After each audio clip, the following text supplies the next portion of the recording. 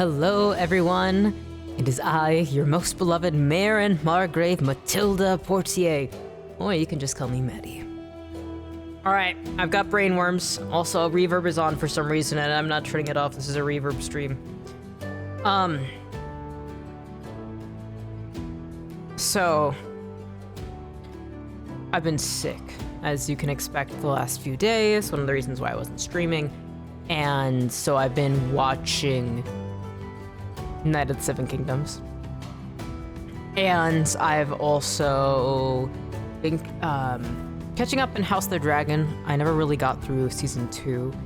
Both shows take place in Westeros, the world made by George R.R. Martin, exactly where Game of Thrones come from. And damn, it got me. My sister has been trying to get me into Westeros for a while, but yeah, it worked. Definitely not because of a certain laughing storm, aka Lyonel Baratheon. I don't know why. I know he's like totally my type, but also, yeah, I totally don't know why I'm getting obsessed with Westeros now.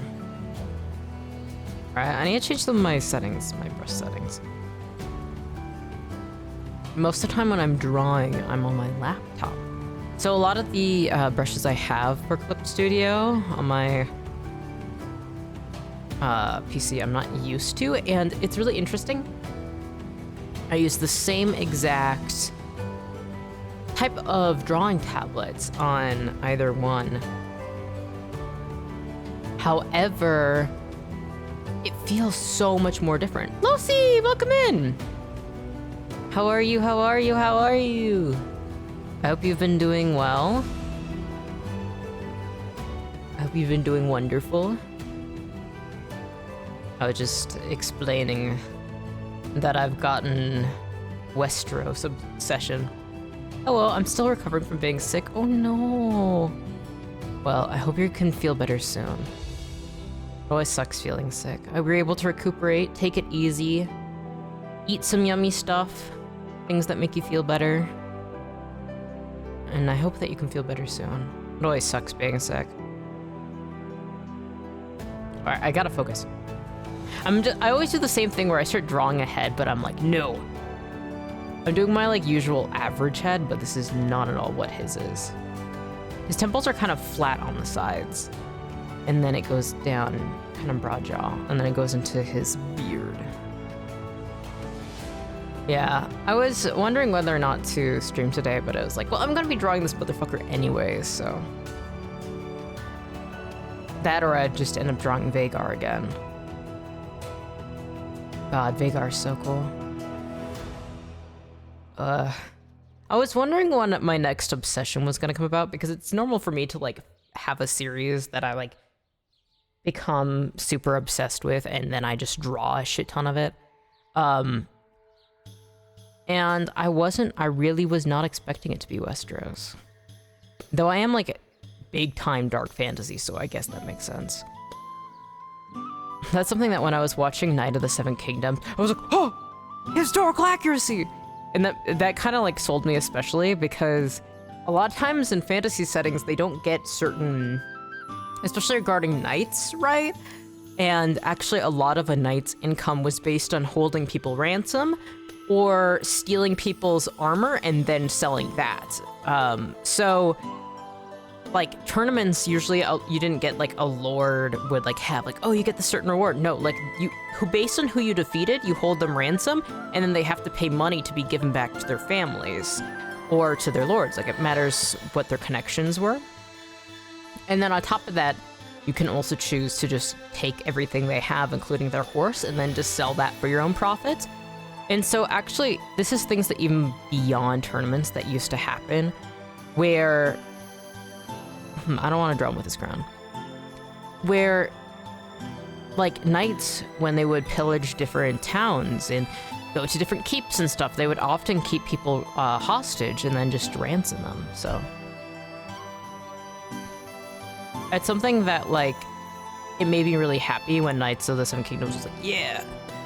But George R.R. Martin is,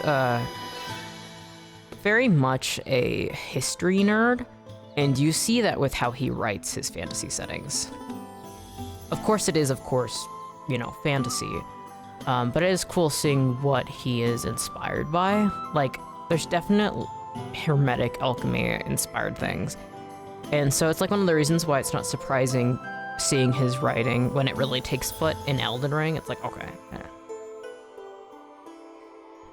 Oh, that's another reason why it's not surprising that it's Westeros. Alright, I'm not getting the eye shape right.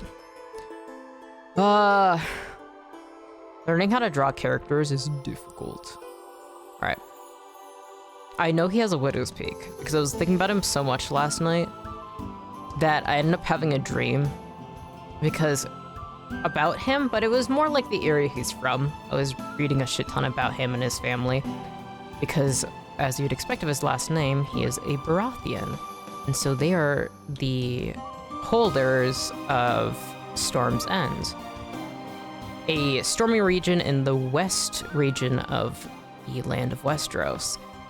They first started reigning Storm's End after, since Aegon the Conqueror's time, when the Seven Kingdoms was first put together. Yeah, no, I've been really getting into the lore. But,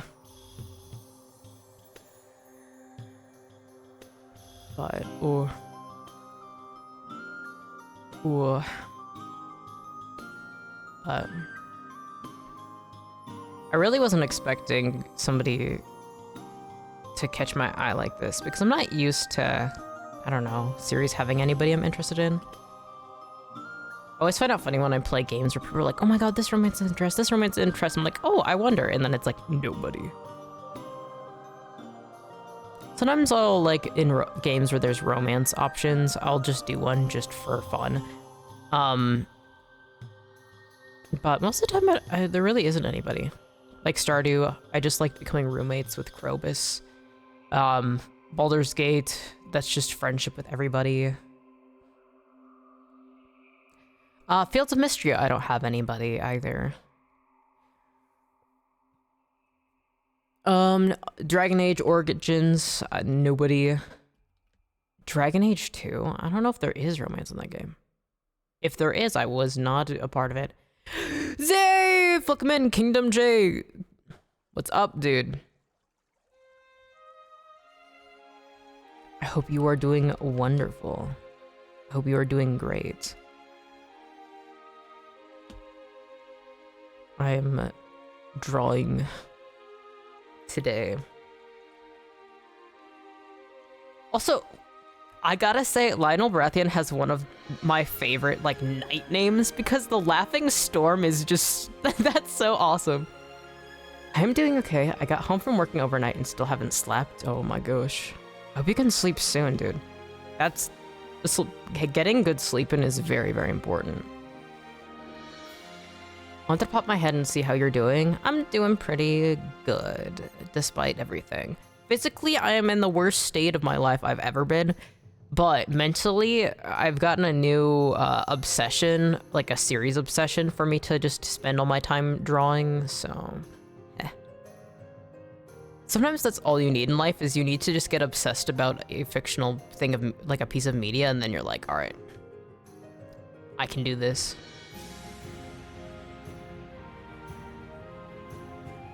Also, Zayth, since you're here, I have to bully you. Please play Zenatu next. You literally have to play Zenatu next. I can forgive you being, like, exhausted if you play Zenatu next. Please, please, please, please, please.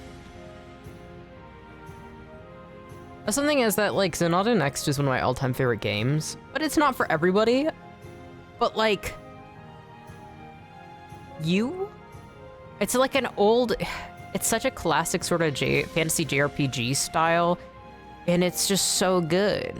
It's, like, so well written, the soundtrack is incredible, like, it's so up your alley. Man, I'm glad you're doing mentally, at the very least. I wasn't the other day, but I'm doing better now. Also, I know, forgive me. You are not forgiven. You gotta. You literally have to. Zenatu Next is literally a game that you would enjoy. It's literally something that you would like. And it's in your game in library right now, sitting there, waiting. I've been thinking a lot about, like, so much of the, like, art style and concept art of, like, fantasy JRPGs that came from, like, late 2000s, especially early 2010s, and, like, there's a distinct art style to them that I keep thinking about. Actually going, like, I think all of 2000s, there's a lot of really cool art styles that were during that time, and just so much, like, innovation. Like, Tsunade Next art is just so good. I love the concept art for, ooh, I'm building my computer later today with new parts. I can give it a shot once I'm done with that. Woo! Obviously, do it at your own pace. I am going to keep bullying you, though, because you are going to take 5 million years to do it if I don't remind you, so. I have to constantly be mentioning it.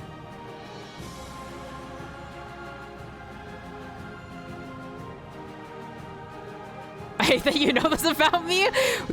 I've known you since 2021, dude. It's literally coming up on 5 years.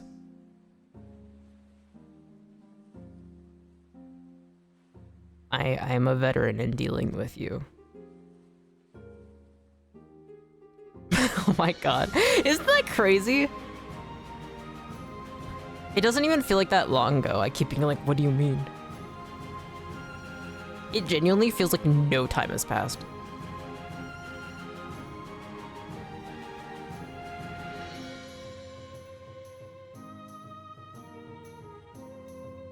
It still feels like yesterday, yeah. Mm-hmm.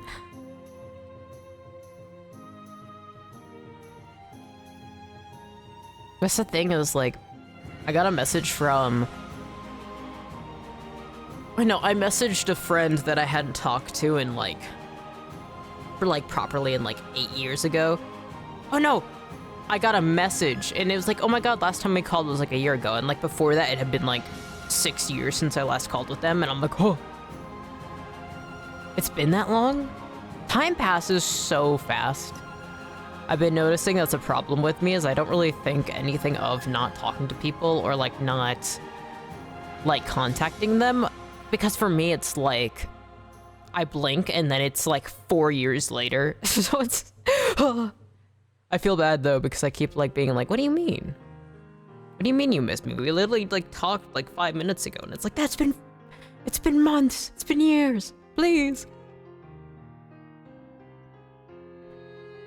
I don't do it out of malice. I promise. I just forget. And I'm one of those people who I think actually I got like the brain problem or like wiring where I just don't have it in me to miss people because I'm just doing my own thing most of the time. So I'm like, what do you mean? What do you mean it's been this long? What's that thud from? You? Huh. Alright, there we go. I gotta change how I'm doing this hair. I'm like trying to figure out how to do the... He has like curly hair, but it's brushed out in certain times, and so it like... It's frizzy. I was drawing him yesterday, inspired off of like when he's in his like full knight armor, and my god. I'm sorry, but I love people with like animal and like knights with animal inspired armor. That's so fucking cool. A helmet with like metal fucking antlers inspired off of your family crest. That's fucking awesome.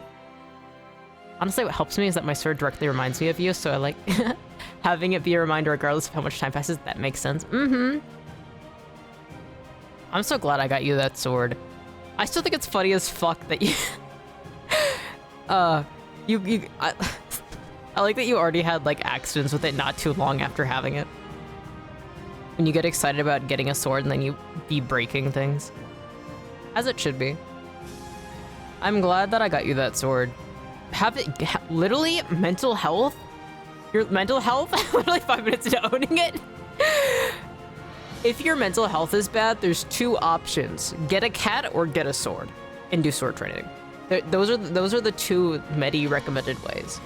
If you can't take care of a living animal, then get a sword. Like, if I didn't have my sword practice, I would... Ooh, that's a life I don't even want to imagine. Despite everything, I still have my sword, and I can swing it, and it makes me feel better. I want us to spar one day still? We gotta. One day. It's gonna be like 9 years later, we finally get to spar. I'm always up for doing spars. I love. Genuinely, swordsmanship is one of my favorite things ever.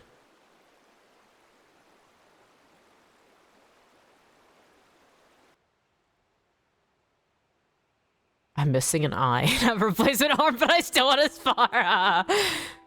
You're like covered in scars.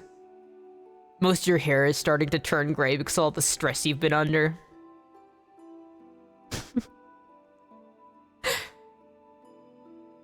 That'd be so good.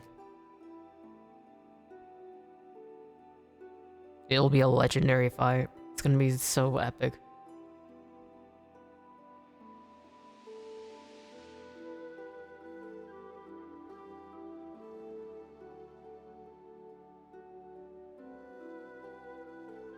I used to have a problem where I would wake up in the middle of the night and I'd have to check and make sure all my limbs were intact because I've had so many dreams of having like my leg severed.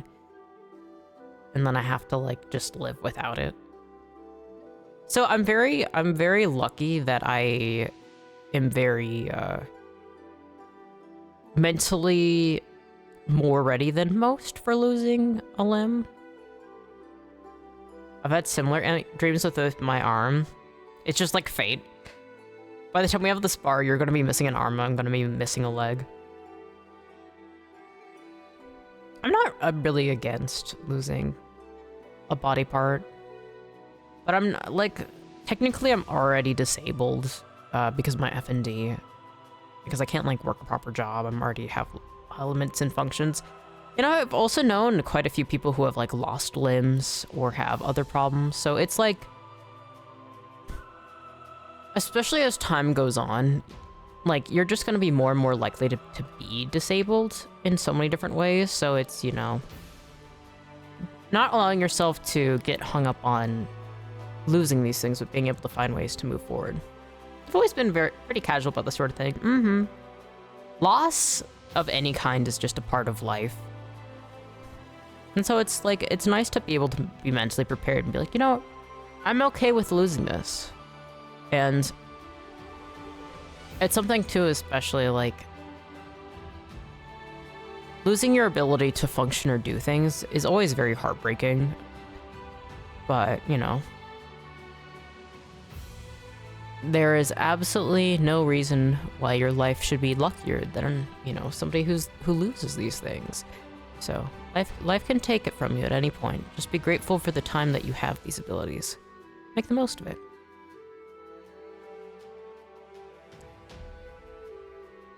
Welcome in, Mr. Jester. What's up? Hope you've been doing well. 6'7"? Hell yeah.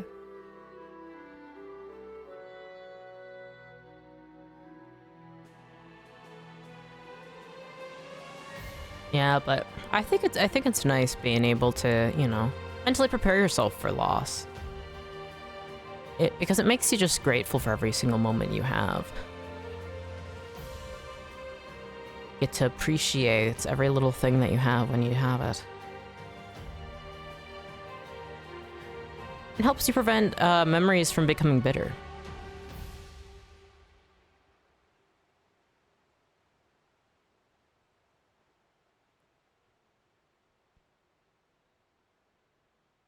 God, I love texturing this type of hair. That's the thing is, especially curly hair is very complex. Obviously, there's so many different types of curly hair. So, but it's fun, especially when it's like messy and kind of brushed out and frizzy and hee hee. I've had to learn this, especially over the past few years. Loss is something that's really important to be able to breathe through and accept. I'm glad that you have been learning it, though, Zave. Though I'm sure the circumstances have not been very kind. But life is always full of hardships, and that's like one of the reasons why I like doing things.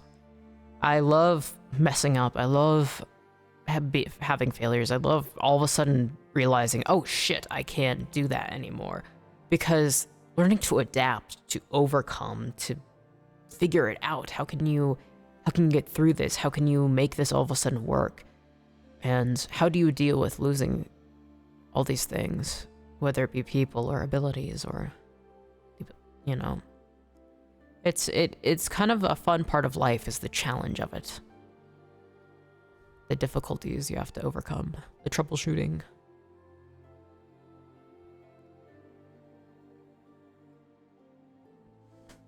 That's something too, is I've been absolutely happy because I made some bomb-ass bean soup. But I've been really struggling, especially now that I have so many dietary restrictions, that I'm like, fuck, how the fuck am I supposed to cook? Struggle and fail is infinitely better than never trying in the first place. And that's something too, is like failure is just a step in learning. I mean, is it really any fun to be just instantly good at something? No. I don't understand why people want that. Because you really, really can smile and laugh when all of a sudden you're like, God, finally, I fucking did it! I did it! After all those attempts, I fucking did it. Like, that feeling, the way it feels in the chest, especially when you get up and you do an air fist, you're like, yes! That would be boring if you just spawn immediate understanding of talent. It's through hard work and attempts and crying your eyes out when it doesn't work out, and that makes everything more worth it. And it makes you not suffer so much from insecurity or superiority complexes too, because it's like, you don't need to weigh your worth off of others and what they're doing and how well they're doing, when you just value the attempts you put out, when you value your failures, when you value the process of learning.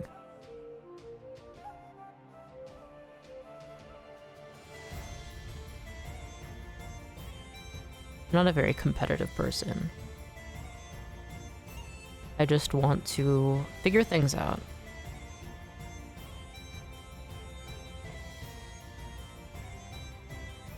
I gotta start making tighter curls. He has like some really, really curly sections that coil up.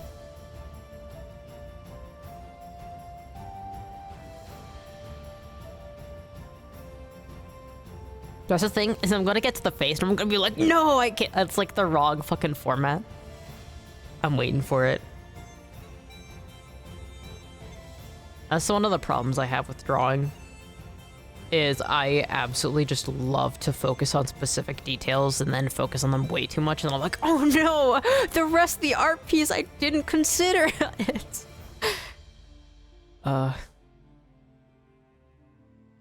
Maybe it's masochistic, but I've gotten really physically stronger over the past few years because of my job, and I enjoy the feeling of pushing my body as far as I can go with it.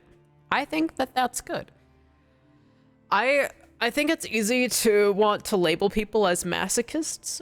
And hey, if you get off by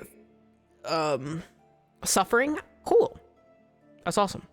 However, especially being able to push yourself and see how far you can go with it, I mean, that's pretty normal. That's one of the reasons I love swordsmanship too. And like, there's a reason why people love working out too. It's like, it feels good to feel your body just get better. Like having improvement just physically felt is incredible. I mean, so much of the skills that you use are just mental, right? But when you have physical skills and you have the feeling, the physical feeling, the difference when all of a sudden something you struggle to pick up is all of a sudden lighter, that's that's a dopamine rush. That's bliss. That's joy. Like, it makes sense. I think you can be a masochist and have that feeling, but that itself is not inherently masochistic.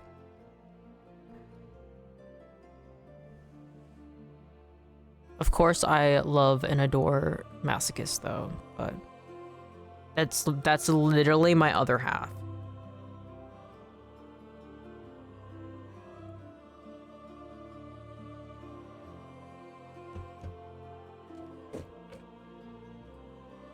Exactly. Realizing that I'm surpassing my limits, or what I understand to be my limits, is amazing. It's a great feeling. So I wouldn't say that you're a masochist, Dave. I'd say you're just somebody who enjoys growing as a person. But that's always been the case since I've ever known you. But you're also like Mr. Chivalry himself, and that's kind of like one of the best things about knights in fiction, especially, is like starting off level 1 and then making your way to defeating the Demon King, right? Like that's the epitome of the joy of like knighthood, right? So, especially in a gaming context. So it does not surprise me at all you feel that way. And it's a good thing. I think always working to surpass your limits and becoming stronger is good. Whether it's through physically working out, whether it's through art, music, mathematics, physics, just your job, talking to people, reading, any skill, any ability. I think aiming to better yourself should always just be the goal. I just spilled tea on myself. Ooh, that's not great. Yeah, it's fine. I was pouring my tea, I could hear it pick up on the mic.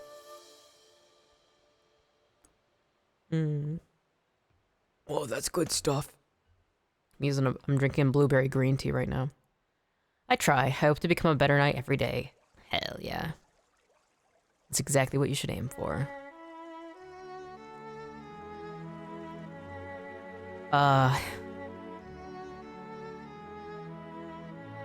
God. I've been thinking a lot about knights recently, but it's like not surprising considering like my big obsession right now is like Westeros. I'm literally drawing a knight right now. I want that tea though, that sounds awesome. It's by, actually, let me see. It's yummy. It's a bit more expensive, but you can usually get it at the grocery store. It's not one that you need to order. Blueberry green tea. Republic of Tea. That's the brand, Republic of Tea. Yeah, $14 for 50 tea bags. This is what I mean when I have like that drill tweet of like, please somebody help me budget this, my family is dying, and it's like rent, bills, groceries, and it's all normal, and then it's like candles, $5,000. That's me with tea. I spend way too much money on tea. But recently I've been trying to get mostly tea imported from China because I've been on my Gong Fu tea arc, and I've just been loving just doing that. So I'm like, yes, these tree leaves come from a 1,000-year-old tree from this very specific mountain in China. And it's been preserved inside of a... God. Yeah. But like, that's where all my money goes. I don't spend money on gacha, I don't gamble, I don't spend my money on literally anything. And like, my idols, they haven't been promoting much merch, so I don't even have their stuff to spend things on, and I kind of want some, retail therapy is unfortunately just actually a thing. Kiru voice, that's right.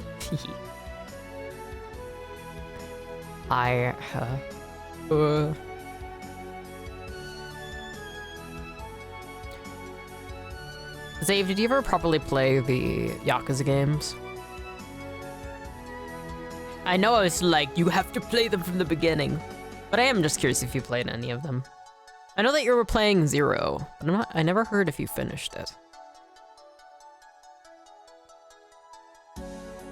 I love Yakuza.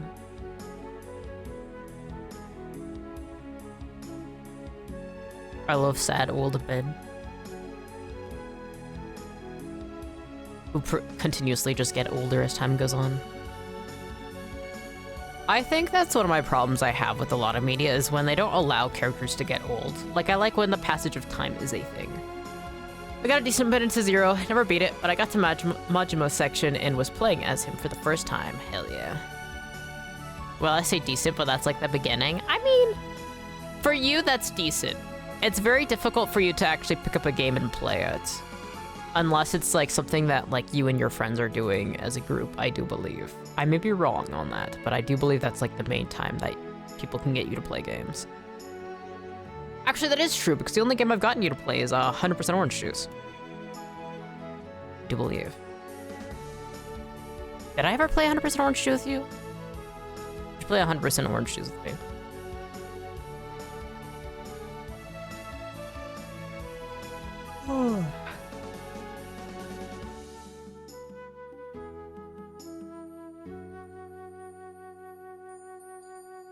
I'm just having so much fun trying to render his hair. I really want to get better at drawing different hair textures.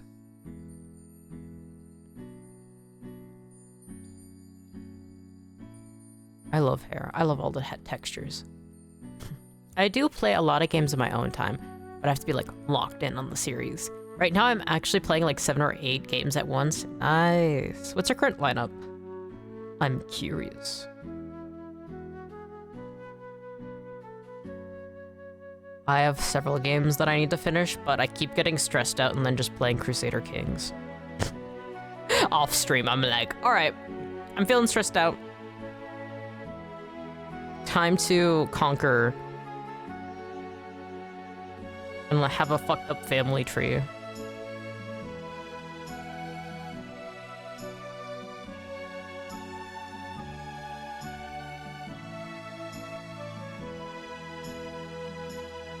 I'm making my way through the Disgeo series.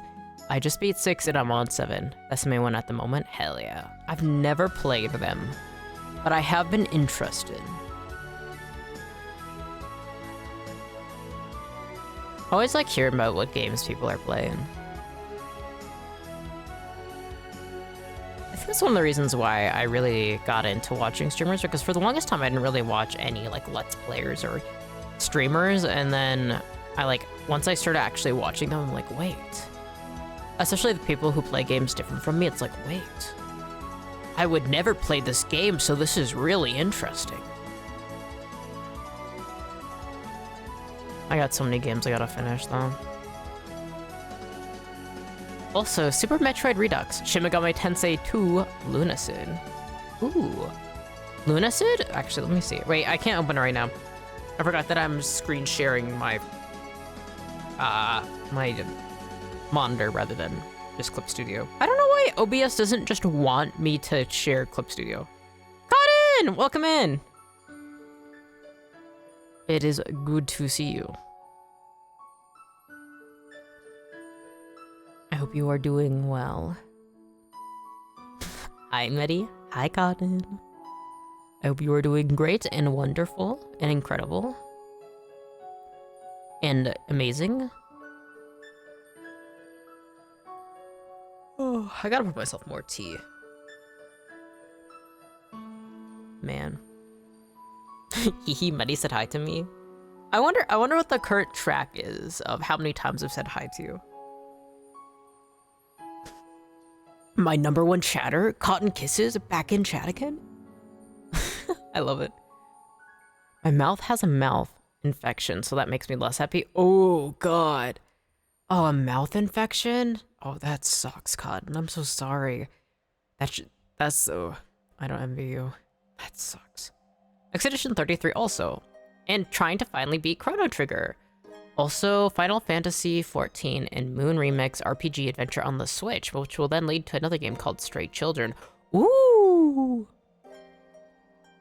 Man, you got a really nice game lineup.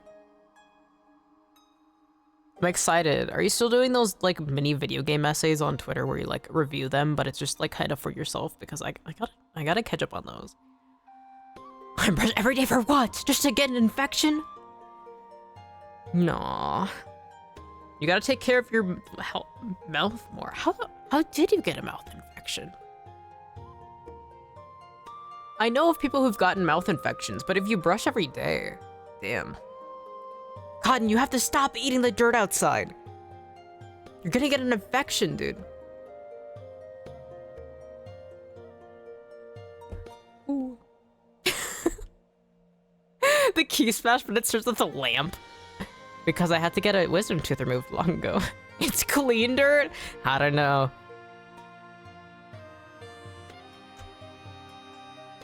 Thank you. Moon is a game that means a lot to me, especially the personal reasons that make the game hard to return to. But I'm trying to focus, and I do those essays, but on backlog now. Nice. I'll have to check it out. If you ever are proud of a review, you can send me the link to them. And the wisdom tooth traps food that can't be brushed out. Oh, God, that sucks. I think I've told this story before, but I never got my wisdom teeth taken out because the dental surgeon I was supposed to go to died in a car accident along with his wife and 3 of his kids. And then after that, I was just unsettled by it. And so, like, I'm not a suspicious person, but that's the one time where I'm like, I was just about to call and make an appointment. And then I saw the news. And I was like, so deeply unnerved by it, I never got them taken out, and now they're like fully emerged. So it's fine. My teeth have like a lot of pressure, and some of them have cracked because that was years ago. Yeah, that was a little over 6 years ago. I was supposed to have my teeth out. I think it was like late 2019 was when, yeah. Yeah, so I never got them taken out. Yeah. But my dentists say that it's fine. Crazy wild dentist life. Mm-hmm. I mean, at the very least, it was like his whole family. I hope one of his kids didn't survive. I think, wait, that's a fucked up thing to say. If it was all of his family, at the very least, they went together. It would suck if one of them was still alive just because they would have survivor's guilt. However, if they are alive, at the very least, there's a remainder of their family that lives on. Just cut it. Me realizing, just saying that, like, it's fucked up if one of them lived. It's like, no, wait.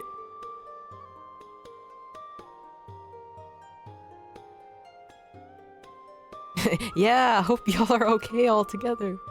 Oh. Got something in my eye. Alright. Oh. I don't know why I got fucking brain worms, this dude. As if he isn't, like, exactly my type. God damn it. Cursed. Condemned. I gotta change this. Oftentimes, I, like, use the, like, little bits of going to this. Oh my god, it's the husband? You too, Cotton? Do you also have the Baratheon brainworms? I can't stop thinking about him. The husband as in our husband? Alright, I see that you are a Cotton of taste. God, he's fucking fine! I love this guy so much. I literally had a dream last night about him where I was the chancellor, his chancellor in Storm's End, and I was just like working on like medieval taxes for him, and then like, longingly working for him from afar. It was such a good dream. Oh my god, what a fine fucking man, dude. Bro, Knight of the Seven Kingdoms has a fucking death grip on my arm. That's the exciting thing too, is like, dreams of working on medieval taxes is so interesting. See, this is the thing, is that like, my dreams are very, very detailed, and so like, it was very fleshed out. Like, I had my own like family background and everything. I've never once had a dream similar. And that's the thing, is like, so I caught up, okay, so this was before the most recent Knight of the Seven Kingdoms episode. So I watched the first 2 episodes before the third one came out. And I was like, wow, that was really good. And then the history brainworms I have were like, wow, it's actually following like proper tourneys in like several different ways. And I was like, wow. And then I was like looking at like some of the outfit designs and I'm like, oh, that one's actually very similar to like what we've seen in these manuscripts. And then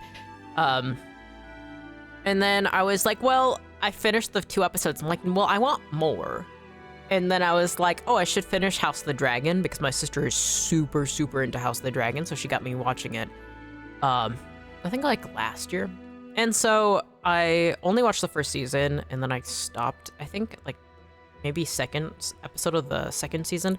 And so I went back to watching House of the Dragon and I'm like, oh my God, everything is like, I'm genuinely getting into the lore of Westeros. And so when the 3rd episode came about, it made me even more obsessed of, and oh, what a fine man.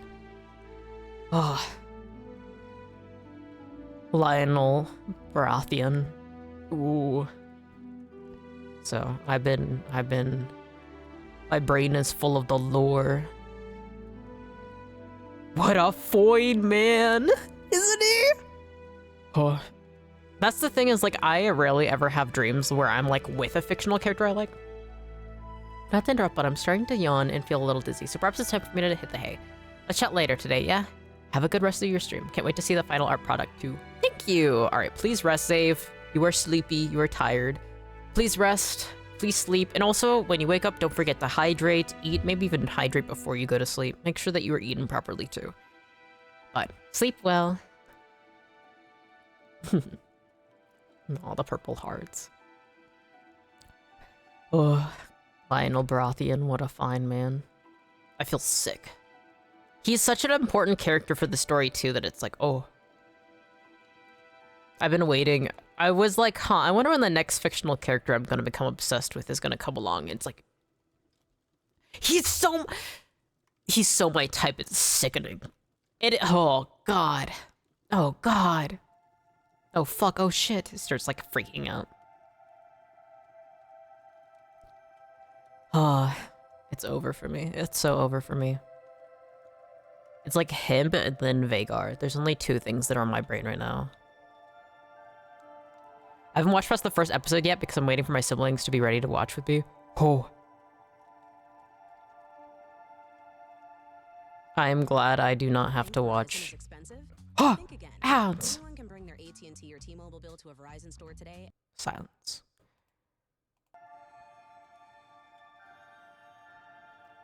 I am glad. I am glad. I don't need to wait for anybody. Oh my God. Good thing I'm using reference photos only from the first episode then. See, that's the thing is like, I just recently finally got over a small crush that I had on this one guy that is like a content creator who I just think is as fine as can fucking be. And this guy looks like an older version of him, but like different and unique and also like, but I have a thing, I love curly hair. I like whether it's like really fine, tight curls, like usually what you see of people who are black, or, you know, obviously what's like a more looser curl than him. But I mean, like even then, you know, and I don't know why, but it's like the frizziness when it's like messy and like not well maintained. And oh my God, like, I don't know, it just makes me just, oh. And then the darker hair, the like clothing he wears, the personality. Like, his night name is literally the Laughing Storm. Like, oh my God. Oh my God. Starts throwing up blood. And like, I'm not gonna talk about spoilers because I know too much, but he's a really good man as a character. His personality got me in a chokehold. Me too. Oh my God, the way he dances. Oh my, the way he talks to fucking Sir Oh my God. Oh God, yeah, Cotton, you get it. You get it, you understand. Give him to me? Huh, well I got to hang out with him in my dreams. That's the funny thing is like, yeah, fictional characters, it's not uncommon, especially if I get obsessed with them, to like have them in my dreams. But most of the time, it's not like, wow, we're like together. It's like I am just in this person's vicinity and I just pine and I yearn. And I honestly think that's kind of the peak. I'm going into a medi-dream. Give me a chance. Also, the thing is that he's a lord. So, do you want to have to deal with the political drama? May I be his happy wife in my dream? Hell yeah. Oh my god, Storm's End is so beautiful too, but I love stormy locations. Oh.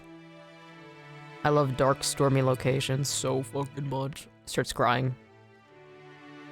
Starts weeping and howling, and crying and weeping and howling. That's one of the things, like... He can handle that? No. If you are a wife of a lord, you're gonna have to you're gonna be dragged into it. Though, I mean, at the very least, there's not too much going on. Yeah, no, it's not, especially because he's like a knight, and then also like when it comes down to Storm's End, I mean, it is a location of great importance and has like a close like, yeah, you'd have to be ready to perchance be dragged into war, and also your children, and then also have to worry about your children getting married to different people, and it's not fun. See, that's why I'm lucky because I just get to be the Chancellor. I still think it's really funny. I woke up and I'm like, what the fuck? What an oddly specific dream. Like, I had a whole family and background and stuff.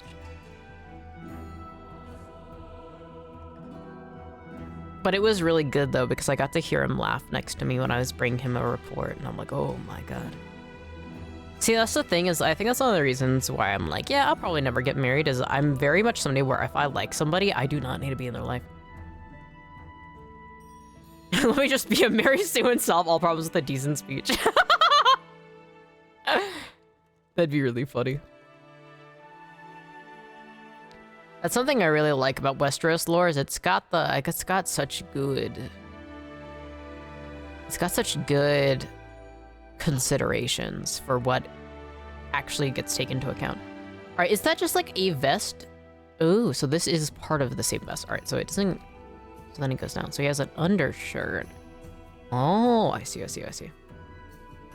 Gotta lurk in the background and rest. Thank you for lurking, Glossian. Please rest. Hire a dragon to protect our land. I mean, Cotton, how much do you know about like the lore of dragons regarding like the world of Westeros? Because, oh wait, who's left? Wait, what year? Well, I watched all Game of Thrones. Okay. How many dragons are left by that point? Well, it's like a 50 years before Game of Thrones. Wait, let me see. No, it's longer than that. Wait, I got a message. How long ago was it? Wait, how many dragons are alive? Because the Dance of the Dragon takes out so much of them. 50 before Game of Thrones? I don't know, I think older than that. I know that one of the Targaryens you see is still alive and he's at the wall. At the point all dragons are dead, right? I do believe. And I don't know, I don't want because if Lothian was in Westeros, that means he would probably be ridden by, well, no, well, that's the thing, is that Targaryens they were the only ones who would ride dragons. So it's actually the Targaryens getting into conflicts and having to kill each other that wiped out dragons. So it was because of their close bonds, but due to the mental illness of the royal family. Oh. Talking about dragons, shout out my girl Vhagar. That's literally the best dragon design I've ever seen in my entire life. It looks so funny. I love her giant saggy neck. Oh my god. Well, let's... Okay. So if there was a dragon, which would be Losi protecting the territory, then that means that there would have to be some sort of tie to Targaryens, because dragons cannot be outside of the Targaryen bloodline. It's just one of those rules, because you have to be able to speak High Valyrian to them for them to respond. So, Cotton, I mean, you could technically be a descendant of Targaryen bloodline and bring the dragon with you, but then you would be even more targeted for war and harassment, and then it would be bad. Remember when I said I'm a Mary Sue? That doesn't work. That doesn't work, Cotton.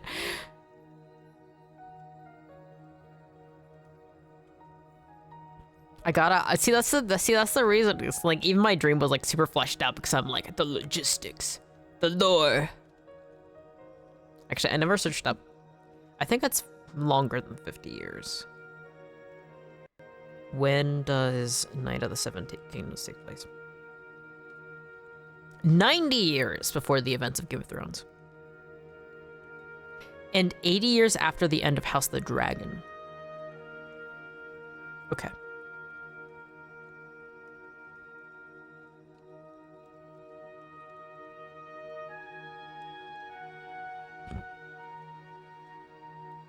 Let me see.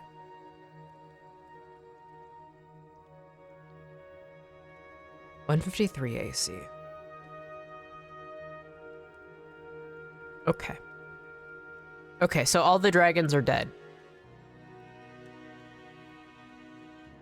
during this time. Except, some eggs. God. That's one of the reasons I love House of the Dragon, is they got so many good-ass dragon designs, and none of them look remotely similar to each other. It's been making me want to draw dragons way more, which is good, because I wanted to make a proper, like, Losian dragon form. And so, like, dragon braid worms. They did nothing wrong. None of the dragons ever did anything wrong. The Targaryens, I actually like the Targaryens a lot. They're just extremely mentally ill. But I don't blame them at all. Well, I mean, the crimes they've committed are crimes they committed, and they deserve to face proper retribution, but when you start out with a bad hand of cards, you're kind of just screwed. Like, how can you become a good person? Sometimes you're just given a losing hand, unfortunately, no matter how you play it.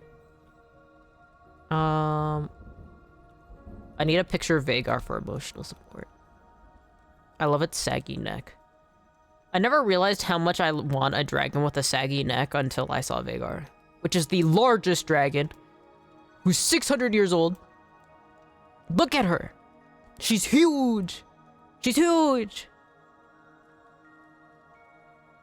I love her. She's also one of the most violent dragons, but I love her. She's so cutie patootie. Wait, I like this one because it has the size difference. Yeah, this is a human. Next star. I do believe that's Aemond. Her last rider. Oh, big girl.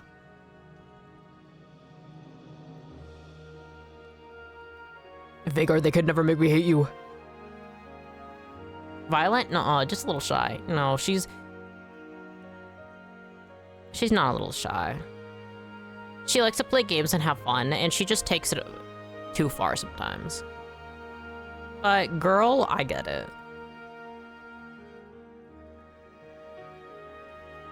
I love you, Vhagar. They can never make me hate you. That's my girl.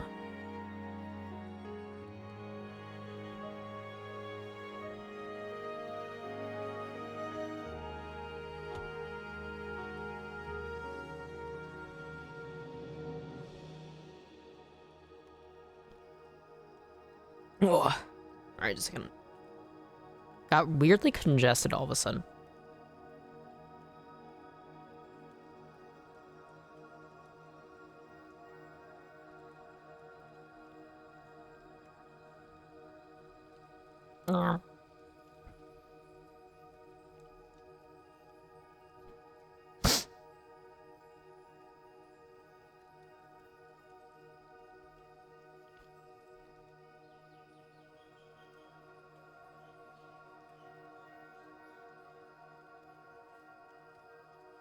all my handkerchiefs. Oh, wait. All of my handkerchiefs are dirty, so I'm having to use paper tissues right now. And that's a very strange feeling. One of these days, I want to do a handkerchief embroidering hand cam.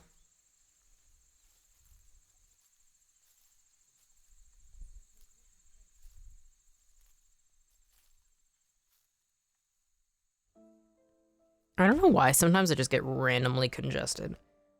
But I also have, like, very frequent sinusitis, so my sinuses are always kind of freaking the fuck out. Oh. I need to make his curls bigger. God, look at that. I am looking. I'm observing. I'm caring. I'm thinking about it.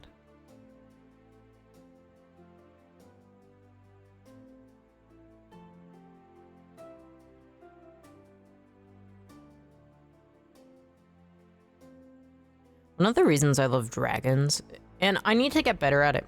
You have handkerchiefs that's so Medicore? Mm-hmm. I mean, that's the thing is, like, out of everybody you expect to have handkerchiefs. Yeah. But I try and use reusable everything. Might be TMI for people who are cowards, but I also have, like, reusable pads that I use. In fact, I just started my period a few days ago, which sucks. And I've got Halloween-themed ones, which I love and I care for. But, like, handkerchiefs are very similar to that for me, where it's like, why spend an absurd amount of money on tissue boxes or using, like, paper towels when you can just use a handkerchief? And a handkerchief doesn't have to be made out of super high-quality things. It can just literally be made out of rags. I actually wanted reusable pads. It is worth it. I have a really bad reaction to the chemicals that are used in, like, pads that are, like, disposable. And then they, like, shift around. Like, I'll, like, place it perfectly, and then, like, I'll put it on, and then, like, the discardable pad, it'll just, like, fucking... There's nothing good about them. They're a fucking nightmare and a half. And they just never have enough absorbency. It just sucks. Everything about them sucks. And then it's just expensive. So... yeah, I definitely recommend getting, like, 7 pads. And, like, that's the nice thing, too, is, like, I love to sleep with my knees up. I don't know why I do it, but so I often can, like, when I finally lay down to sleep, I can readjust my pad if it's reusable. Like, I can just pull it down a little bit, and it still stays in place. So it's, like, oh, they're just so good.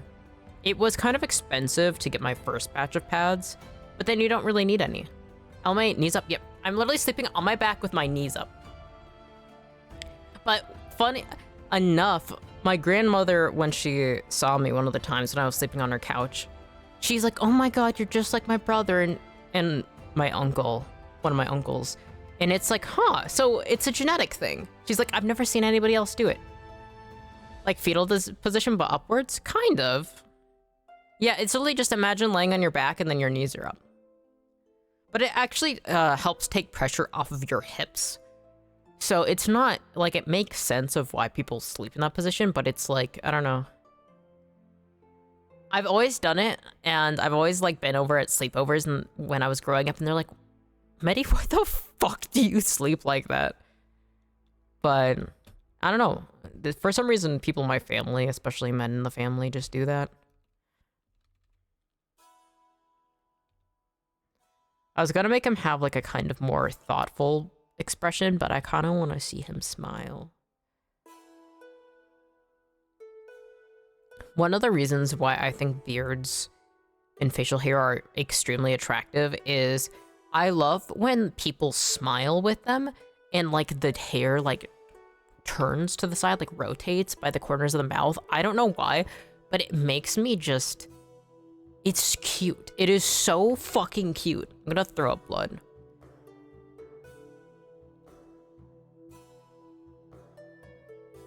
Oh, beautiful man.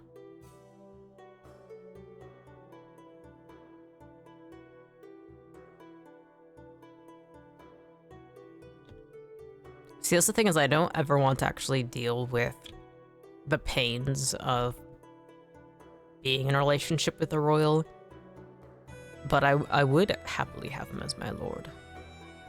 Or even be like a fellow knight by his side. Ooh. That's so specific, I don't really witness enough people with beards to notice that. We'll watch this. Well, that's the thing though, is that when I'm watching, like when I was watching, well, I'm obsessed with how people move. So like watching this, one of the reasons why I really liked him was I was realizing all these little micro expressions, all these little things about his behaviors. One, he's a really good fucking actor playing, oh my god. I will happily give birth to his bastards. Hey. I mean, I support you.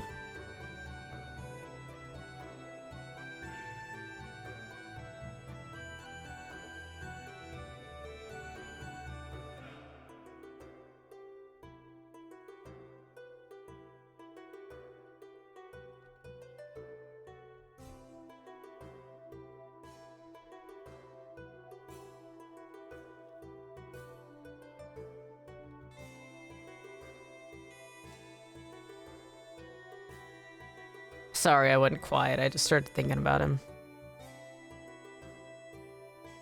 Me when I'm thinking about him. Also, it's interesting that you don't witness many people with beards. But also, I guess, I don't know, that's kind of my facial hair. Yeah. Facial hair? Yeah. Facial hair? Yeah. Yeah. The extra levels of expressiveness. I just love it. I like how the nicest thing you had to say was, I support you. Mm-hmm. That's the thing is, like, I was thinking about it for a split moment, and I was also thinking beyond that, because I was thinking, well, I mean, having bastards is, like, a very common thing for nobility, and I was like, I wonder if he would. I mean, I feel like when you are a knight, it's not uncommon, especially because when you are working out, it often will make your blood flow a bit stronger, so it's not uncommon for them to like visit brothels and also like lay with just people who are around, including fellow knights. The amount of homosexual knights that have existed throughout even human history and have been documented, it's not surprising. So I mean, it is very, very probable.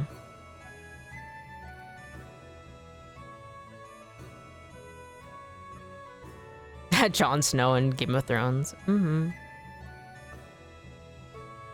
In fact, bastards play a really, really huge part.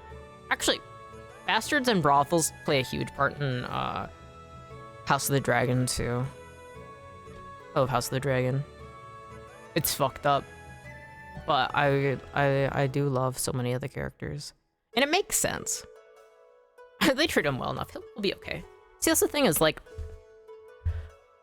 some whores, or actually not, and I mean this as I actually respect the profession, and that's where a lot of bastards come from. And like, being a whore isn't the worst thing. Being a prostitute is not the worst thing. Some of it sucked, but some of them were just actually living pretty good lives. And then on top of that, you can just be like a mistress potentially. If you're like a maid in a place, or you're just somebody who helps take care of things. You could just be even like an innkeeper, innkeeper's daughter, innkeeper's child.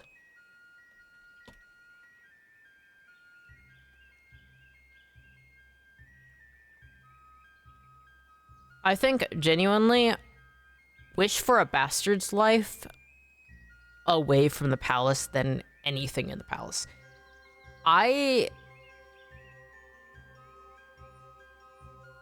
The crown, the throne is never worth it. Make me a pretty mistress, what will they do? Get rid of me via poison? Hee hee, hee hee. I mean, that's kind of the fun thing, because for me, if I was in a position of power, I would have a lot of fun with the intrigue. Because already I'm like mildly convinced everybody is trying to kill me sometimes. So it's like, oh, it'd be fun. But that's something too, is I know I should never be in a position of power because I would not be a good ruler. Like, and then on like, ugh.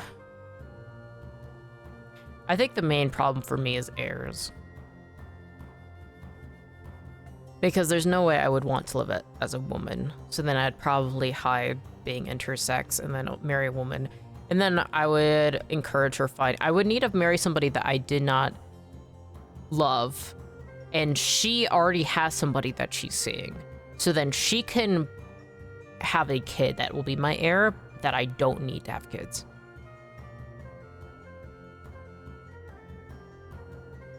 You think why? About me being bad in a position of power? Because the way I would treat dissent, like I would be way too much. I would be too tyrannical, I think. I'm too... Actually, all right. Let me think about this. That's the thing, is the main problem would be the heirs. I think that's the biggest thing I'd come across. Yeah. I mean, that's the thing, is if we're going off of history, especially inspired by Westeros. Oh, it matters what family I'd be a part of. Okay, so if we're going off of, like, the Iron Throne, aka the thing everybody is going after in Game of Thrones, when it matters what part of the timeline it's in. But let's go with just most of the timeline, because the reason the Iron Throne was made was Aegon the Conqueror, and that's when the Seven Kingdoms was united, that he was the one who first sat on the throne. And so Aegon Targaryen pretty much then started the huge line of the Targaryens that pretty much were on the Iron Throne until shit really hit the fan later on, which was centuries later. So if I was to actually be in the biggest thing of power, that means I would be sitting on the Iron Throne, which means I would most likely be a Targaryen, which means I'd have to be careful about my bloodline, and especially with hair color. So most likely I would probably have to marry one of my cousins. I would probably ideally go with one of the family branches that were part of the Seafarers. Oh, what are they called? I love their designs. The Seafaring Targaryens. They did have wigs back then, right? Yeah, but it was considered a crime to wear them, and I can't have my kids wearing wigs all the time. I mean, like, there's a ton of spies in court. Like, the Red Keep is, like, a big fucking place. Like, and I can't guarantee they won't go out to the city. Yeah, it's a crime to pass yourself off as a Targaryen without it. And also, it's like, then, like, if they're hiding it, then it's like, oh, they don't have a claim to the throne. And, like, Rhaenyra, she has 2 sons that she had with a dark-haired man who don't have the white hair, but she was married to her cousin who is gay. This is House of the Dragon spoilers. And she didn't want to force him to be in a relationship, and so he ended up they faked his death, and so he could run off to be with his lover. But her 2 sons that he was like, no, these are my kids. But her cousin is one of the Seafaring Targaryens, and so this branch of them, one, they're dark-skinned. They are all black actors and actresses. Some of them are mixed black. Beautiful, beautiful actors and actresses, my god. And so it really stood out that Rhaenyra's kids weren't by him. So I'd probably face a similar problem with Rhaenyra. I mean, so I would probably, well, ideally I'd want to marry probably a cousin.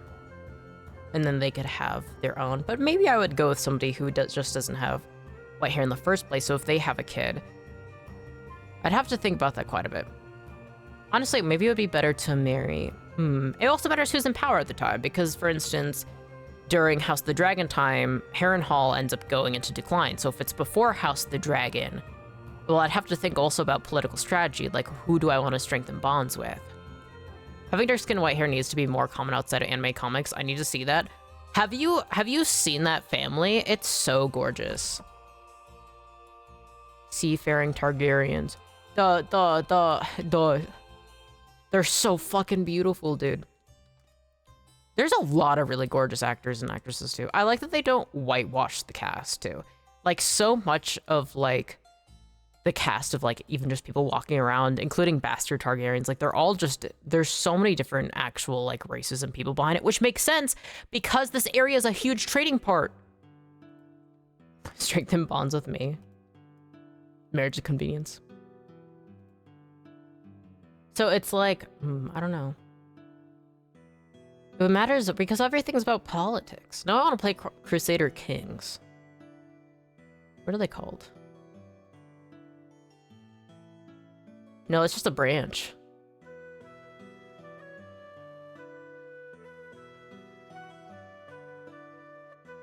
No, what is it called? Because, like... Just a second.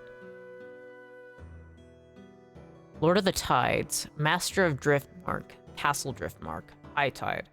Okay, so there's still Targaryens. There's a branch of the Targaryens. House Valerian, that's what it is. Valerian, House Valerian. God, they're cool.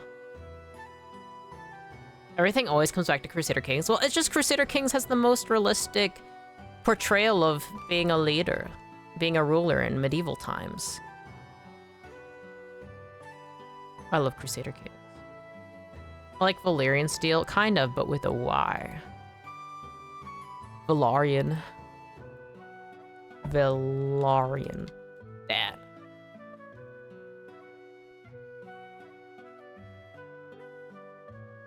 House Velaryon.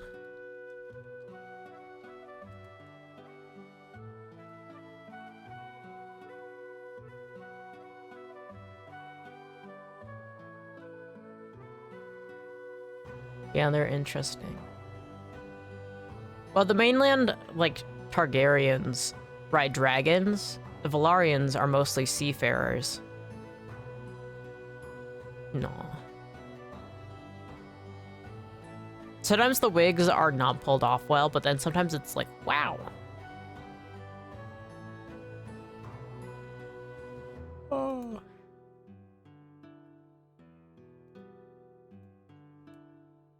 Like when you talk about House of Dragon, because it's like seeing the same, the other side of the same hill. That's the thing is, I love series that exist in the same world, but it's just in a different context. It makes it feel so much more real. I like that.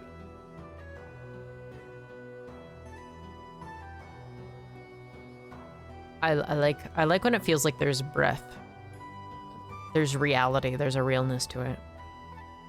That's something too, is I also like, some people hate this, but I like that the shows aren't exactly one-to-one to the books. Now, the ending of Game of Thrones, I don't think anybody fucking likes, but, like, the show version, but,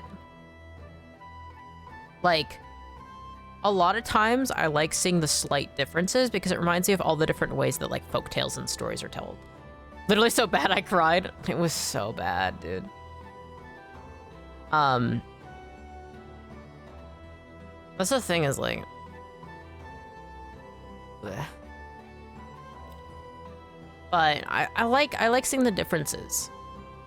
Like, in House of the Dragon Season 2, there's, like, a lot of time one of the characters spends in Harrenhal, and it was never elaborated on in the books, like, what this character was doing there, but they did a really, really good job. And some people hated it, but I liked it because it really fleshed out the character in ways that you actually see later on, and so it's like, it makes sense. But most of the people I was seeing complaining about it were, like, people who really liked this character and was like, no, they're the best character, and I'm like, really? That dumbass?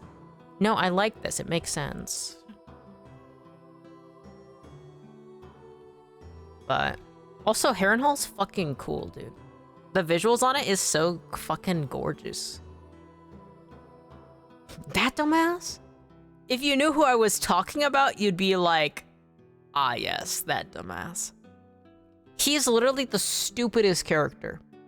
He's the stupidest character, and he tries to act like he's all that, but really, he's just a fucking grown-ass man acting like a fucking toddler. Like, with an inferiority complex. Oh my god. my teeth, my sharp teeth just, like, accidentally snagged on each other while I was talking. Oh, that doesn't feel good. My bottom and top canines are kind of sharp. So they, like, kind of, like, snagged each other. That wasn't good. Sharp teeth? Yes. OMG, so cool? Not really.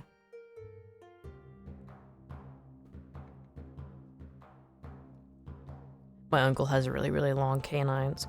But it's not uncommon for a lot of natives that I know to have longer canines than other people. Okay, fine. Not cool. Not cool at all. That's goddamn right. Shoulders. I shouldn't have drawn this part first. Ugh. What was I talking about? It's about... Or... Oh, about that character being a dumbass bitch. Yeah. Also, his wife is literally the coolest fucking character, and he can't be fucking grateful about it. Shout out Emma Darcy. She's a non-binary actress, and they're beautiful. I think she uses she, they, he, maybe? It? I should see. Emma Darcy is cool. Her character, Rhaenyra, is a female in the show, but Emma Darcy herself. God, what a woman. They, them. What? Show me your pronouns. Show me your pronouns. Oh, she looks so butch. Oh, they look so butch. They look so... That's the thing, I'm not binary and have so many friends myself, but I don't know how to fucking speak. I still haven't been, like, media trained in, like, the pronouns and the transgenderism. I don't know. I've been around it my whole life pretty much, and I'm still... I should just use they, them, and neutral things, I suppose. Yeah, but Emma Darcy is really cool. Shout out. Open sesame, reveal your pronouns to me! Literally. Anytime I ever misgender somebody, I always feel bad about it. Because I don't give a fuck about somebody's gender. And I mean that with care, right? I mean, I respect their feelings and what they're going through. But somebody's gender could not matter less to me outside of if we're talking about a cause. Like, obviously, when you are a minority, you need to be spoken up for, and this thing does matter, right? But, like, does that stop me from, like, if you're an artist, I care more about you being an artist. If you're a writer, I care more about being a writer. In a casual conversation, that matters more. If we're talking about, like, livelihood or politics, then it matters. And of course, when I say things that, like, respect people, right? But it is also, like, unfortunately, my brain does not have that prioritized because,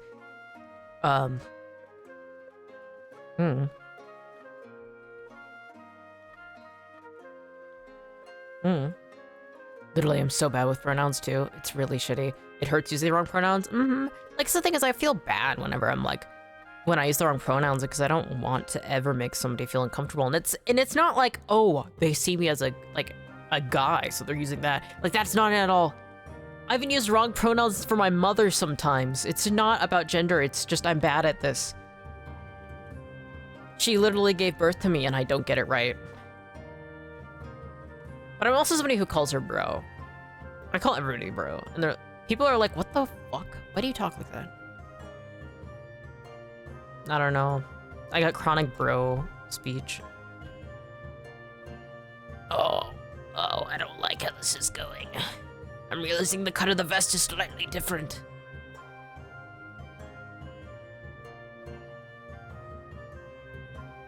I go by any pronouns, and then somebody uses he, him for me, and I go, what? Me? Really? I get so shocked every time, though. I'll literally refer to myself as a man or a guy. I used to go by any pronouns, and then I had people calling me she in chat. And I was like, who? And I was like, all right, clearly that doesn't actually work because I do not respond to that. I don't. I think it's because I'm just a little dude. I got chronic little dude syndrome. I'm just a little guy. Who? She where? Huh? Oops. Literally, huh? Ah.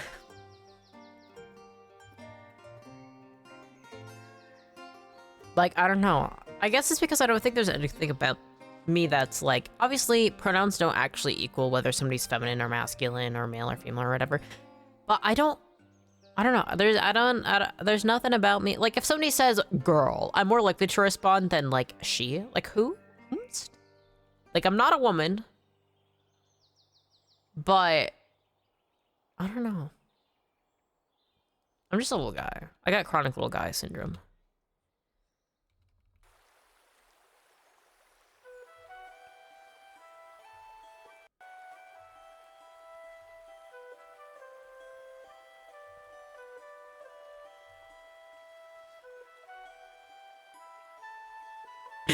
Maddie's pronouns are little / guy. Honestly, my favorite pronoun that I like having used for me is actually it. Because I like that it's just an object. Like, it's so, like, it's not, like, I'm not even, like, a fucking person. I love it so much. It's like I'm a rock. Like, I'm like a little pebble on a beach.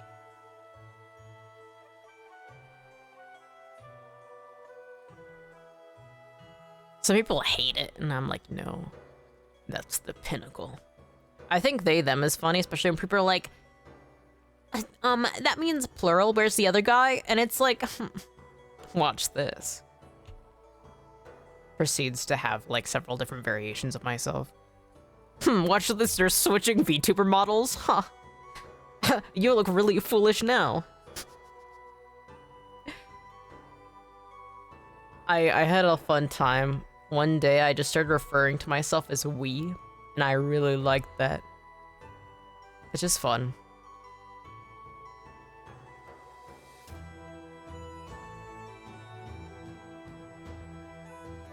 Show me the detail of your vest, funny man. I love the costuming. People having a problem with they, them, or using he or she annoys me so much, literally. I hate when people are like, I don't want to have to use that. Anyone still using her, she grow up. Yeah. I don't get it. I mean, it's okay if you're bad at using pronouns. I am too, but like, girl, it's not that serious. And I hate when they're like, it actually only refers to plural, because there is nobody I've ever met who has not actually used they pluralate. You just don't think about it. Pronouns aren't something you usually think about. It's literally just fill in the blank. Just use they, them. It's so general. And it's language, literally. It's so, I don't know. Them, like, randomly getting, like, a shitty linguistics major just to say shit that doesn't actually make sense. But it's also something, too, is these are usually the same people who don't, like, know that intersex people exist and are real and are actually really common. And then they're like, biological male, female. And it's like, actually, physical sex is a spectrum. That's a genuine thing. Like, it's one of the reasons why I'm intersex, and, like, hermaphrodite used to be a common word, but hermaphroditism isn't the same as being intersex, because it's just, like, genuinely, like, sex is a physical spectrum. Like, nobody's shit looks the same. Nobody actually has the same hormones to the same extent. So it's like everybody is their unique person. My autocorrect literally won't let me type out intersex. It keeps autocorrecting to intersection. I need that in my bio. Intersection creator. I'm at the boundary. I'm at the border between. Honestly, technically, I'm at the border in between life and death. I'm at the intersection of life and death. Oh, wait. The pun. I'm at the intersection of life and death is kind of it. I was born via intersection. So real. Oh! Looking at the curve of his chest is gonna drive me fucking crazy. It's funny. I'm not a, like, people are like, oops your ass. And I do not give a fuck. But when I think about the curve of a man's chest, it drives me crazy. I was thinking C-section, ignore me. No, it's good. I was born through C-section. Terrifying thing. Imagine getting cut up and having your organ shifted around, and then they cut you open even more. And sometimes they have to sew you back together. Then they sew you back together, and you're like conscious for it. That's fucking terrifying. I don't get it. Literally, birth and pregnancy is the most terrifying shit ever. That is fucking crazy. Bro, I have to be born via C-section too. That'd be terrifying for real, literally. I do not envy women who give birth. Or anybody. Trans men too, non-binary people too. It's so easy to go into like, just speaking like that. If I ever say things like that, it's not that I mean to exclude people. It's just society. I love saying VIA today. Hell yeah. I don't think I've ever really said it before. Like, fuck! I'm looking at the wrinkles, and I'm like, I gotta change the edging of this because it has to have a little bit more sway to it. No offense at anyone pregnant or wanting pregnant. I've known trans men who have given birth. I am... I don't like it. No, if you have birth, that's fine, but the idea of, like... it's terrifying. That's the real horror. That's literally the most terrifying horror game anybody could play. Horrific. Sometimes I'll go onto, like, different pages where, like, people will talk about all the different horrible things that, like, was going on with their body while pregnant. And I'm like, oh, gods.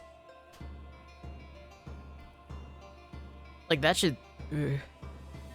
Imagine walking around pregnant. That's scary, literally.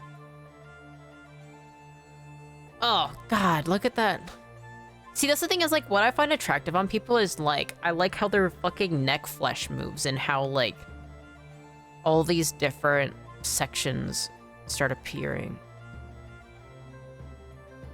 And then, oh, this little bit exposed right there, that's crazy.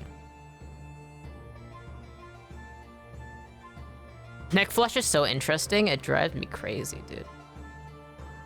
Everything about this man makes me, oh. I trip like once every 3 days, I'm not making it, oh god. Cotton, you gotta stop tripping, dude. You have to get it together, that's not okay. The woman I love, she, oh my god. She was always going to the ER, just constantly. She like broke her nose from falling. She just like broke her knee.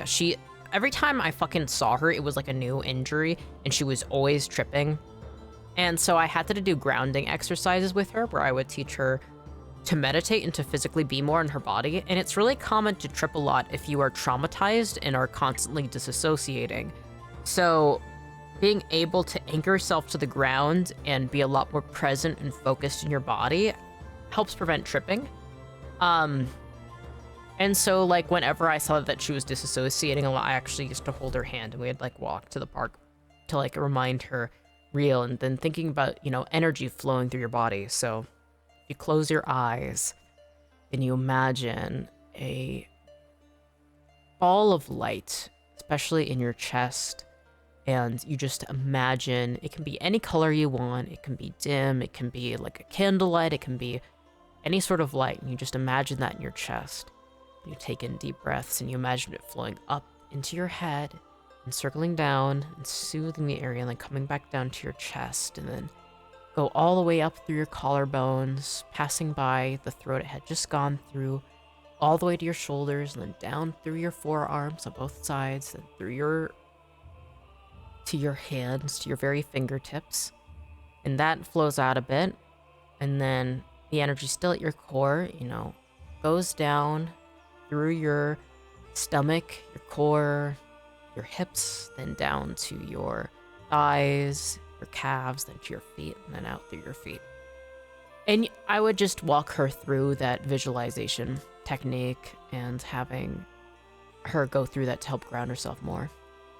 Hi, I'm just passing by. I noticed that you're very short of mana. Here you go. Hope it comes useful in your battles. Hee hee, thank you. There's like a pickup sound effect. Wait! You just reminded me, Sola! I actually have, because I have a Go XLR, like a full version, I have 4 different, wait, technically I have 12 different audio banks I can use. I need like sound effects. I need like a little pickup sound effect. Obviously I can't use copyrighted things, but it'd be funny to have like, oh, that'd be so good. Oh, here, I got these 2. Woo! What's a Go XLR? Okay. Okay, so Go XLR. I'm just gonna show you a picture so I can explain. Hides back in Cotton's bag. Alright, let me see. Okay, so a Go XLR is a device, a physical device I use for my microphone. So I'm gonna pull up a picture. This is a Go XLR. Mine is not as colorful as this because I went with the undead theme. And so it's just green. And it says dead up here. So this is a Go XLR, and I have my microphone fed into it. And so it has like a bunch of different effects. Reverb, pitch, echo, morph. In fact, I have reverb slightly on. I can turn that off. And so it has like all these different effects. It has these different mixing channels. So like I can turn the music up really loud by moving the sliders. And then I can make it quieter. And so these 3 channels you can customize, and it actually comes with an app. So you can customize what is being fed into these 4 things. So microphone is my mic. I can mute myself by pressing the button below, this button. And I can use the sliders to make myself louder or quieter. And then I can use reverb to have a louder reverb. And then I can use morph to change my voice to be really low, or it can be really high. And so I can do that. And then I can also do echo, and so echo has yeah. Echo is not good for explaining when echo is on. And then there is also, the pitch was what I did before, and then this is morph. And morph slightly changes things. So this is me pitching it down on morph. And then this is me pitching it up higher on morph.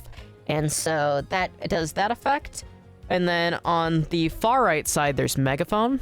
And so megaphone is actually something that I use a lot when recording covers. I also have some effects that I use that do it slightly different. And there's robot. Hard tune doesn't do very much, but it, obviously it is kind of like making me keep a flatter pitch. But considering how I speak, it isn't too much of a difference. And then on top of that, I have there's a bleep button in the bottom right. And then so there's these 4 segments here. And so you can put whatever sound you want, and then you can use this. So you can have 12 total different sounds. And so you can press them to make a certain effect. I don't have anything loaded into them though. So it's just useless. Yeah, but Go XLRs are XLR is a type of cable that is used for certain microphones, and I use a Newman's 103. I looked at my mic, which is a condenser microphone. And so, no, it's not even 103, it's a 102. Yeah. And so a Newman 102 is it has to go, it needs to be fed phantom power. So you can't just plug it up to your computer straight up. You need it to be fed through a audio interface, which is what a Go XLR technically is. And there's a ton of different audio interfaces that exist based on what microphone you're using or what instrument you're feeding through it or what you're recording, but yeah. So yeah, so that made me realize I should download item pickup noises and stuff. Actually, this would be really useful for doing D&D because I can have door creaking sound effect and floorboard or footsteps. phantom power. So like you have to go ghost busting and collect their energy.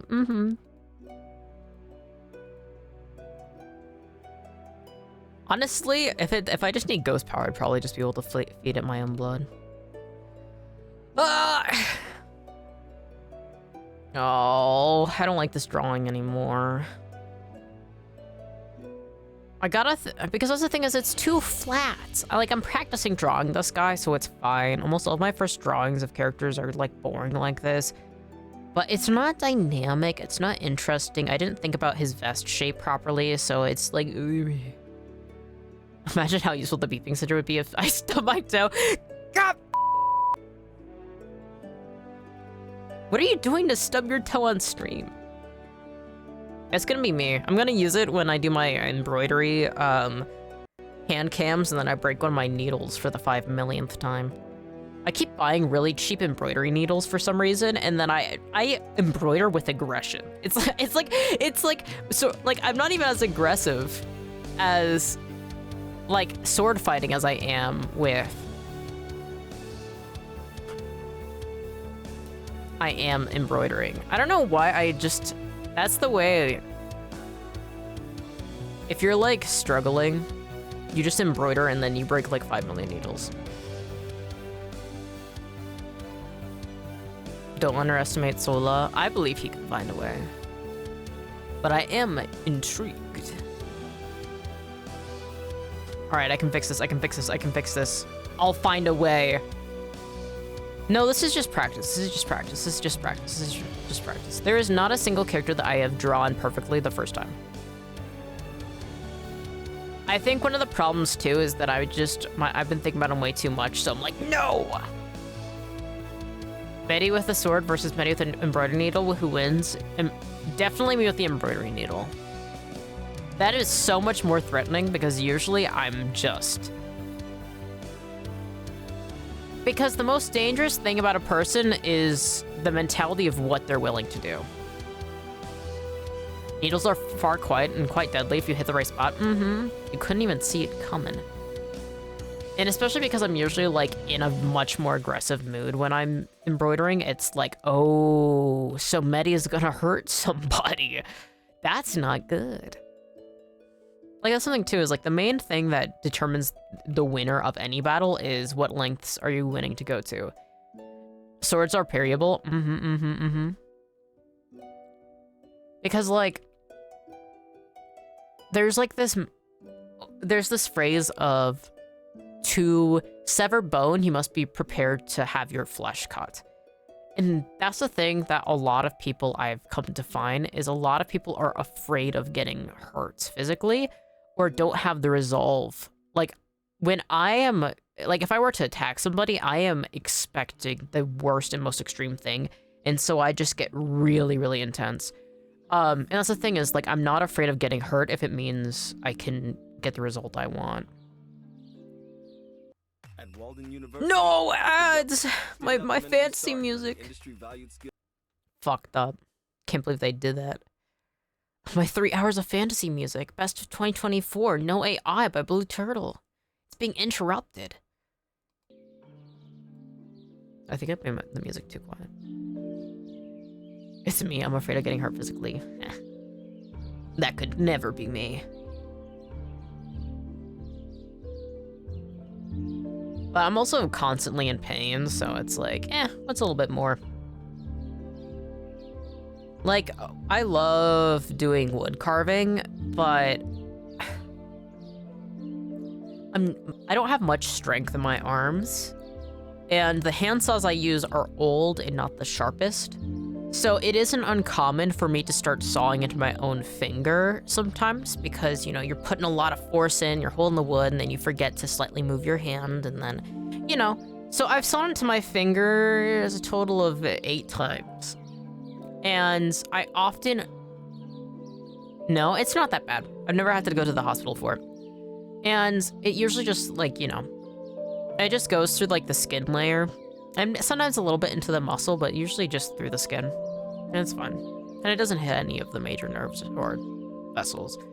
So it's like whatever, right?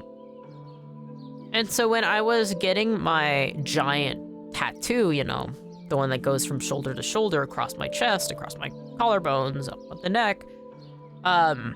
He was like, are you sure, you know, like, are you gonna be able to handle it? You know, let me know if it's ever too painful.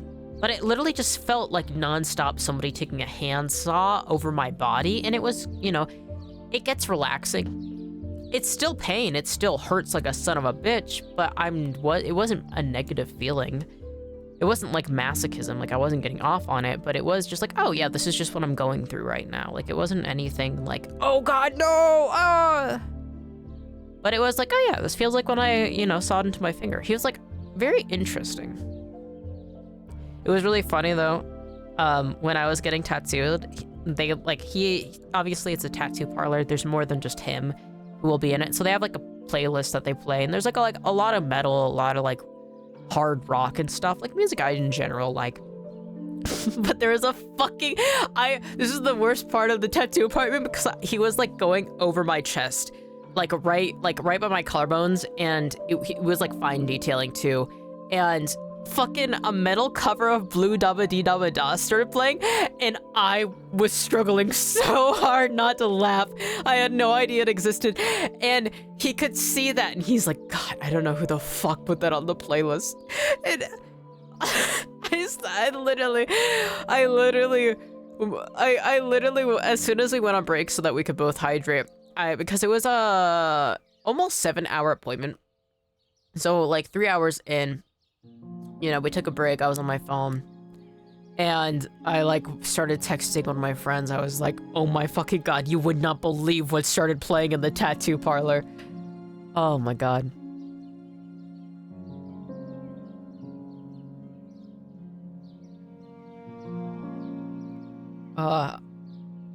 I'm excited. I want to get another tattoo this year, but I don't know. I don't know what it's gonna be.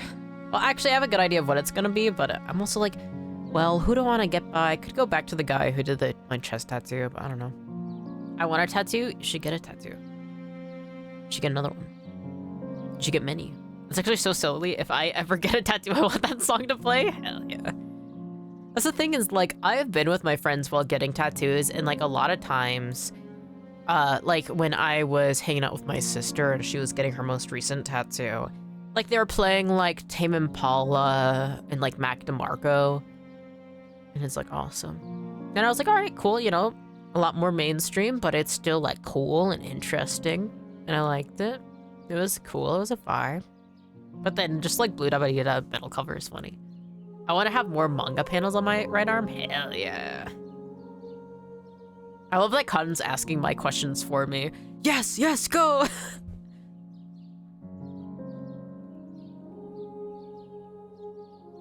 I'm curious.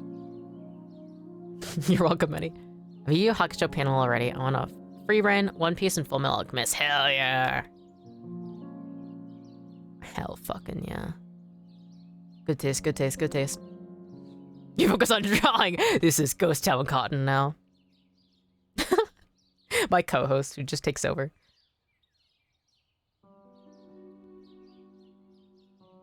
All of a sudden, like, the voices change, and like Cotton's Ghost Town soda appears. Me drawing is still up there though. But I'm like, there's just like a chibi version of me that's silent. I love your Ghost Town, Sona, so much. I was looking at it the other day, because I was looking at the Discord, and I'm like, should I do anything? Like, should I add more to this? I don't know. I'm not good with Discord.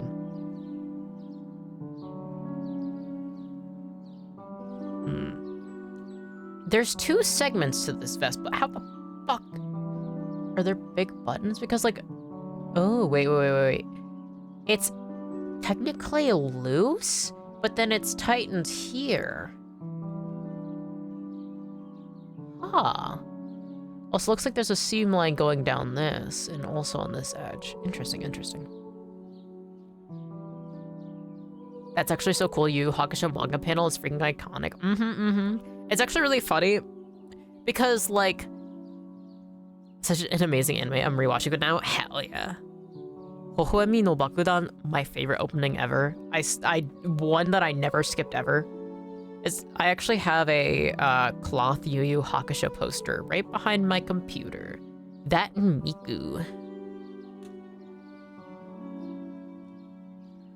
I love you, Yu Yu Hakusho.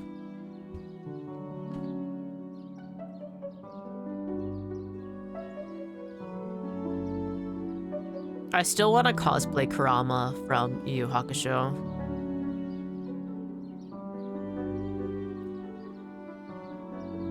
Miku X Yu Yu Hakusho collab when? Oh my god. I got a lot of weird posters behind me. I got like the map from I have a few physical copy game posters. So I have like the map of Skyrim that came with the game when I first got it. And then I have Dishonored 1 and 2. I have Bitterleaf Cremation and Fluid Works Allow Us to Remove Your Departed One funeral services poster from. On the other side, I think it's, yeah, it's like a dual set of posters. The other one has like a whale oil company. And then the other one says Long Live the Empress in memory of Jessamine Caldwin, and I do believe that is from Dishonored 2. Then I have a One Punch Man poster, a hand-painted picture of Rengoku that the love of my life got me. And then I also have like some prints, including just a picture of Columbo in black and white, drawing of Mista from JoJo. What else? Oh, Blizzard poster. Rengoku. I love Rengoku.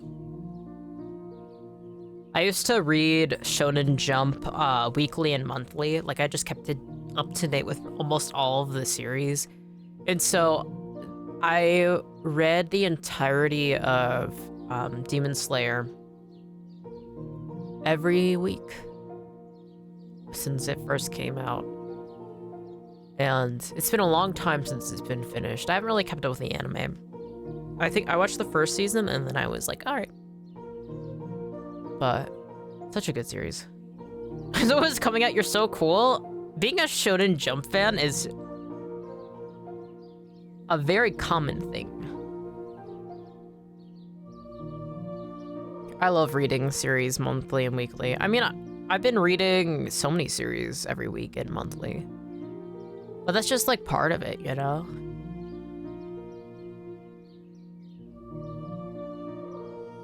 I love reading things weekly and monthly.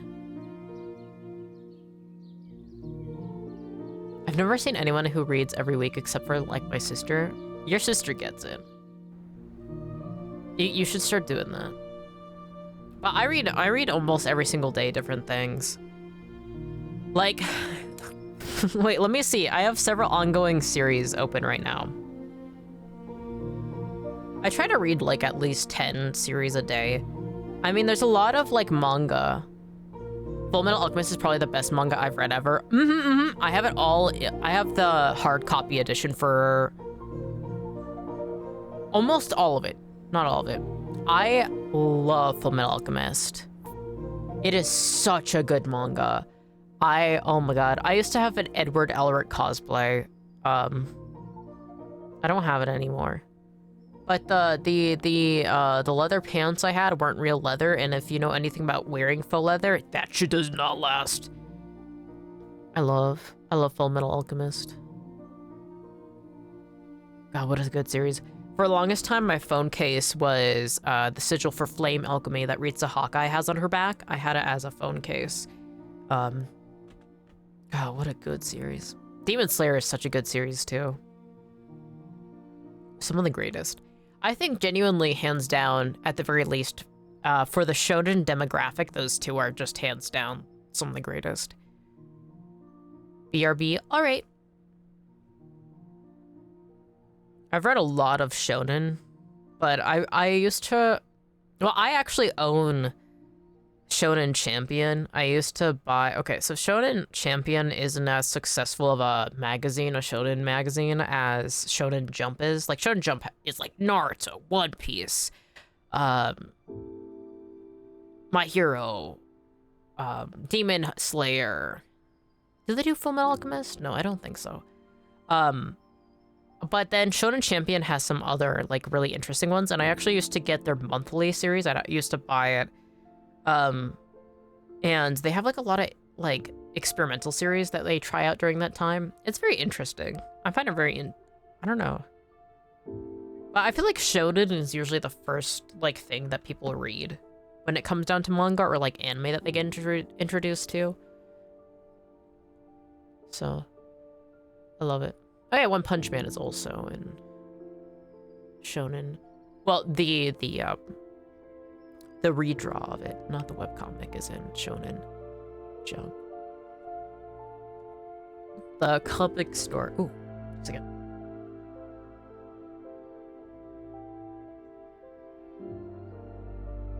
The comic store I've been frequenting since I was young has like a whole like area just dedicated to Shonen Jump too. I was quite poor when I lived in the Philippines, so I'd borrow the neighbor's anime manga just to read. She would let me sit with her family watching Bleach and Naruto every Thursday. That's awesome. I'm glad that you're able to experiencing. Man, watching Naruto every week. I'm always gonna love Naruto, man. I think that's the strongest thing I had nostalgia for. And watch WWE every Friday. Let's go. WWE. Oh my gosh. I've barely watched any of it, but I love the theatrics of it. It's hard not to enjoy it. One of my friends growing up was into WWE. Hell yeah.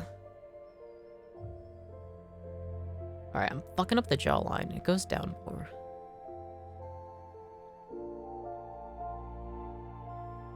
I grew up in an area where my public library had a ton of manga and anime to borrow. Like, that's one of the reasons I grew up watching Ujamajo Doremi, the first season of it, was because of my dad taking me and my sister to the library, and we got to go through the anime section. And so I have a lot of fun anime and manga that I used to get from the public library, and I love it. But now everything is in the internet, so reading manga is so much more easy and free. But having copies still gives that nice feeling.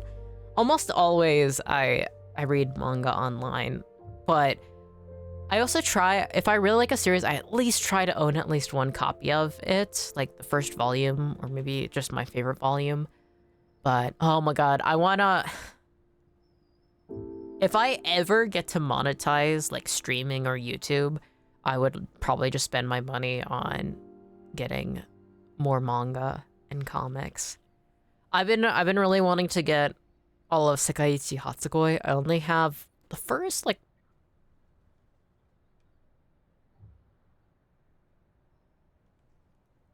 first like 5 volumes. I just turned around to look at my bookshelves. I love. That's the thing too is what more arc and then to go to sleep. It's 9 p.m. Meanwhile at 3 a.m. I know that feeling. You should go to sleep. Do you work tomorrow, Sola? If so, you gotta sleep. You gotta. Of course, I'm always happy to have you hang out here too. And when sleep doesn't come, I mean, it is kind of nice just to... Or sometimes when you try and go to sleep and then it's like, what if your thoughts were evil and horrible? And it's like, okay, so I should stay awake for a bit longer.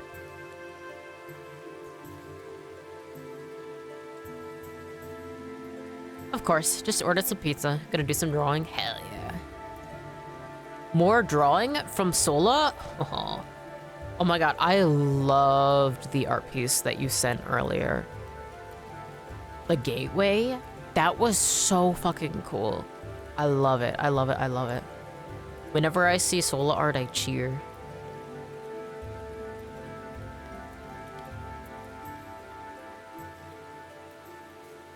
The more I look at this, the more I'm like, how does this vest work? Because there's clearly a belt that keeps it together, but look at this cinch. It kinda, like it's so pinched. I wanna draw one when I'm arriving at the ghost town. Hell yeah. That's awesome. I'm gonna love it. That's so exciting. I gotta do more maps and design work for the Ghost tab, but feel free to draw whatever. I like to imagine that it's always shifting and like slightly different. Wait, look at that. It's not as defined as I thought, but look at that seam right there. What fucking material is this goddamn shirt? Alright, so there's this and then it overhangs. Because this is probably just cotted, it looks. But then this is like, almost like has a leathery, like very much skin pelt. I got a quest given to me to slay the undead, and your town is the location and grab slay. Hell yeah. Well, he's got cute little earrings too. And hands? What are in your earrings, sir? I so badly just want to fucking go behind the scenes of any fucking Westeros show and just get to look at all the different outfits. Oh my god, he's got a fucking deer head and antlers on his belt. Holy fuck.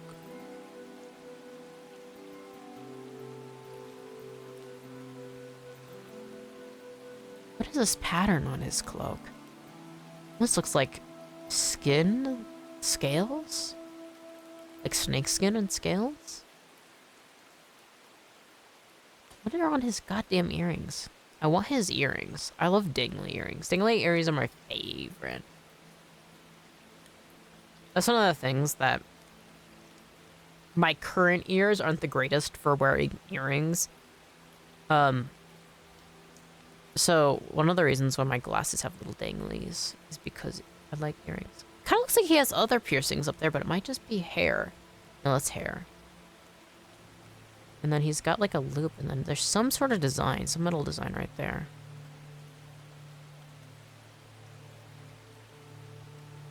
Now I'm gonna be just rewatching episodes with him in it, and I'm gonna be like, okay. His shoulders have to be wider.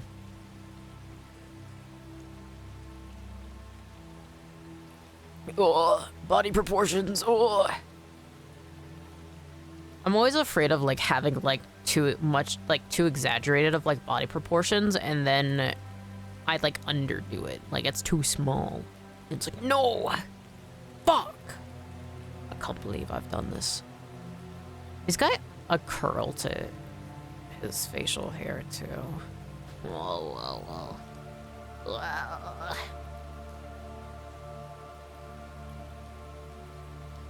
Everything about art is so interesting to me. What do you mean that how slightly off an angle is on how concave or convex something is changes how it looks entirely? That's fucked up.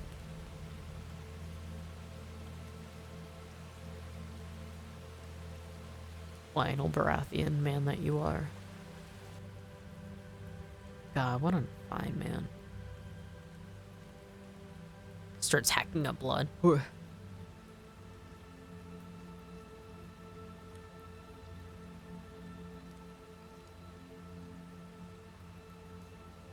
Supposedly his actor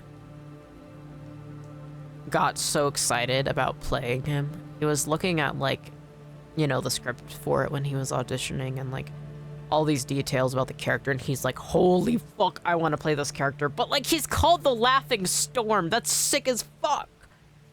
I'm sorry, but a man, or actually a knight of any kind, who fucking can't help himself from laughing when he's attacking his opponents that's fucking cool. What a great personality. Honestly, I'm very similar. That's like Maniac vibe. Mm-hmm. Is your Go open? No, but I can open it. I was thinking about doing Go today, but then I was like, no. I opened it up and I literally changed my character design, and then I was like,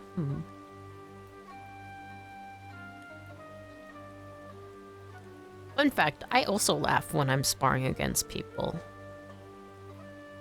I think I would do the same thing as him. I definitely would. But I think I'd be a lot more intimidating than him in some ways, though.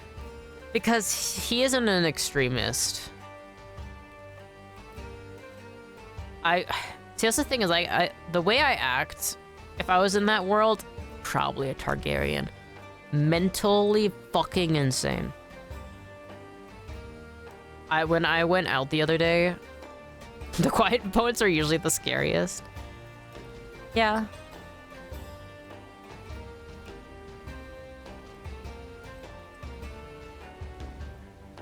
There is something unnerving, though, if your opponent is laughing and cackling up a storm, though, when you're fighting them.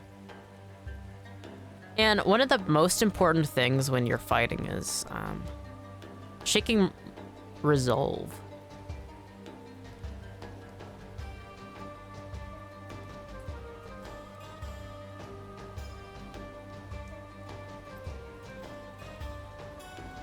Though that can be done in several ways. I would definitely... Well, that's one of the problems, though, is in fights, I'm one of the most underhanded people, too.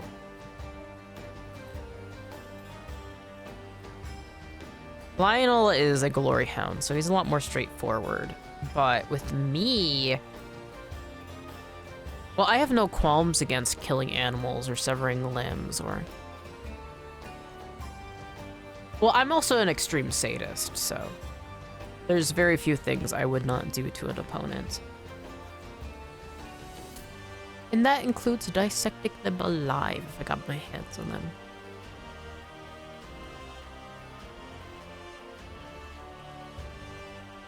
Alright, I know he has that distinction, but his nose is kind of higher up and isn't that defined.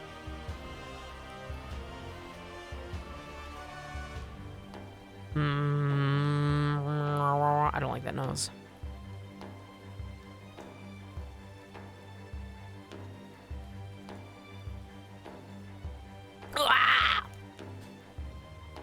Show me your eyes, sir. So the thing is that when he's like smiling, it's much more wider. So if his skin is being pulled to the side, that's one of the things that I like about drawing, especially people, is I get to think about how the skin moves. Because you have to think about, you know, if somebody smiles wide, that means that their lip is naturally going to be brought up, and so it's going to be thinner. And then based on how they smile, it's going to pull at their skin that to the side. So their cheeks are going to be more defined. Their nose is most likely going to move up. Like, oh.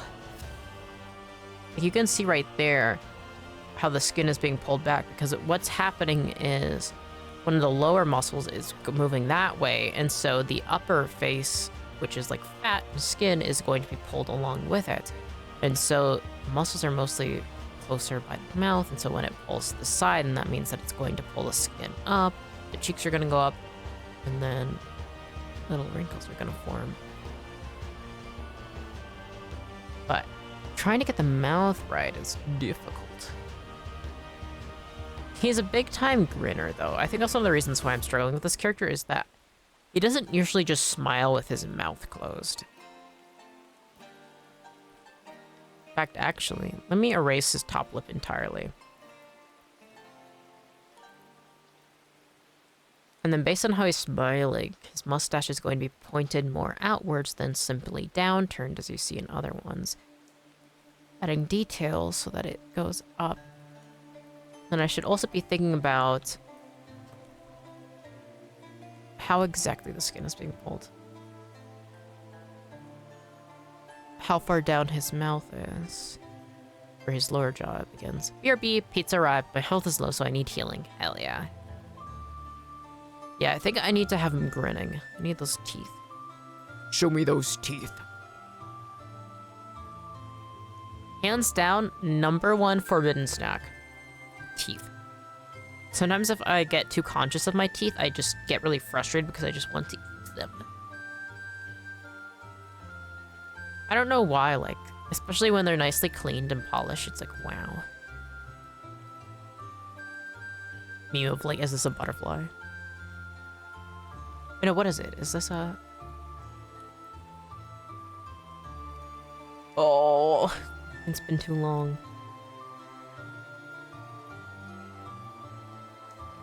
That's the thing too, is that it's easy to get caught up in like trying to make it exactly look like the character. But I've realized most of my art that looks like the character is when I take some creative liberties about it. Instead of trying to do it exactly one-to-one, it's more allowing myself to try like different things regarding their appearance. Hi, Apollo. Cute outfit, thank you. This is my 1500s outfit. This is what I wear back in 1500 AD. Which was when technically I started as a ghost in the first place, or ex-demon. A spirit walking the earth rather than one in the depths of the sea. Welcome in, Apollo. I hope you're doing well. Sorry if I zone out a little bit. I'm just thinking really hard about this. I'm trying to get used to drawing Lyonel Baratheon, but there's just so much to take into account. I definitely prefer drawing like humans, or like a lot of art styles where they keep a lot more of these details intact. I love simplified art styles, but I really, really struggle to do it myself. That's one of the reasons why I work really hard on my own VTuber design, because it is so much more simplified than what I like to do. But it is just beneficial. Like, if you ever read my webcomic, Witch of Mirrors, it's much more simple, especially with the main characters, because I know it's going to destroy me, but I don't know if I really like their designs, but they're also kids, so. Naturally, kids have a lot less details in their face, and so it's convenient that way. But I think that's my favorite thing, is all the different wrinkles in older faces, especially, because every single wrinkle on somebody's face is a culmination of every single expression they've worn in their life. Mitty's outfit gives plus 10 holy damage, plus fire defense. Hell yeah. Honestly, it feels like that. I love this outfit. It's my favorite one. But I mean, I like 1500s outfit, because this is like genuinely off of 1500s outfits and garments. I got my silly little tights. I got my capelet. Yeah. Yeah. I like this outfit a lot. Holy moly, that's real nice, thank you. And even had like my scroll in my hand. Because I wasn't like a squire, I was more like a page, I guess, to Chrysos during that time. Like, I was mostly moving paperwork. He was still trying to figure out how to use me. Unaffected by exorcism. That's the thing, is the way my body works. Well, I have a physical body that he retrieved from the depths that is always stored somewhere, so you have to destroy my physical body to destroy me spiritually. I'm doing well. I just got the expanded part of the magic system, my mana breaker world finalized, and my shrimp is starting to take on a life of their own, which I'm happy about. Hell yeah. That's awesome. It's always nice when you start to finalize proper details of things. I'm glad to hear that you're doing well, Apollo.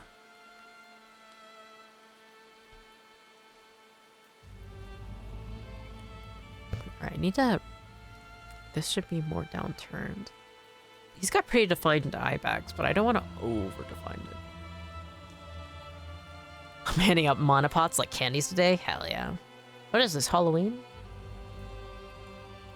Did I ever tell the story of when I first... I've had this friend for a long time, but I hadn't really been talking to them, but wanted to ask me to come over and do board games with them because, like, my childhood friend is also friends with this person. And I had been to their place in a long time. They had 2 roommates that I've never met before. But I was like, well, I should bring gifts because this is the first time meeting somebody. I'm going to be over at their house. And, you know, it's just what you're supposed to do when you go over to somebody's house for the first time is to bring gifts. You know, to like, oh, thank you for letting me come over, right? And so I had actually I was going to Michael's because my sister was working on one of her art projects. And I had driven her there because it was before she could drive. And I saw that they had little potion bottles that had like that could like like had a, like a little clip, so you could like put them on chains and different things. And so I got some really nice cords, and then I already had some candles, so I melted them down. I had a blue candle and I had like an orangish reddish candle, so I melted it down, mixed in a little bit of perfumed, like a scented wax as well into them, and then I gave them. So both of them got a mana potion and a health potion that they could then, like a really cute small charm that they could then carry around with them. And so it was, I love doing things like that because first impressions matter a lot. And I'm very, very grateful to people. If somebody lets me into their home, there's no way I'm not bringing a gift, even if it's something small. Because it is just, that's their sanctuary. That's where all their shit is. And I know a lot of people that are like, oh God, I'm afraid they're going to steal something from my house. I'm afraid of these things. What if I don't like them? So like being extremely courteous when you're in somebody else's home is just so important. And to let them know like, hey man, I'd rather give you a little treat and gift than, be disrespectful and take shit. So yeah. And now I have a pretty good relationship with both of them. But I haven't hung out there in a while. And they actually both moved out of that place now, so. But still friends.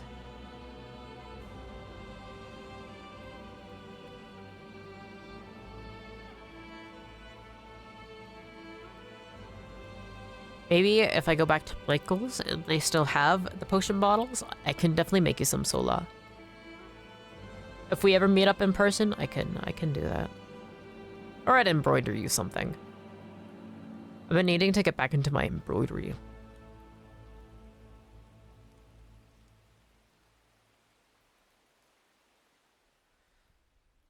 Oh.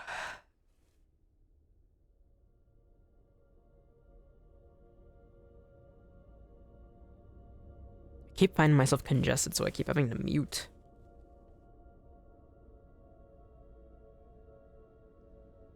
Snot and phlegm, my enemy. Though it is good. Because if I keep getting reactions like this, it prevents me from getting sinus infections super soon.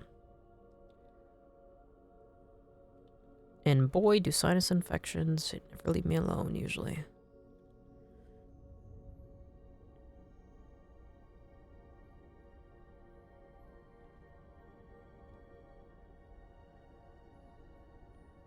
Alright, nose detail.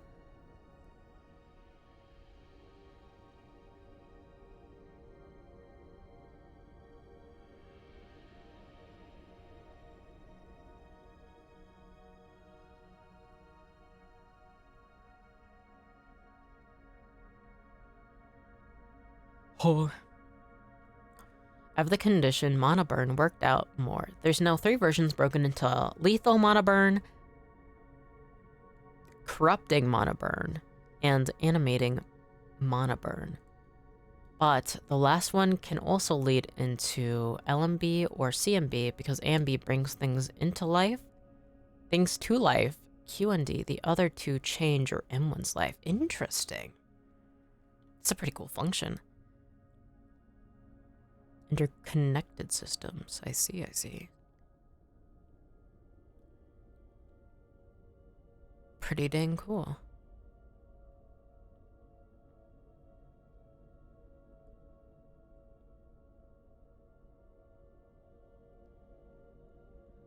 Oh, drawing teeth is always so difficult. Trying to get it to look right is the most difficult part. Because a lot of times when I add like the actual gaps between teeth, it just doesn't look right. And I don't know why. But I'll get better. By the 7, I'm gonna get better. I'm gonna get better, especially at drawing Lyonel Baratheon. Bro keeps thinking about Lyonel Baratheon. Which is funny because also Cotton can't stop thinking about Lyonel Baratheon, so we're literally in the same boat. I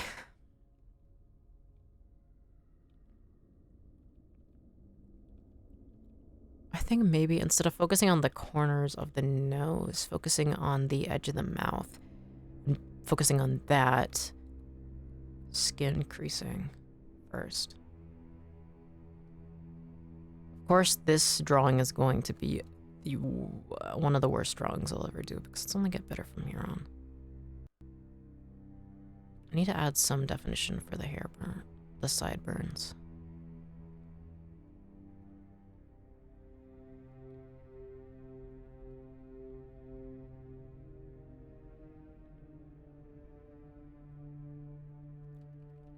The sides of his face are flatter, concave, but his jaw line is slightly wider than his head up here.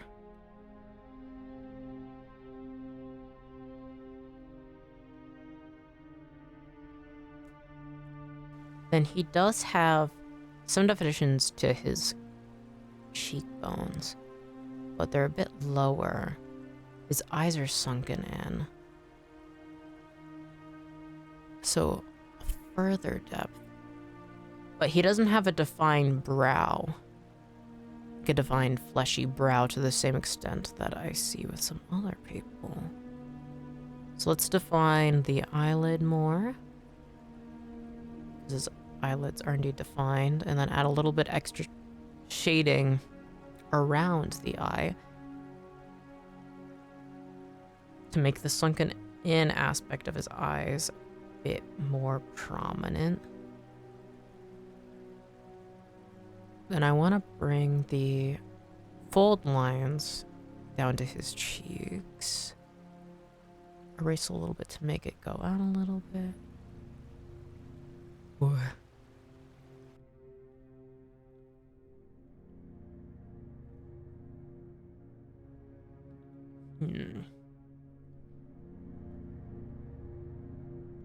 Define that section of the ear. I always struggle with drawing ears. Like, I know what goes into an ear, but then, I don't know, it's always difficult. When I first read Golden Kamuy, they put a lot of emphasis on ear shapes. And it actually made me a lot more conscious about all the different ear shapes that exist. So shout out Golden Kamuy for making me better at drawing ears and understanding how they function a lot more. I love Golden Kamuy. What a good series. I was surprised how much Anishinaabe people have in common with Ainu. I did not expect that both of us use tobacco to pray. Alongside some other traditions. But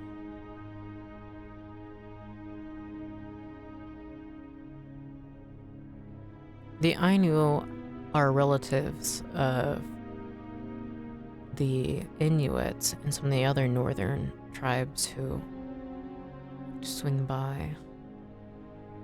And we're pretty close to that area of Japan, also Russia, when you're on the west coast.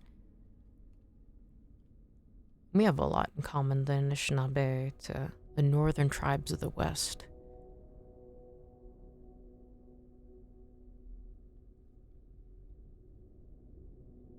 Though us Anishinaabe are also the ones who made the slur for the Inuit that people often use.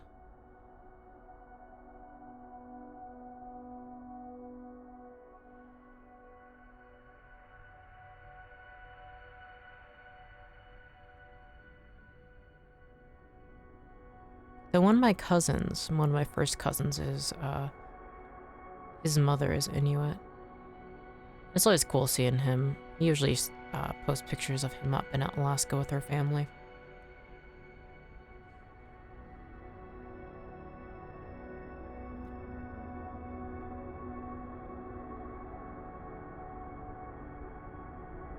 I don't like the body positioning with this head position. Alright, we're deleting the body.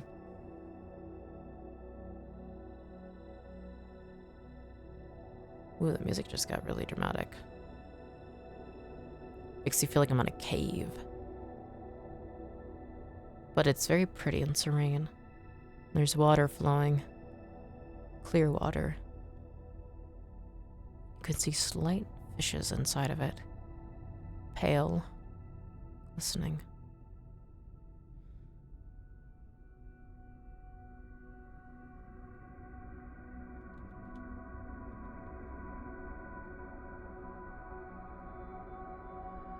I'll make this bounce up a little bit more.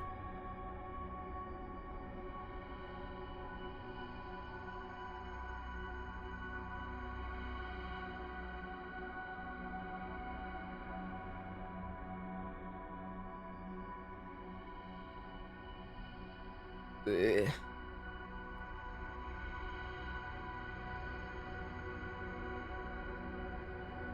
Alright, let's find a little bit of the brow up here. Based on his expression, he should be moving his brows a little bit forward. He has a little bit of a forehead crease that naturally forms at the center.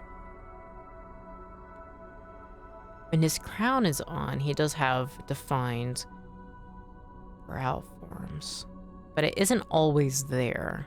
It's mostly just affected by the pressure of the crown. So I don't have to worry about adding forehead wrinkles to that extent, but a little bit of between the brows is accurate.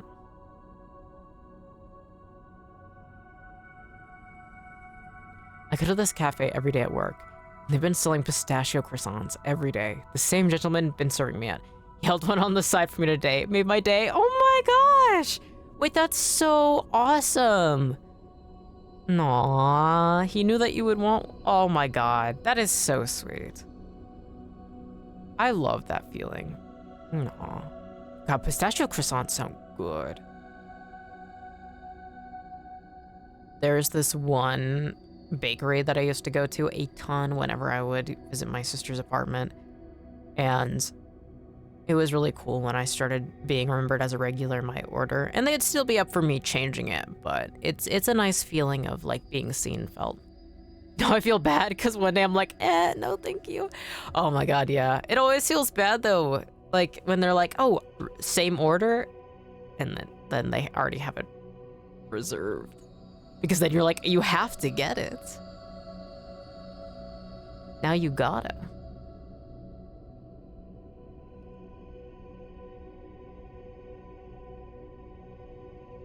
Now the top part of the skull never changes. So the teeth, the upper teeth are always in the same places, only the skin around them that moves. His teeth go down a little bit. It feels like I gotta define his canines to make him fully seem like he's smiling, so I have to bring down the mouth a little bit.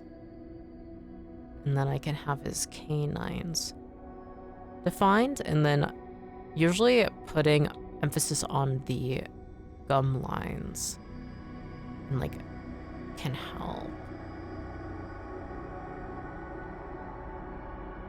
define it a bit more. Bring the teeth down maybe. No, I gotta change the eye. The eyes is what's making it not carry over. All right, undo all that. There's something else wrong with the mouth too. Ooh.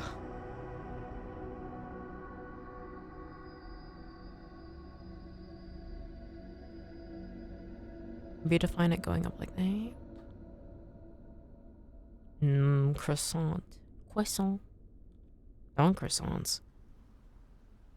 I'll have to see if there's a... Oh! No!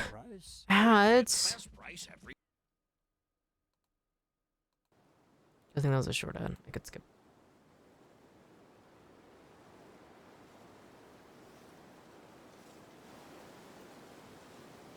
Yeah, I think the problem is this eye is not smiling enough. This eye too. There's several things that go into making an eye smile. For one, everything starts to get pulled up a bit because like the cheek is more defined. This part kind of curves up too.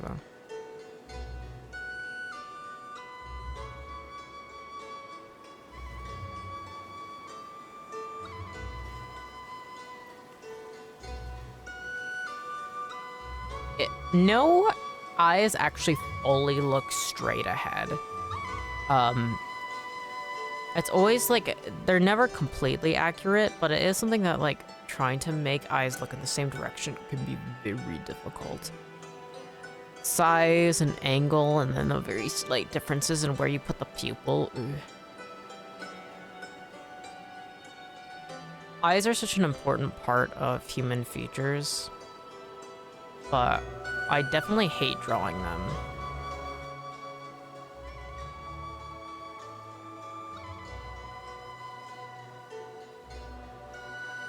Because there's so much to take into account with them.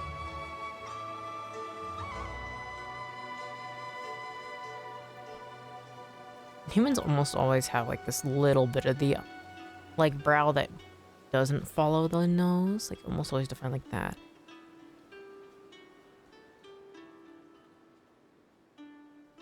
Maybe have the nostrils less defined so it really feels pulled back like it's smiling, maybe? Fine-tuning this expression over and over and over and over and over again.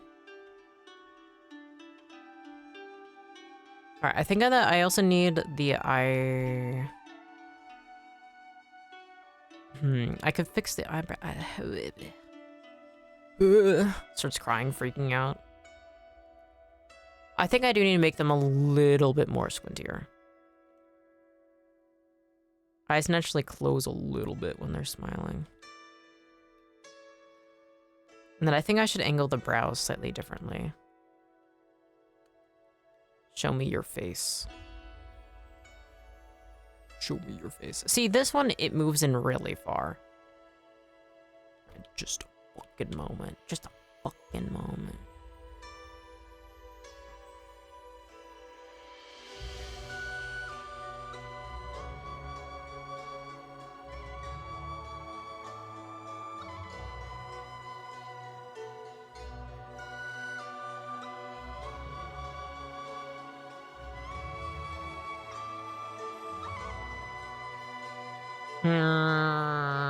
No. Wikimedia, you fucked up big time. Okay, actually, what I want to do is... I don't know what fucking eye color he has. In the books, I know that he was supposed to have blue eyes, but also he's quite different. And they look dark in this tent with this lighting. And honestly, unless you're really close to somebody, you can't tell what fucking eye color they have. Unless they have like really, really pale blue eyes and you're like in the sunlight. Or like pale gray or green eyes. But even then, I mean, also a lot of people can't tell the difference between blue, gray, or green eyes.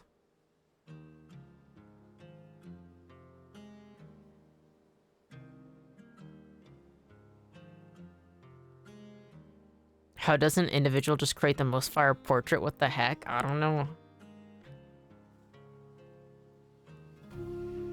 Are you talking about me and this drawing?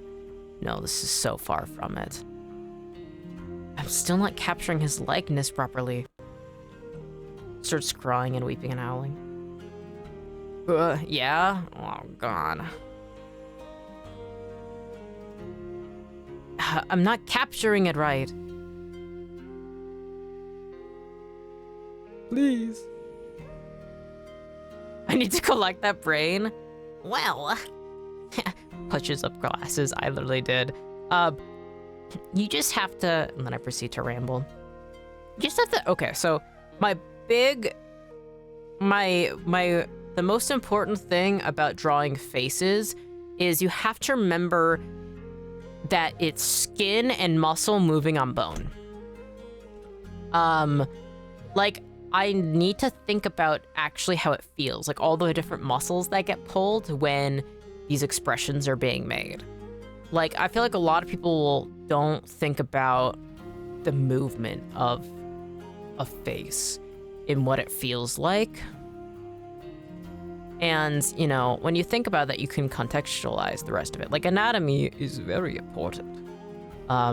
Like, I've been thinking about his skull too. Like I was saying earlier, like, the top teeth never move. So I have to think about how they're positioned because that skull, like, that is built into the skull that doesn't move, and then the bottom teeth do. The jaw does move. So, you know, thinking about all these details is very important. And then thinking about, you know, where is his collar, like his cheekbones? Where is that at? What features of his eyes? In fact, I didn't get the capture of his. He actually has he has very defined. His cheeks are lower placed. He has lower cheekbones, and so he actually has sunken in, like where the eye sockets are. It's very eye sockety, like right below around his eyes, but his brows aren't fully defined. So like you can see right there, there's like this distinct line there. So there's his eye socket. And so you can see how much darker it is until it hits this brow line. And then his cheeks like start here. His cheeks are very much like right there. And then his eye sockets are right there. And so that naturally, when like that's the reason why the bridge isn't fully usually, like even for people with distinct noses, there's always a little bit that like smooths into the rest of the face, and it's because of the eye socket. It's the edge of the eye socket. And so like, just think about where the bones jut out. All these different features that go into a skull. So yeah, I've been thinking about his bones and his eyeballs. But I still can't get it right. I think but this is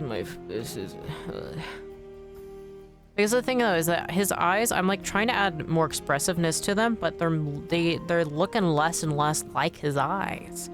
Because he has a very round, downturned eye. So the apex of his eye in the corner is actually downturned. Very much so. And he actually has very round-shaped eyes. And so technically, I feel like the way that I could make it look more like him is then keep him squinting. And usually when people squint, the tops of their eyes get a bit flatter. But his eye lids, I could keep rounder. Mayhaps keep more of that effect. Because the thing is, when the brows move lower, they'll flatten the eyelids and the eyes. And so his eyebrows are a little bit lower than usual. Actually, his eyebrows are usually a bit softer. I think I made it a little too angular. Because look, they definitely have that shape, but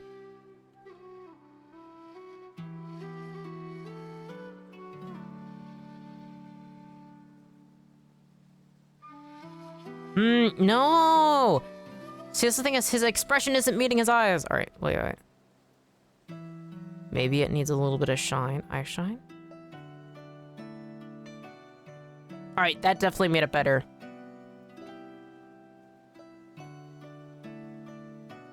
Yep. The light in his eyes. That definitely fixed some of it, but not all of it. Alright, let's focus on defining his eye sockets a little bit. There's his eye bags.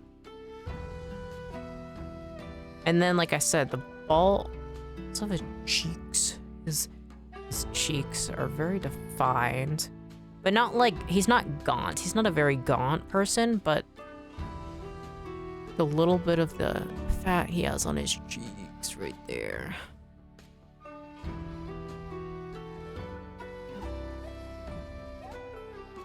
There we go. Finally, I'm making something. God, how many hours has it been? 2 hours? Huh.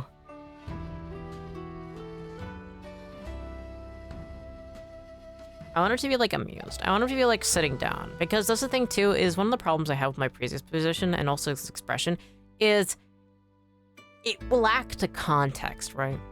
I want him to be sitting down at like a table while he's eating and somebody said something amusing to him. Who knows who it was, but somebody said something amusing to him and he liked it. But he's very laid back right now. And I'm gonna spend 5 million years on this fucking hand. It's amazing though. Thank you.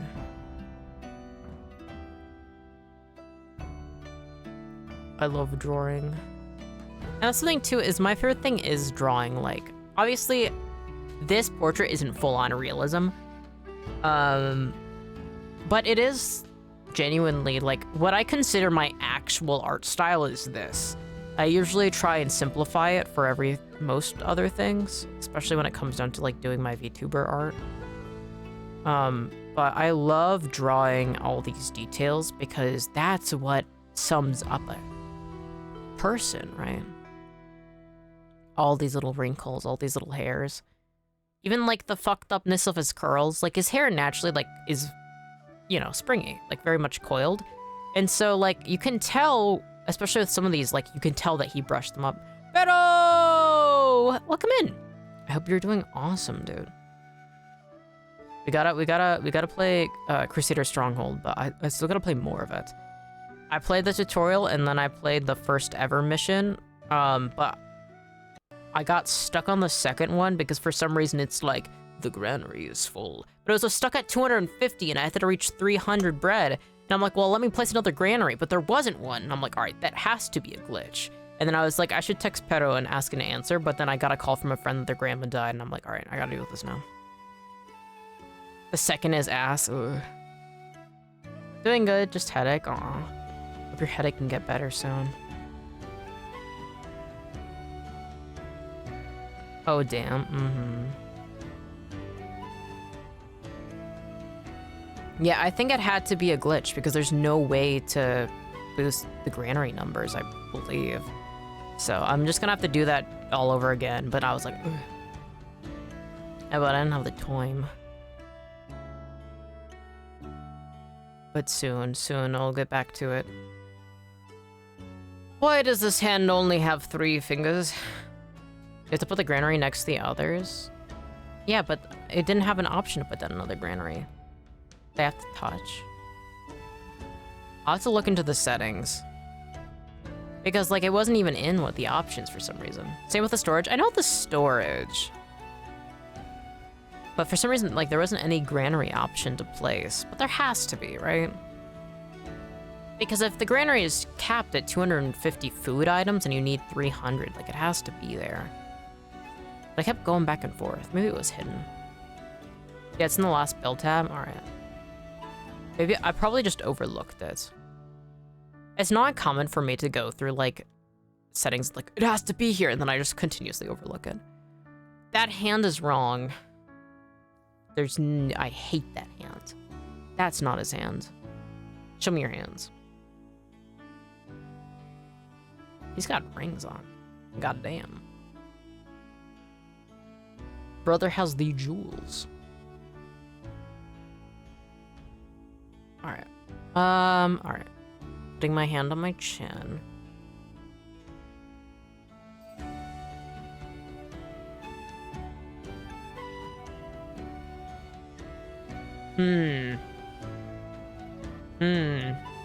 I'm like posing in real life.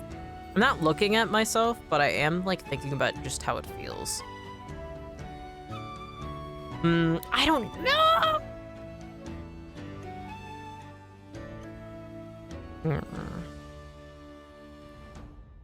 Maybe just not touching his chin, but like slightly curled.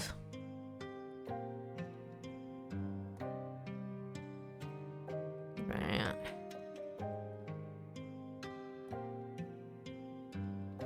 Maybe like these. I'm thinking. I do like that. This is gonna be the index finger. I'm pondering my options. I'm thinking. I'm considering.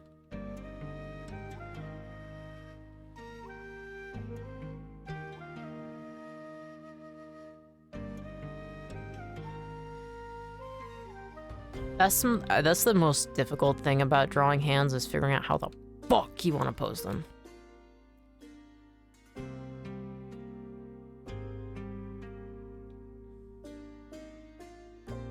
I kind of want to move forward like this.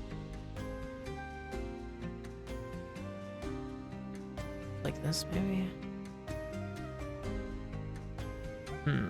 Huh. Obviously, this is not fully accurate. I just need an idea, and then I'll actually go in and fix the fucking anatomy. I need to just... Because now look at how fucked up that pointer finger is. These fingers are following too much of the same curve. Alright, delete that pointer finger. I don't know. I don't know. Starts freaking out, flipping tables, crying, weeping, howling, sobbing, screaming at the stars and the moon. It's like bright out, but I'm screaming at the stars and the moon. I have a rubber ducky that glows in the dark, and it literally just says "scream at the moon" on its chest. I love that rubber ducky. I take medicinal baths pretty often because it helps with like chronic pain. Well, the kind that I have. And so I like sometimes having that rubber ducky. A little treat. A little companion. Punches a random person, literally.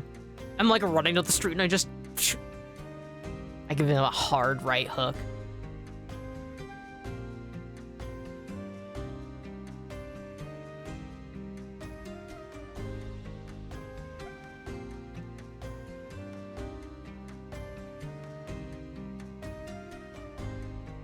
That is something that I do miss about being a kid, is you could just fucking punch people.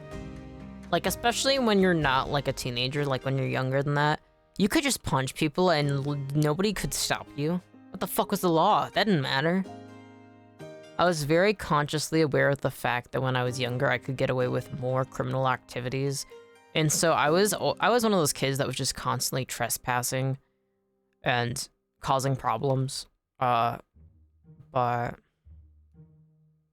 honestly, man, what a time. A time when you could just punch people. Now as an adult, I have to actually be a respectable person who understands how to control their temper. That's okay. There are different times in one's life. It's important to not get hung up on things you can't do anymore. Alright, now I'm getting the hands. It's not fully how I want it to be, but we're getting there. We're getting there. We're getting there. No, wait. Yes. Needs to be bigger. I'm always afraid because sometimes I feel like it's a good sized hand and then I post it or I send it and I'm like, no! That's yaoi hand proportions, or it's like really small. I'm like, no! But in all honesty, human proportions are far more bizarre and complex than they seem. I hate, like, I used to like want to do like art studies where I would like, you know, just to get an idea, would trace people. Every time I posted art where it was like almost one-to-one, like different characters, different clothes and everything, but it had, and I would like say like, hey, this is off of this reference. It always looked worse. The head was too big, the positioning was awkward, like all these things, but it was like genuinely just directly off of the image. Like it was one-to-one. And it's just, it made me realize that like posing humans and when drawing them is not about accuracy, it's about vibes and feelings. And of course, like knowing the details in anatomy matter a lot, and knowing general proportions and ratio matter a lot, but image is not going to always be the same as art. But I think something too though is I've never been able to do full-on realism. Like what I'm drawing right now is as close as I can get. It's not in me to actually, oh wait, why is his nails black? I'm too used to drawing myself. I would bet that the sire does not have blackened nails. I mean, those look really clean to me. I mean, he's a noble lord. He probably are actually clean as fuck. Though, wait, technically at this point he isn't a lord, but he's the heir to Baratheon. It's later on he becomes the Lord of Baratheon.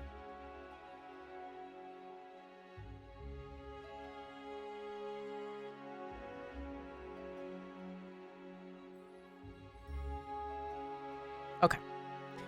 I gotta add the rings. Oh, fuck. Sir, can I see your rings?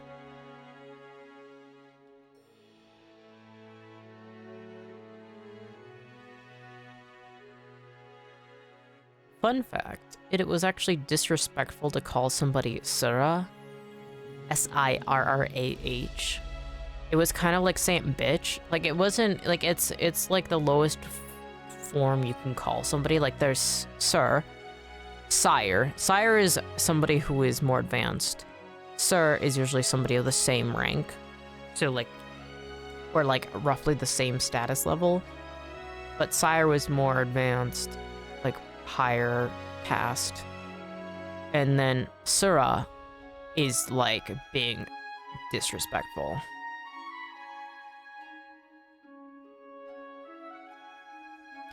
I really want to learn more Old English.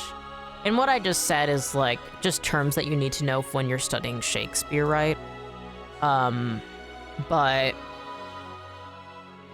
I mean, there's so many different variations within all different types of Old English.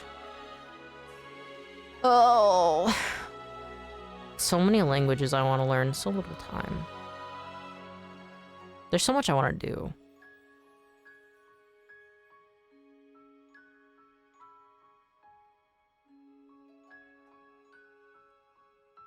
What the fuck is that ring? It's like a flattened piece of metal. Oh. Show me those hands. Show me those hands. It's got like a... like that. And then that.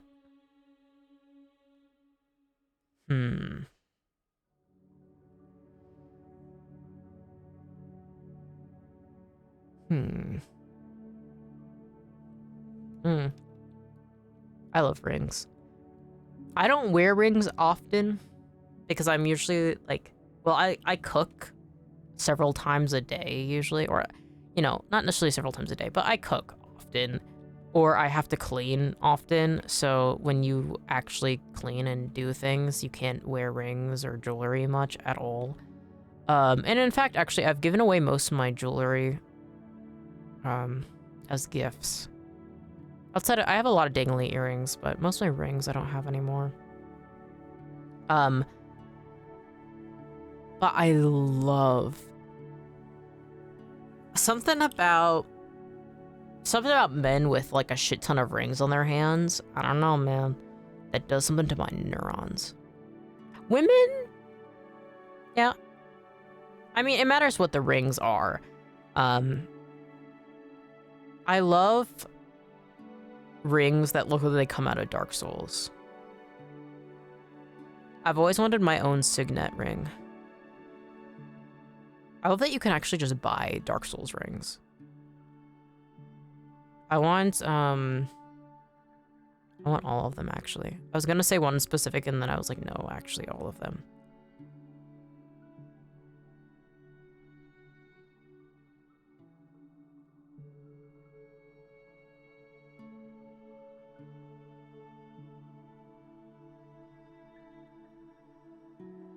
I've been really wanting... I used to wear this silver band on my left ring finger, like where you put your wedding ring, to try and get strangers to stop hitting on me. Especially, I had a lot of like cougar type women who would hit on me a lot, and it was just not... I don't like being hit on at all.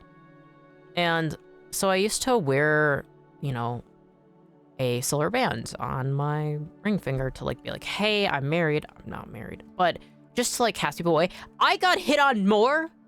The fuck is wrong with you people? If you see a wedding band on somebody's fucking finger, why would that make you more active about it? Fuck off. Anyways, that's my 2 cents about that.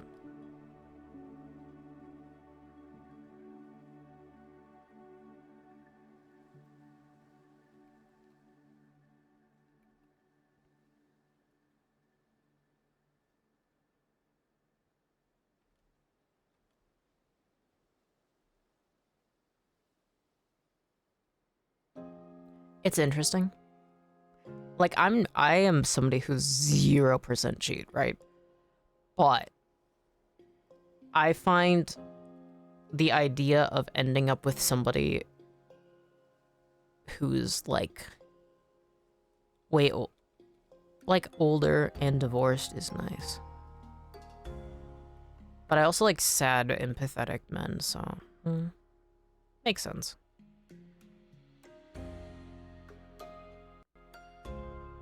Though not limited to. The hand's kind of fucked up, but I don't care.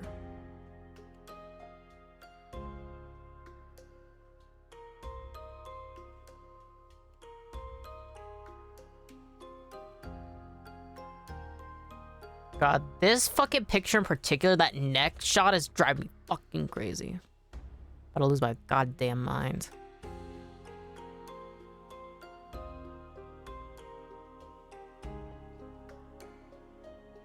Lyonel Baratheon, man that you are.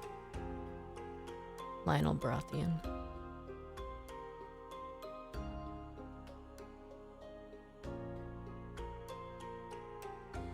Oh.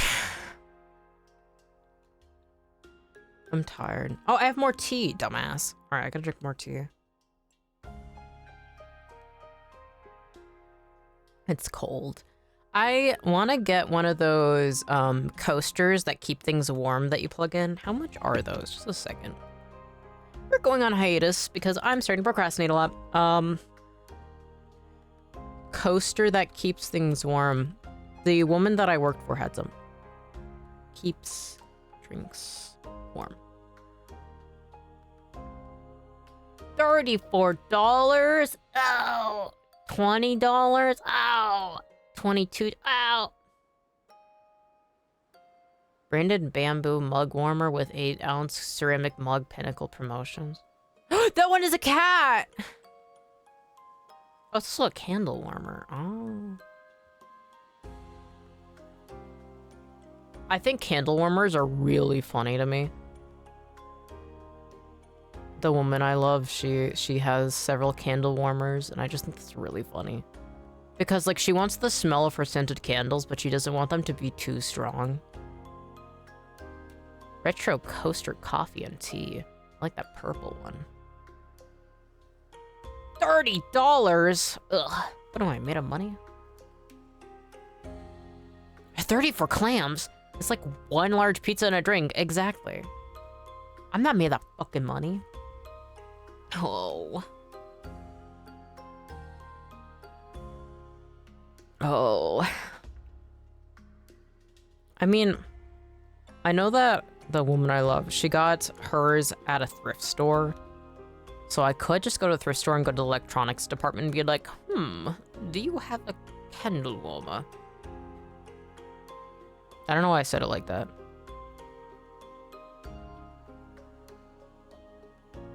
I am looking to partake in a candle warmer if you have any. I want his shoulders slightly back. It was over his chair. Oh, God. Oh. Ah. See, that's the thing is, like, I'm literally just making these noises just because I find him attractive and it's hurting me. I would be so annoying to have as a partner. Imagine just people going, ow! Ah! Bro, are you okay? Sorry. I looked at your neck a little too long and I felt sick because I was thinking about your carotid arteries and looking at your sternocleidoid mastoid muscles slightly shifting underneath your skin.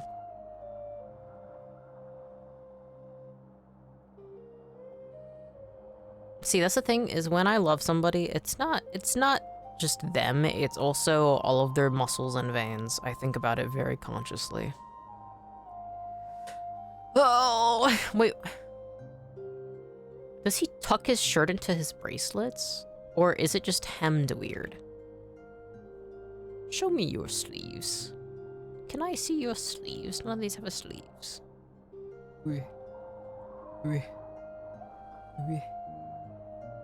Alright, there's like 2 segments to it. I hate drawing arms. I like arms, I don't know how to draw them, and I've studied anatomy, but I don't know how to make them look like anything. Like, they always seem off. I'm always impressed by people who can, like, draw, like, their art style has, like, stylized forearms. It's like, how do you do that? But also, like, when I take reference images, I'm like, this body part doesn't look fucking right. Especially when you look at, like, how the knees go into, like, the fucking calves. What the fuck is that? Something's wrong. That's the thing is, as an artist, you have to take ugly parts of reality and then somehow make them not look goddamn horrendous like they actually are in reality. Oh! Wow. Ugh. See, that's the funny thing is one of the reasons I'm streaming this was I was going to do this even off stream. So it's like, even off stream, I would be drawing this man and going, "Ow!" That's my enemy attack noise. I mean, that's my enemy taking damage noise. If I was a boss, you just every time I get damaged.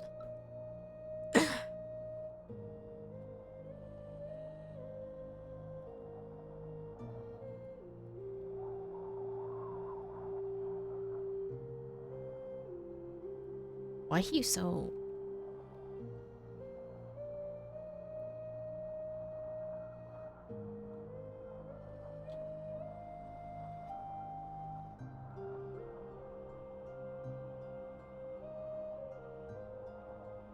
No. Oh. I'm starting to lose my mind. Alright, gotta pour my tea. Oh, that's right, I have cold tea. Oh, that's something too, is I can't like, oh, just microwave your mug. 1, insane statement. 2, this is a giant teapot with, silver rims. I can't do that, dude. And then the mug I'm using has like also metal engravings into it. Like, you can't microwave this. You got this, Luckin? Oh god. The gods have left me. I need to learn more about Westeros lore because I actually know more about the 7 than I do anything else. But it was because when I was watching House of the Dragon, Alicent Hightower, she's a very devout worshiper of the 7, and none of the other gods are fucking mentioned properly. But I do believe the 7 is not a very popular religion. Like, she's the only one who really worships it, though. King's Landing does have like a cathedral dedicated to it. I don't know if that's the right word. So I just learned a lot through watching her own religious practices, and then there's other like gods in other religions that exist, and I do not know much about that. I was like, let me do a little bit of research. I know what he believes in.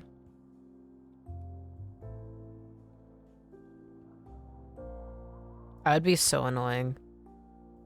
That's one of the things, is that if I ever actually get around to like writing my stories down, that's one of the cool things about me being a streamer and me being like accessible, is if somebody was like, hey, can I have some more lore specifications? I'd be like, yes. But can I talk to George R. R. Martin? No.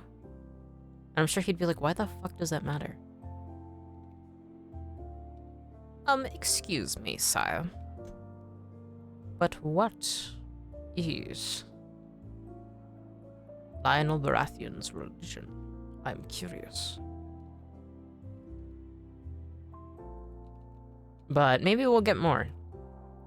The show is handling his character differently from the books in some regards, Like, his character at heart is the same, but he does have some distinct differences. But that's normal. I mean, I do like that that is a thing that happens in the shows to a certain extent. But I'm excited to see more. I wonder how much they're going to cover of the series.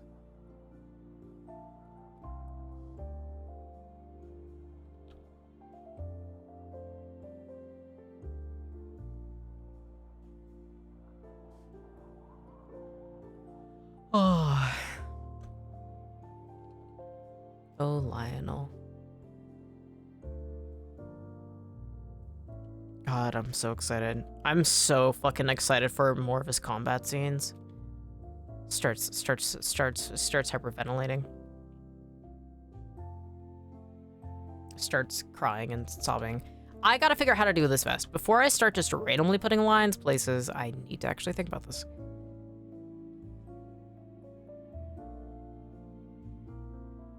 Okay. Sorry, I just keep getting distracted.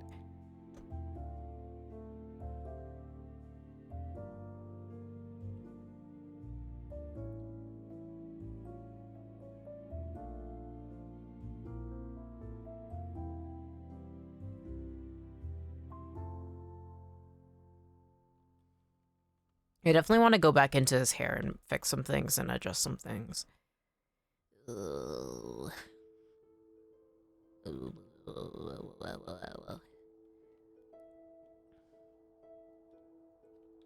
the fuck do I define this?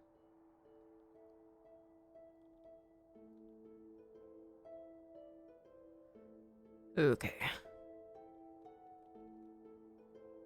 Okay, so his arm's slightly angled going in towards him. So when it comes into the wrinkles on the sleeve, I do need to make it go far this way. But since his hand's like that... Alright. So the way that...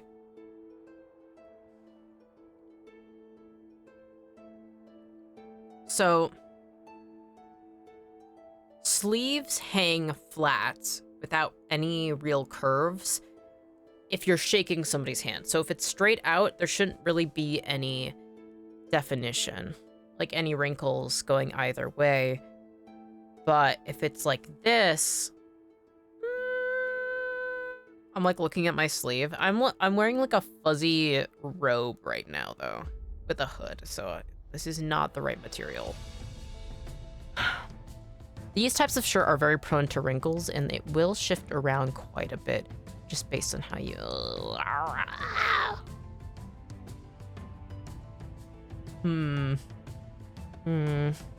right, taking notes. So, the shoulder should be moved forward again. Back from lunch? Welcome back, Apollo! I hope that your lunch duty went well. I hope that you had something yummy to eat.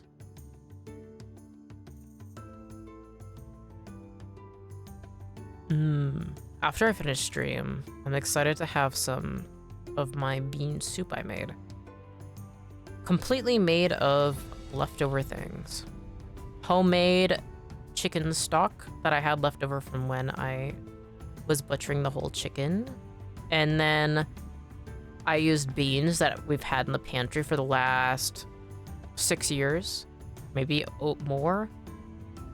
Great white northern beans, maybe just northern white beans. I don't remember what they're fully called. And then carrots that my housemate got, and then onion who my housemate also got. So it was all just leftovers, and it was just really yummy. And homemade chicken stock, wow! I didn't realize just how much yummier everything is when you just make it yourself. But it tastes fresher, doesn't have any preservatives in it. It's just nice and yummy. Yeah, there's like a natural... There's so many like little lines that come off. So it isn't like the cleanest seams, which is nice, which it can be a style choice. And definitely is in this situation.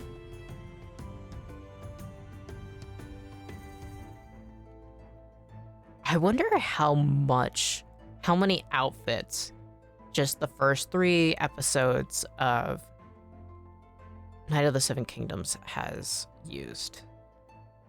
That's something that I always look at the back, like the extras in the background. I'm like, I wonder if they get to keep that.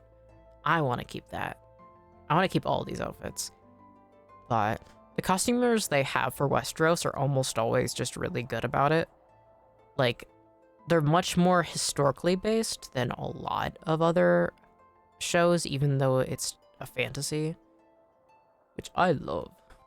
Clearly, as somebody who's wearing well, the only thing that's not historically accurate about mine, because this is actually I very much off of designs and patterns they have for clothing in the 1500s. The only thing that actually is wouldn't be found is the little the thing on my neck. That's the one thing. The like slight gold thread going down. It would just be plain cloth going across, most likely. It's rare to see any opening at the front like that. If it is, it's just designed differently.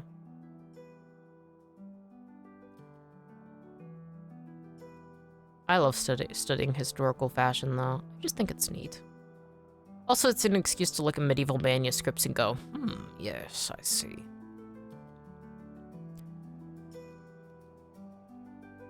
But I'm a big history nerd even beyond that, though.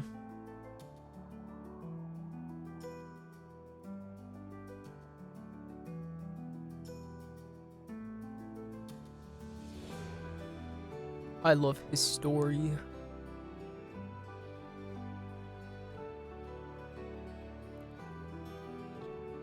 That's the thing, is when history is actually taught correctly, it is one of the best things ever.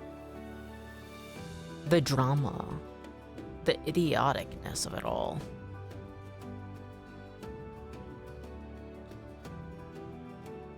I mean, that's the thing, is that most people like reading stories or watching shows. And, I mean, when you get to actually get into history, it's like, wow. My number one favorite historical figure is Vlad the Impaler. And it's just really cool because Wallachia, which he, is now part of modern day Romania, is such a small fucking country.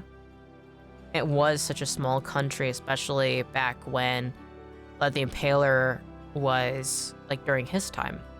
And so there were such huge powers around him, Especially the biggest problem was the Ottoman Empire.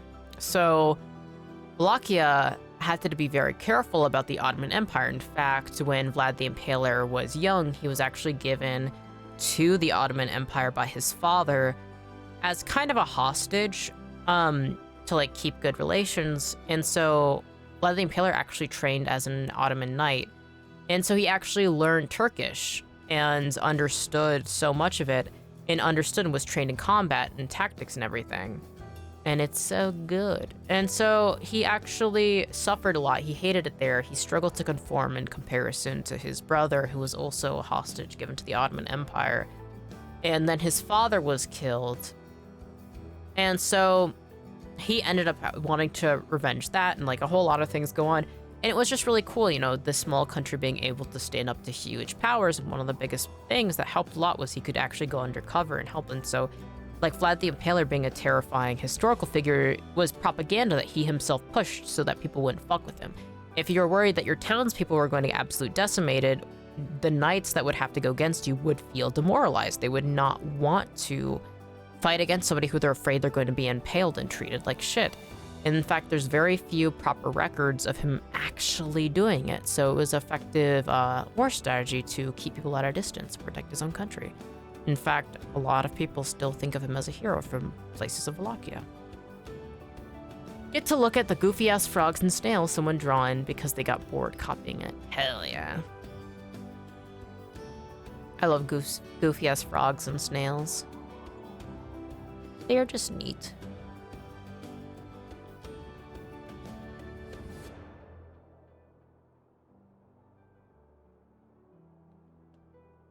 my favorite things to look at sometimes is I love looking at, what is it called? There's like that cool ass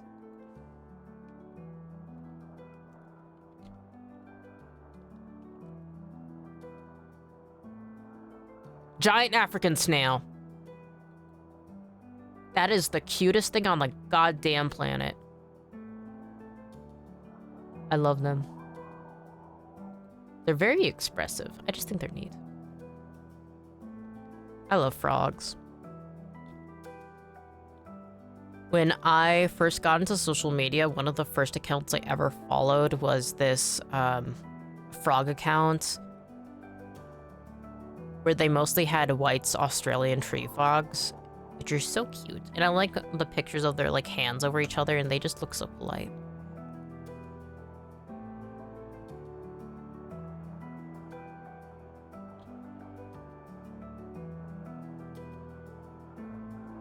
The video of the giant African snails eating beets? Hell yeah. Oh, wait, I don't draw his chest hair straight. It's slightly curly.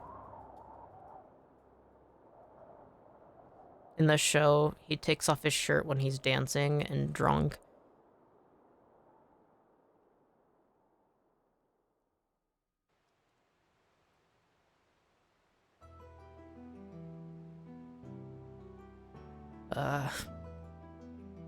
Okay. Trying to continue this drawing and not just start daydreaming.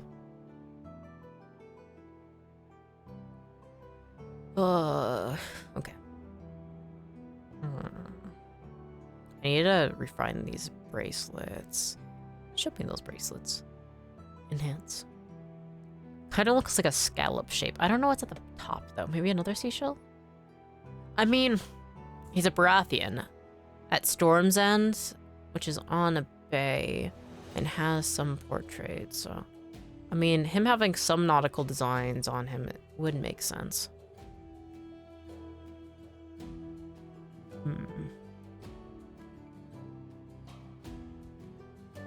Yeah, I think it is just like seashell.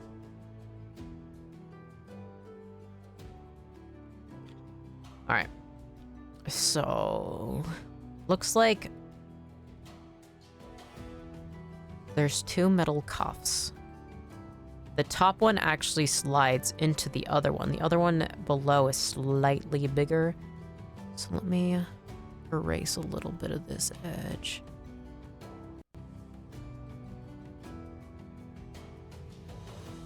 Erase a little bit of this line. But I want to just fine it a little bit by doing this. Not too thick of a line underneath. And like that. Alright. And we have... also kind of reminds me of a fleur de lis.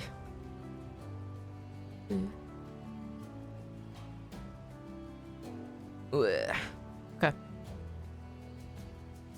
So, there's this part.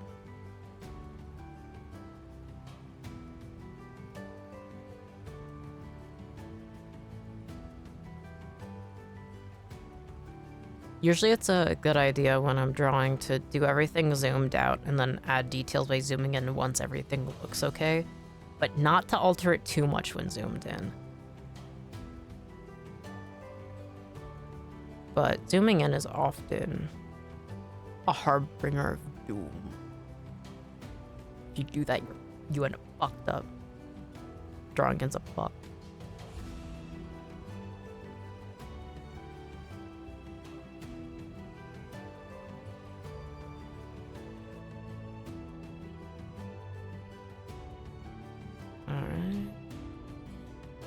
Felt. Are you still drawing, Sola? I'm curious. What you got? Do you want to cut this entire layer? No. No, I don't. Yeah? Hell yeah.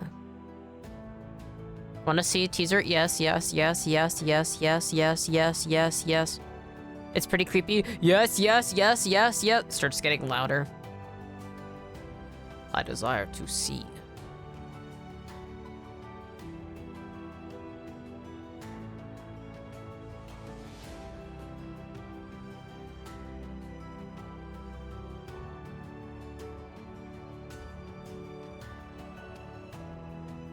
Actually, let me pull up my phone.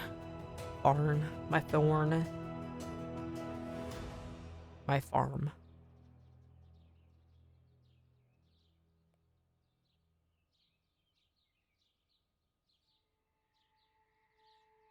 What the fuck? I love when I get a spam email, but it doesn't go into the spam section, and then I just get it. And I just got a notification for it. I'm like, what the fuck?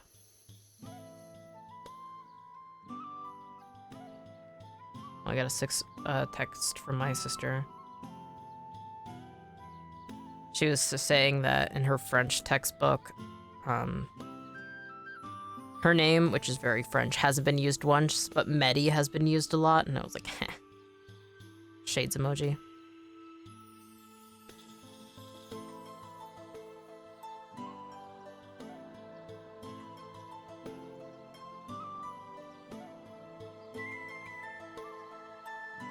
I'm just checking my email, sorry.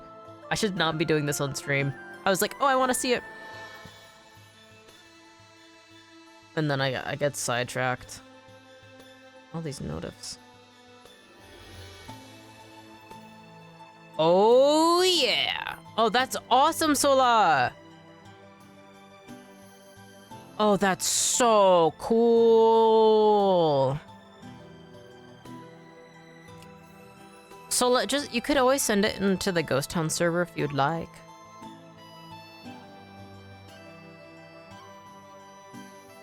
I know Apollo's also there, but if you want to keep it private, you can just send it in DMs too. Ow! Ugh, I gotta take a stretch. I just felt my body physically existing. It's not done yet, though? Okay. Fine, you can keep your secrets hidden. Ah, God. Damn. My ass went numb from sitting too damn long. Gotta drink my tea.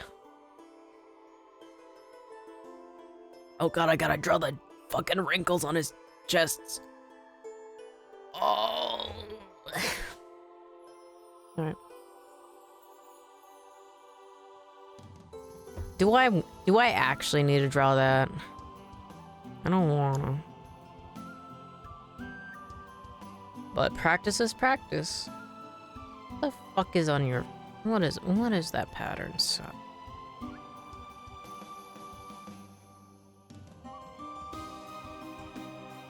Definitely scales. I don't think you'd be bold enough to have... dragons. But maybe, like, water serpents? Just post it there, screw it. Hell yeah. I mean, I post rough sketches there all the time. And I mean, as is, it's really good. You are too harsh on yourself, my friend. Take pride. Oh.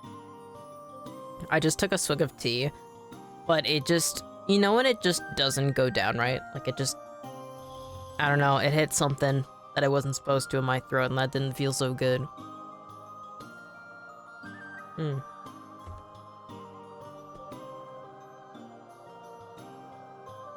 Alright. Yes. Yeah, it has to be regarded to storms. I think it's really interesting that the place that the Baratheons live is like super like dark and gloomy and stormy all the time. But their colors are like yellow and like amber. I suppose maybe because everything around them is so harsh and cold, they want some light. Oh, I finally figured out what vibe my shrimp was giving me. Hell yeah. It's always nice to figure out what vibe you're getting from something. Alright, I think that's right. And then it curves like this.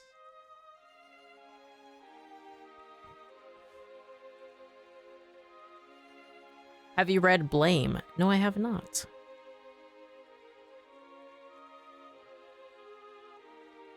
I haven't heard of it before. Is it a manga? Novel?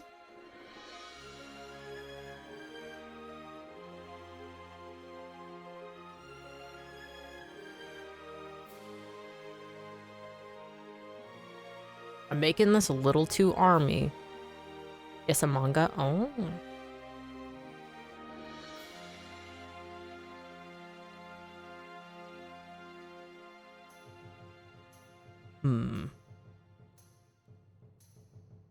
Does that curve? Kind of looks like it curves inwards. I think that's one of the reasons why that wasn't coming out right. Also, this curves a bit more like this. Like that. Okay. And then like that.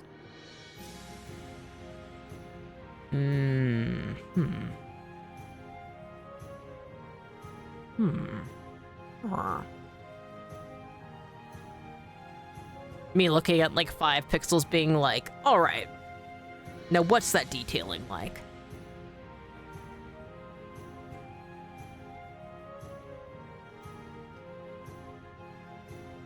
Come on. Then it has to be a little bit more squished because this is now going onto the side of the cuff. Obviously, this isn't going to be an exact one-to-one to the bracelet because it's kind of like lower down on the cuff than how I'm drawing it, but fuck it.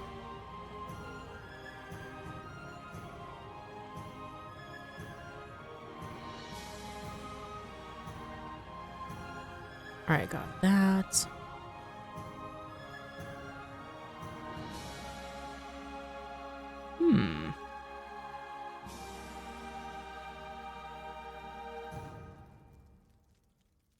You make the middle section a bit more prominent.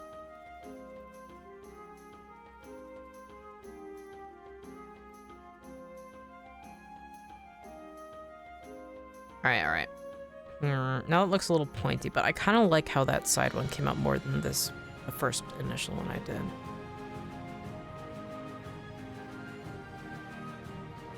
Make it a little bit more pointed.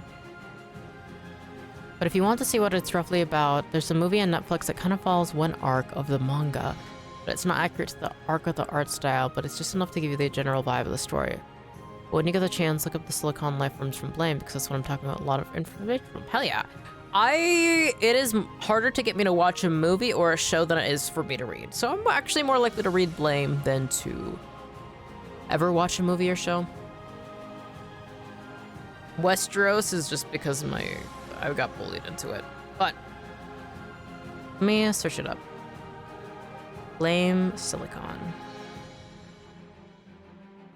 When I used to be really more into sci-fi, I loved seeing all the different interpretations of Silicon life forms. Oh, that's cool. That's super cool. I like it a lot. Hell yeah.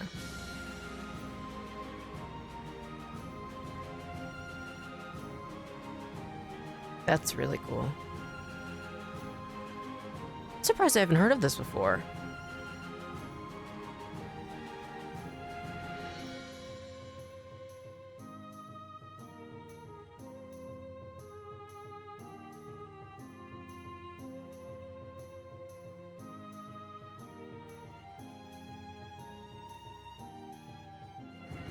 (1997 to 2003). Damn. Yeah, why the fuck haven't I seen this before?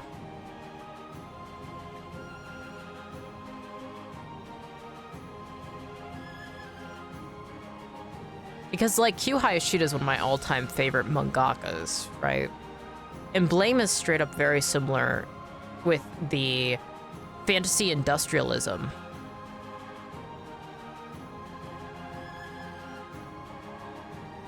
Hell yeah.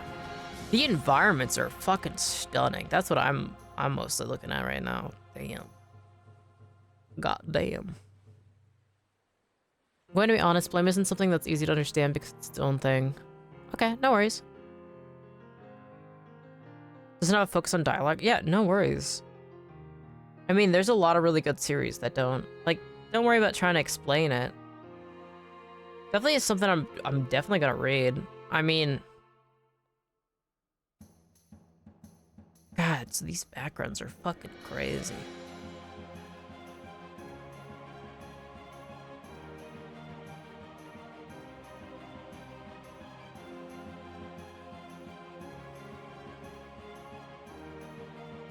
Oh, all right, gotta get back to work.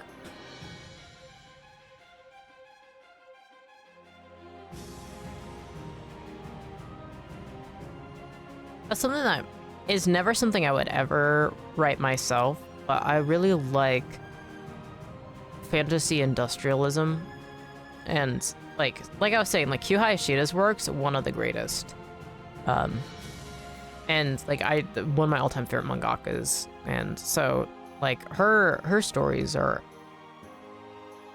very abstract, and her backgrounds are way more cluttered, but gotta love Q Hayashida.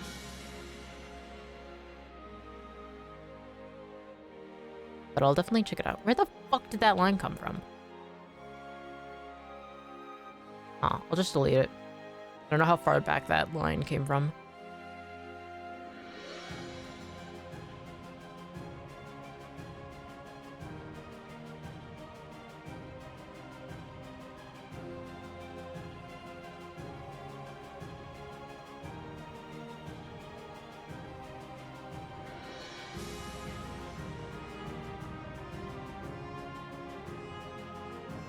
Oh, I don't know why this like dramatic ass fantasy music is making me sleepy. I think it's because it's bringing forth an energy that I'm just not able to match right now. But I haven't been sleeping well. I keep waking up because of the pain I'm in. So then I just grab my laptop and I'm like, what if I drew Vega again?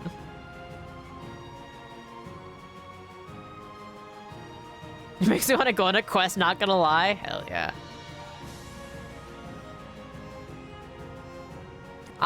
It's funny, like, whenever I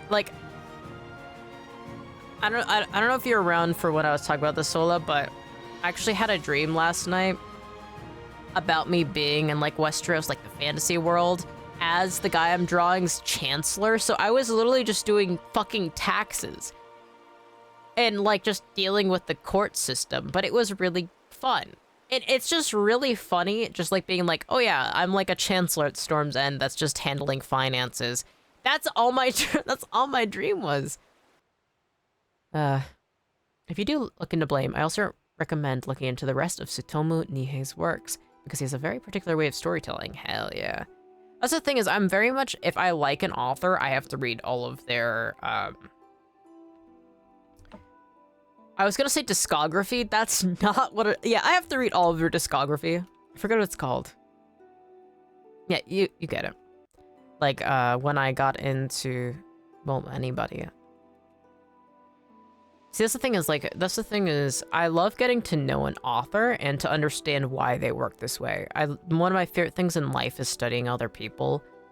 That's actually most of what I do. I mean, the only reason I keep people around me is if I find them interesting and I study them. So when I read a book or read a novel or manga and I'm like, I need to know more. I need to know more about how their brain works, and I also need to know more about how they're handling things. See, with video game writers, when it resonates, it's like, I can't just let this be its own thing. I need to then deep dive and understand why it even exists in the first place. So when I get around to reading Blame, I probably will read Tsutomu Nihei's works outside of it. I mean, already just the art's stunning itself.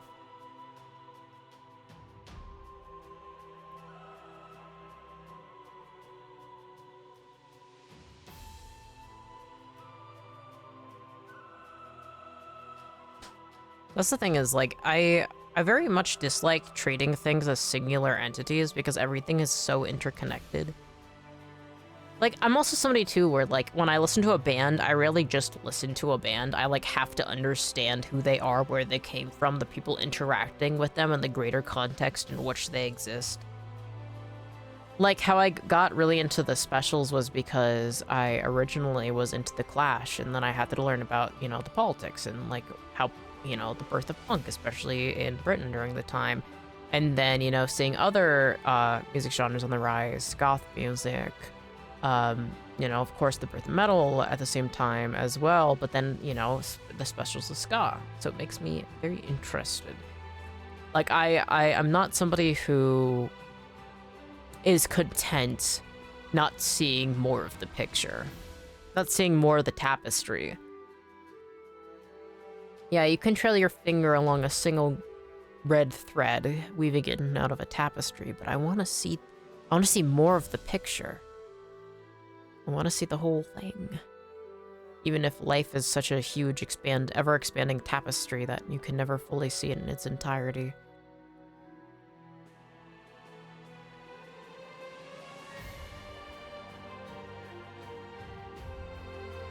Oh, I gotta define more of his hair. It's too undefined. I don't want to have to texture his vest. Blech.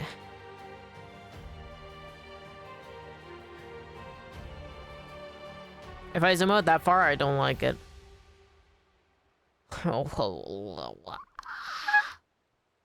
Okay.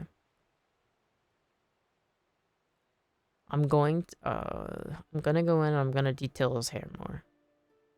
Then he gets a little bit of hair rendering as a treat. This is something that I struggle with, though, is when characters have distinct gray streaks in their hair. For some reason, I struggle to define it well, because I don't want to have it too jarringly obvious, but then there's a nuance to it that but that's like my favorite thing ever. I think characters who very visibly have signs of experiencing life is just so cool. Whether they be scars or wrinkles or gray hairs. I mean, this guy even has some mostly gray chest hair. Thinks about it, thinks about it, thinks about it, thinks about it. Oh.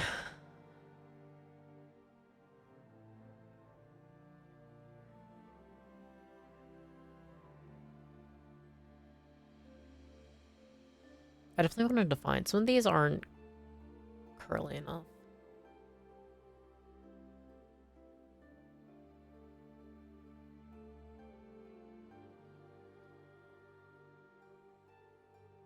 I always think it's cute when somebody with curly hair just like lazily brushes or combs out their hair and then it gets super frizzy and like fucked up. Because honestly, yeah. It was specifically when I was studying how H.P. Lovecraft wrote, because when I first started writing, I didn't understand how to write horror. Which, don't worry, H.P. Lovecraft's method was completely useless on how to write fear, specifically because I'm not a pathetic little man that's victim of fear from everything that's new or different. Yeah, H.P. Lovecraft, a lot of what he has inspired is far more interesting than his works. I love horror, and I love eldritch horror, but H.P. Lovecraft's own works, I'm grateful for their existence because it has helped open up a ton of better writers into such concepts. But yeah.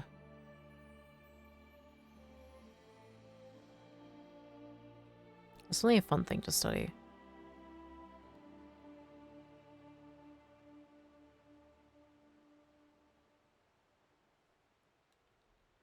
I love different writing styles.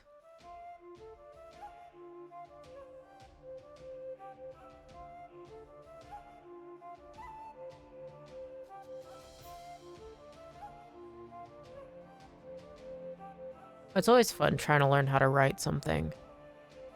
Because you have this idea, this visual, this feeling that you try and evoke, but how you accomplish that is interesting.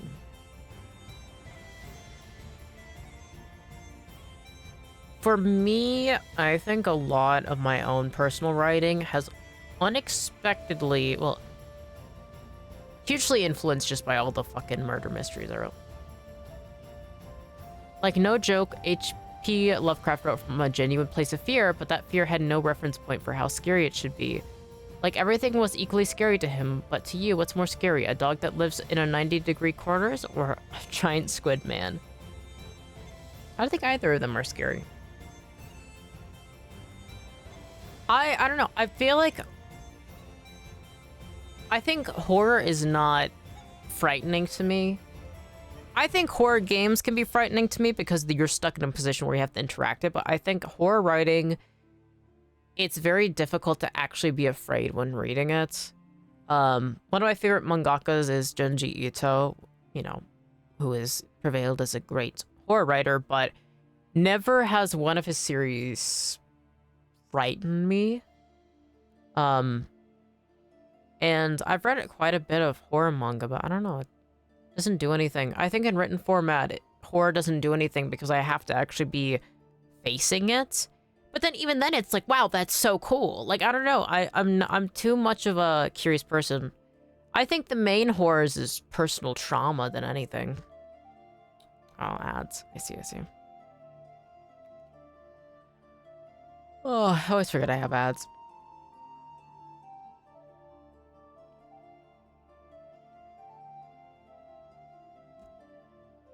Let me see your hair texture, funny man. He's got big sweeping curls in a lot of places. I gotta go and define these more.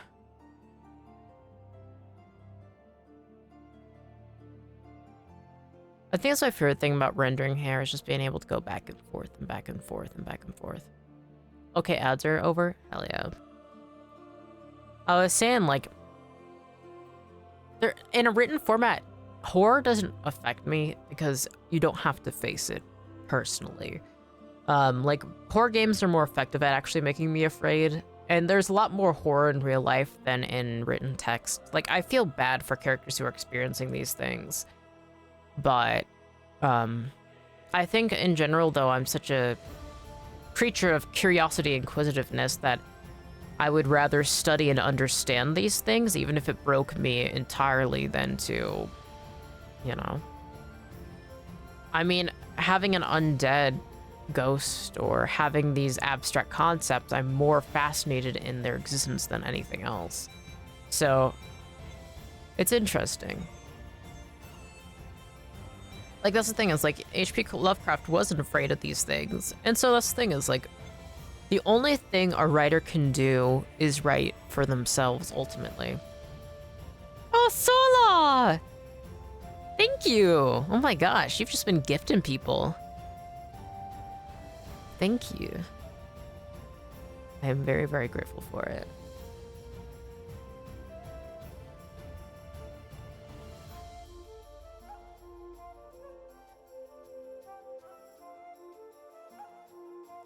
Genuinely, I think if I could go back, I would not have probably gotten affiliate on Twitch right away. I probably would have kept it off until I had way more people following. I always feel bad seeing people stuck with ads.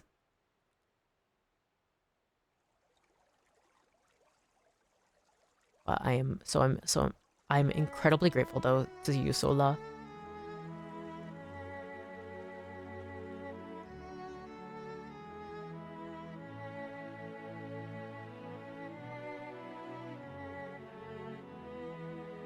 Same here.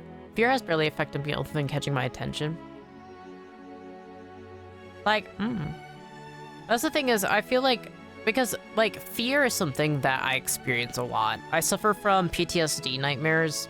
Pretty much almost every single night I have to relive horrific fucking things.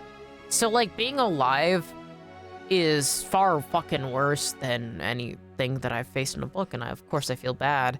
And I do try and feel and empathize with people, but more times I'm like, that's a weird-ass concept. Junji Ito's weird fucking fish story where there's, like, metal robots feeding off of gases that build up in human corpses. Like, that was just a fucking weird-ass... I love it. What was it called?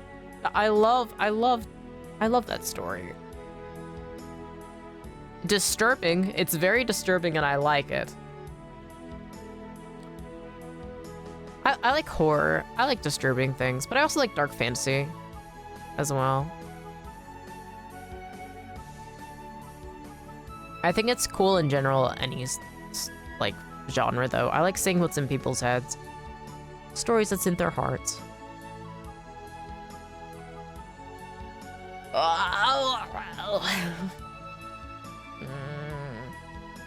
The more I work on this, the more I don't like it. I gotta get better at rendering hair. I said I was rendering more of his hair as a tree, but now I'm like, I can't do it. I'm not capturing it.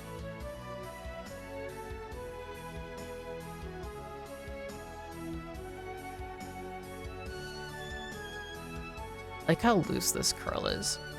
He often has like a curl that's very loose. I think I have it too tightly coiled. I think that's maybe one of the problems. Ugh.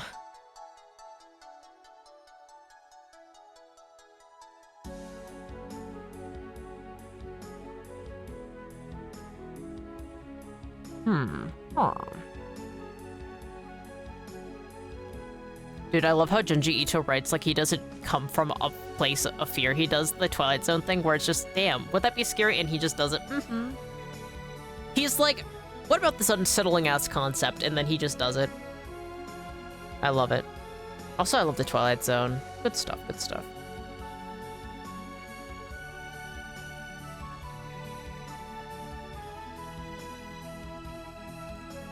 One of my favorite things about Twilight Zone, though, is it's a lot of social commentary, where Junji Ito's like, let's think about this very bizarre... like, Junji Ito is so fucking surreal. I love it. Surrealistic artwork is some of my favorite... Like, it is my favorite thing. Surrealism is the coolest form of artwork. Like, my favorite painters are... Zdzisław Aksinski, and then technically he's more of a sketcher, and then it's like H.R. Geiger, right? So those are like two big time, and then Salvador Dali. Those are my three faves. Oh wait, who's who does the fucking cats in the tower? It's a Spanish painter. Who is she? Spanish? I think she's Spanish. Spanish? Maybe she's Portuguese.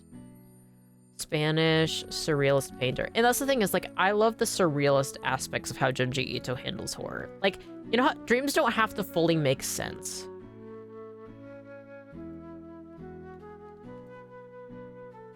Remedios Vero. Her art is fucking so strange. Like, that's my favorite type of horror, is when they're put into these contexts where they're not necessarily horrific due to them being based necessarily in human things. It's just, I don't know, I love it. I love it. If something is very bizarre and barely reflects any sense of reality, it's like, yes. I mean, obviously Junji Ito also has very, very little things, but it's like, what if people started going in spirals and snails? And like, obviously it's inspired also by the part of the ear that is snail-shaped as well. But like, I don't know. But then also, I feel like a lot of times surrealism isn't necessarily horror, but it can be extremely unsettling. Like, one of my all-time favorite movies is the French animation, Fantastic Planets. In French, La Planète Sauvage. And it's one of the greatest. But like, some people, it's fucking terrifying to them. But it doesn't have full explanations. It's just like, oh, it's so good. If you ever want to understand why my brain is the way it is, La Planète Sauvage, fantastic planet, hands down one of the greatest films, but ooh, that's some good shit. That's some good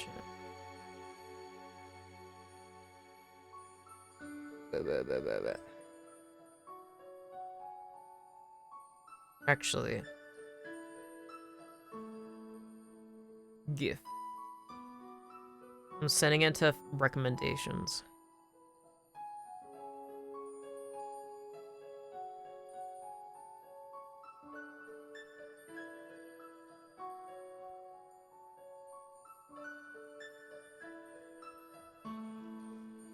I loved Junji Ito's retelling of No Longer Human. Hell yeah.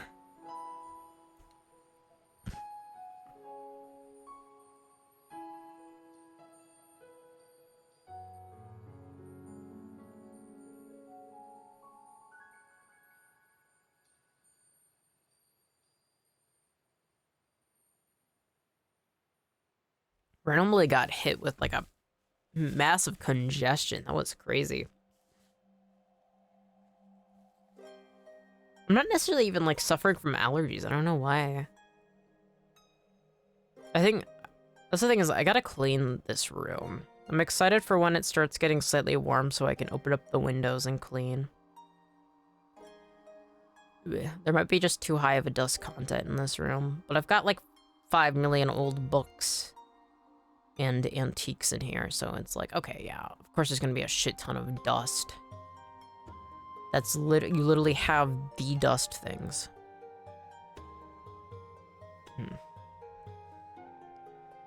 I haven't been able to properly clean it in a while. I don't like this curl I have up here. Ew. Beautiful, man.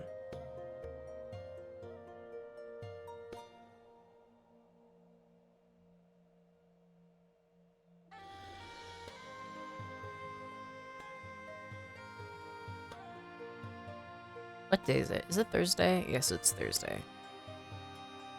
I finished. I felt like absolute garbage yesterday.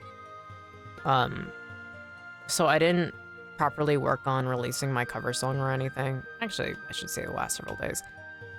So today I was working on the music video for Imaginary End. And so that's out. So yes, it is Thursday, because it's the day after I was supposed to properly release it, but then I proceeded not to, and I did so today.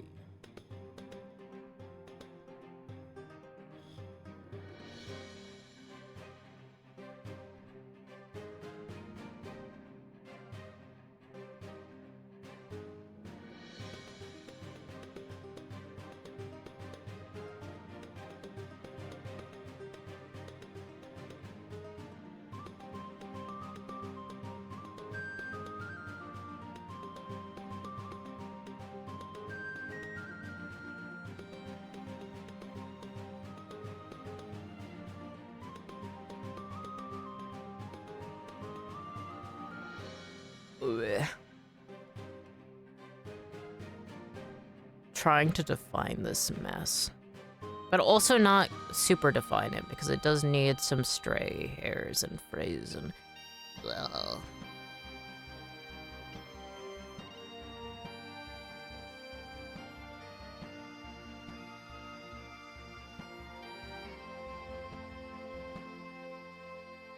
I need to get better at hair texturing.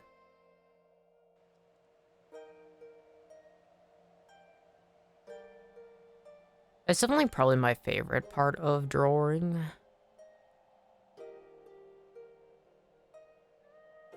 Because it is kind of fun to just go back and forth.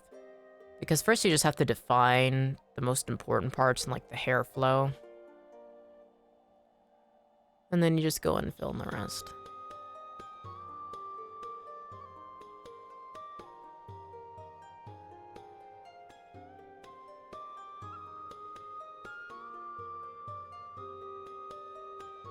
Oh, God. I think it's funny how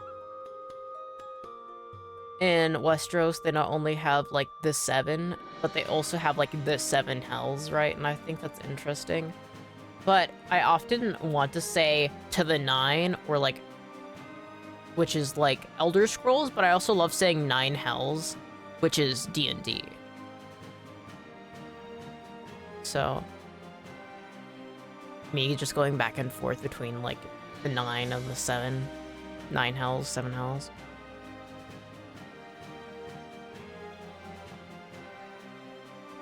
Seven is an interesting number.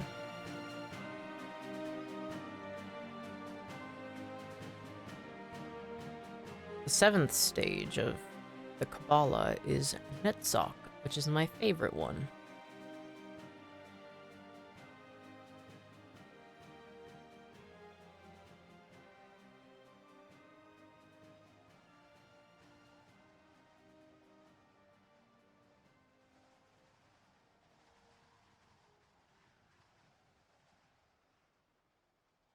What parts of his hair are gray? He has like grays on the side, and it's kind of just mixed in everywhere, honestly. God, what a fine man.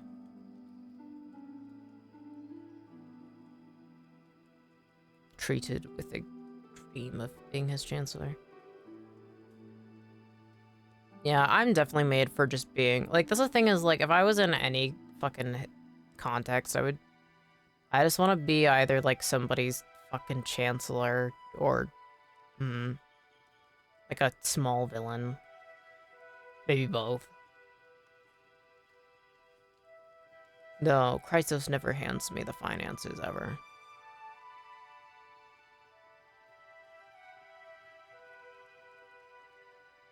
I think it'd be fun to have my own fief. My own fiefdom, but I think I'd be fine at managing it, but I think I would never want anything large scale.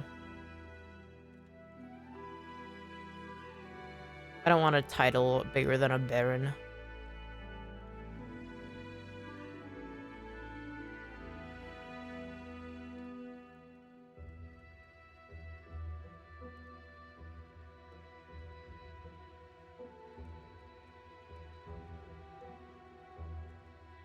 Though I guess if I had to pick up the crown, I would.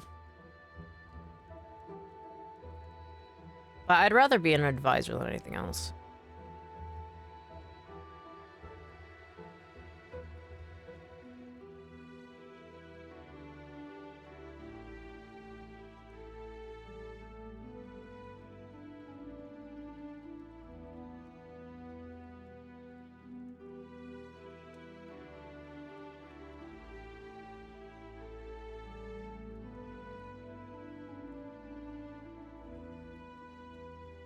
For me, I think academic studies would be the thing I'm most interested in, so whatever could get me that.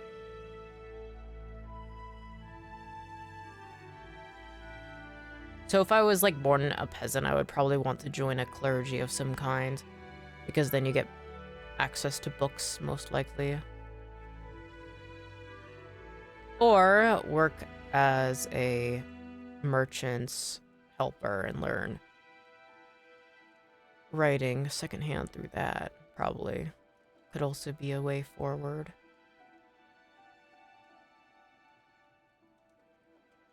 If born a merchant's son, like I canonically was, then I already have access to a lot more.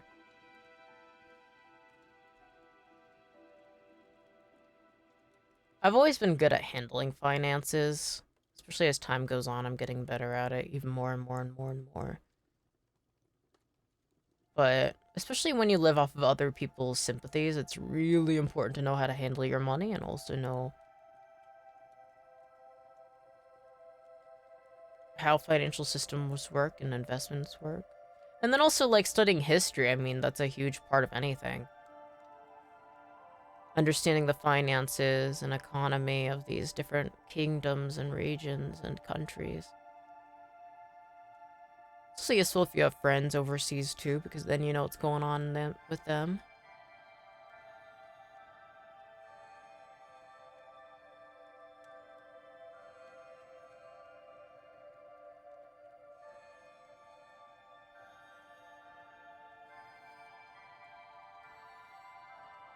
Oh, this is soothing.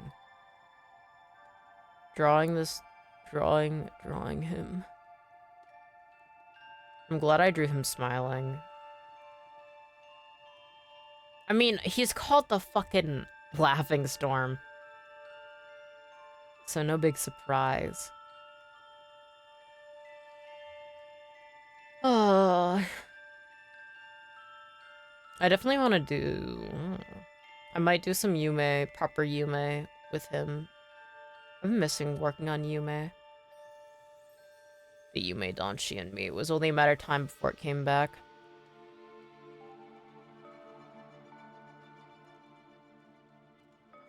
I was posted, some of the fan art I did yesterday of, you know, Vagar and Duncan Egg onto Tumblr. It was cute. I got a response that was like, oh my gosh, I haven't seen new art of yours in so long. I missed it. I especially love your art, your fan art of Welcome to Demon School, Urumaka. And I'm like, oh my god. I'm really happy to see that. I still get so many notifs on Tumblr of people liking my old fan art. But that was the last series that I did Yume art for. Though I didn't post any of it. But I did some other fan art, just characters on their own.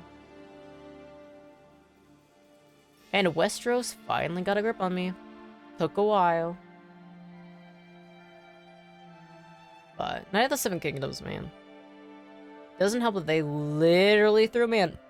That's almost exactly my fucking type right in my goddamn face. Which is fucked up. Because he wasn't even that much of my type in the books.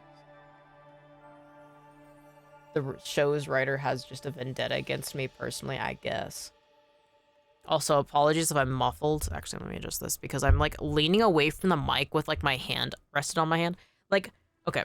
So I'm sitting on like a weird chair that has like the bars underneath it. Visual. And it's also a corner chair, so like the back is like this. So it's like it's got like a curved back. So it's got like a bar.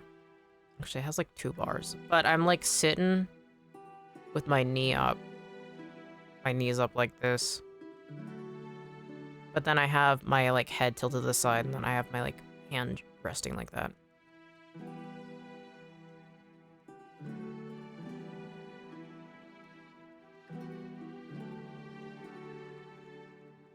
That's not a good visual at all to represent that.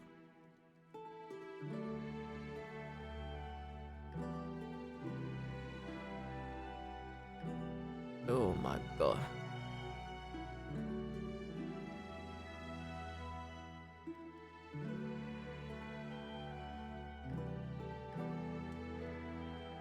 Sometimes I actually pause and like think about how beautiful he is and I feel sick.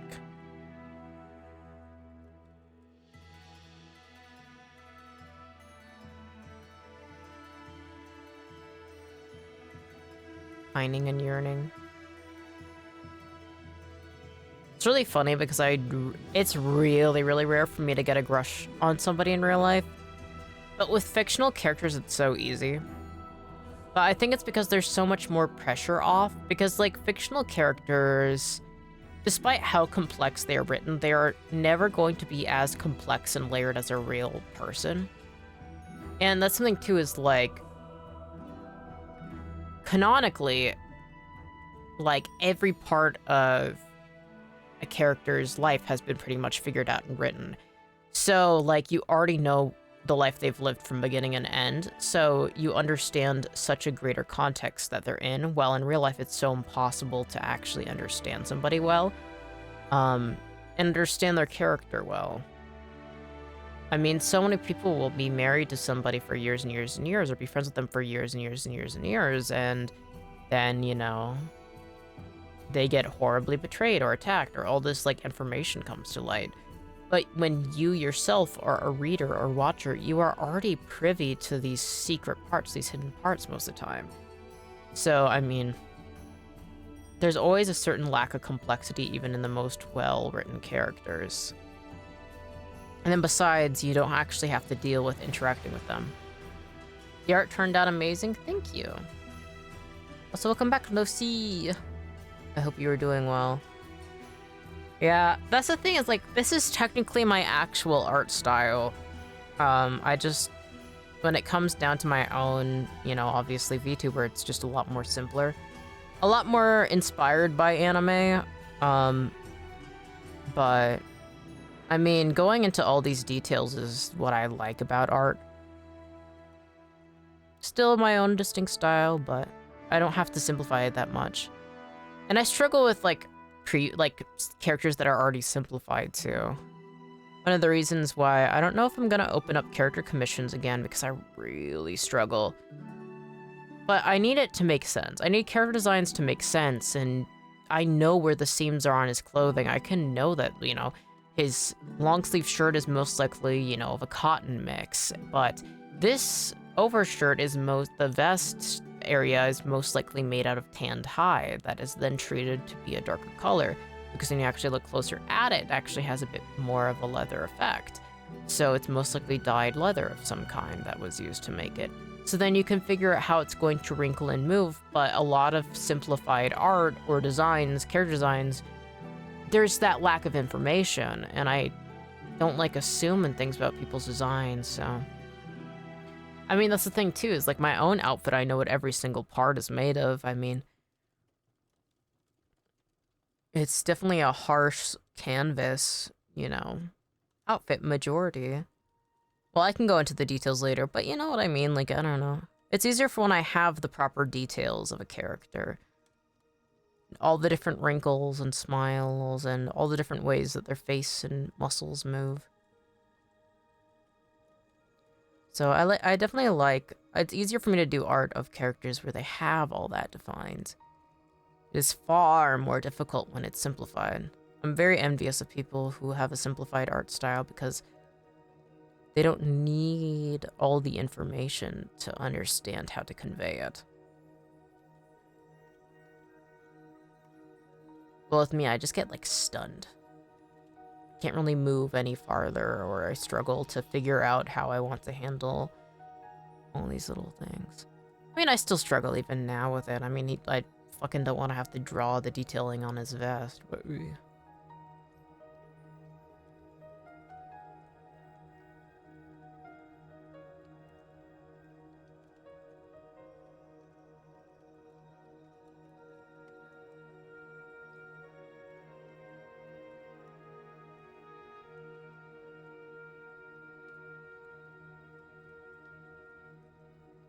I definitely find it easier to draw characters that I find beautiful too, because I was so focused on all these little details watching him move. All these little gestures, the micro expressions, all these little bits of his behavior, demeanor, how he moved through the space. It was very enchanting. What a fine man.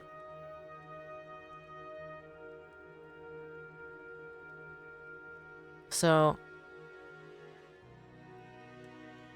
drawing him, I'm sure, it's going to be better than most other drawings I can do of any other character because, God, what a beautiful man.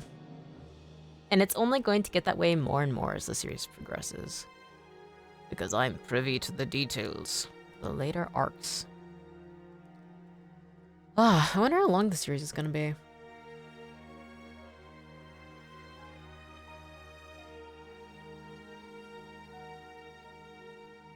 That's something too, is like my biggest art inspiration is Kentaro Miura of Berserk. And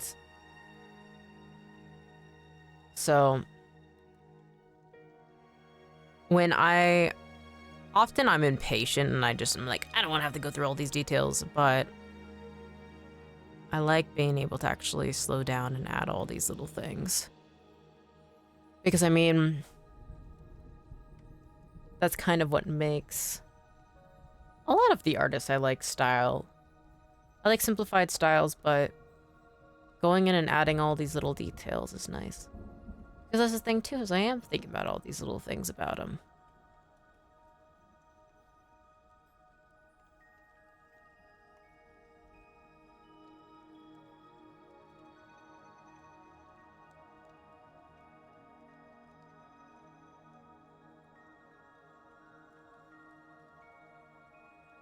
I just end up looking so good. What the heck? Hee hee.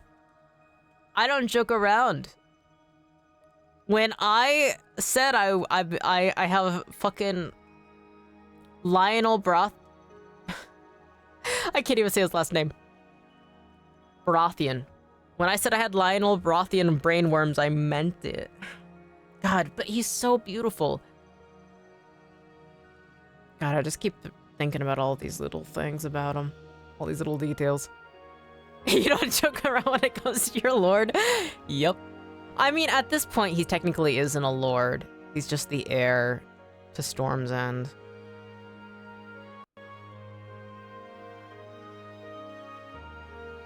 Well, technically he is a lord, young lord.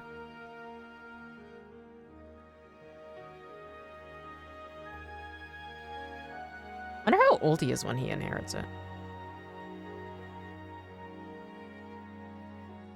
Because he definitely isn't necessarily young at the beginning. What's the thing though, is that if your dad dies, like the like actual current ruler dies when he's like fucking 78 and you're like 60 yourself. I mean, you know, just how it goes.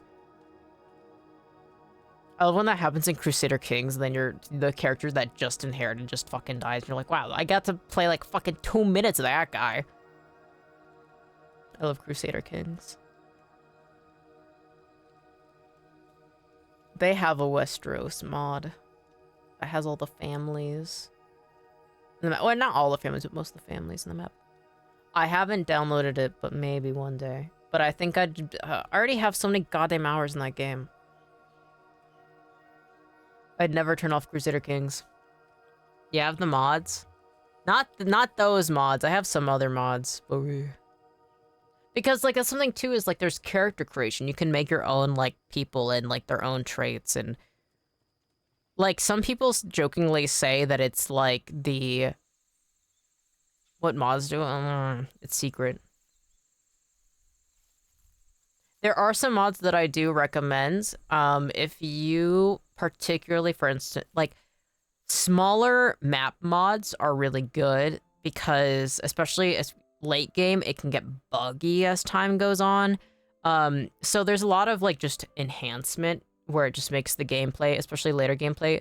There's also some where it like limits diplomatic borders, so like people far away from your country don't have as much gameplay going on that are having to be run through, because like, you gotta remember, like, this game is Japan all the way to fucking Iceland, so it has, and then covers like North Africa to Russia, right? So it's like so many countries, and it's I think 967, and then 1067, and then I think 1549. Those dates, the later dates are different, but it can run this, like, literally your game can go on for centuries and centuries and centuries and centuries and centuries.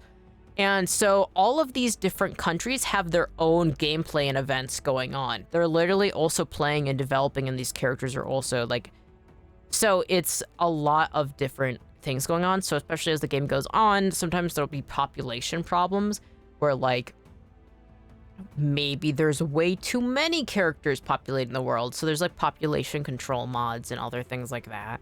There's a lot of mods that help. Sometimes it's just like, oh, like, just visual mods as well to add more detailing to things or less detailing to things. Yeah.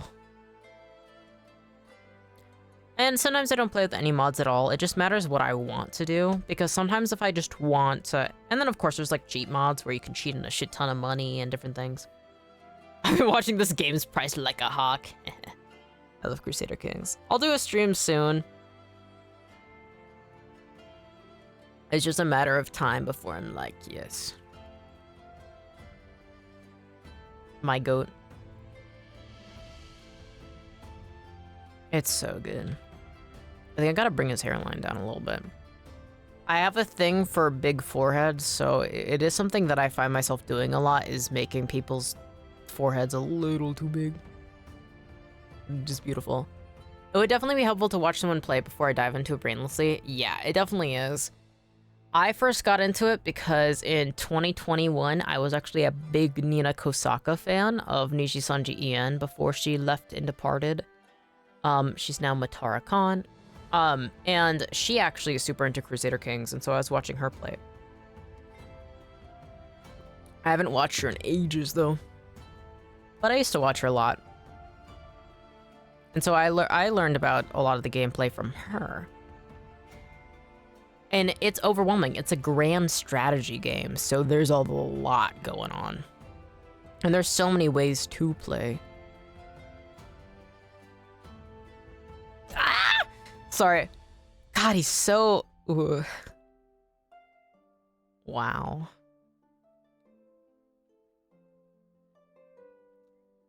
Every once in a while, I just all of a sudden get very consciously aware of what I'm drawing, and then I get flustered. It feels like every game I want doesn't go on sale. I believe in you. Crusader Kings goes on sale pretty often, but I think recently they just released DLC, so I think they want people to pay the game full price, and then it'll go on sale once it's not that. I think probably Steam summer sale or spring sale will probably be on sale. No, he suddenly becomes conscious of the drawing. Because that's the thing is, I'm like, all right, drawing hair texture, and I'm just thinking about the details of that, and then I like, huh. God. That's the thing is that I'll be like, I don't want to be in a relationship. I don't want to have to deal with that. And it's not that I want to be with this guy, it's just... God damn. God damn. God damn. Actually... See, that's the thing is... If I find somebody attractive, they will never know.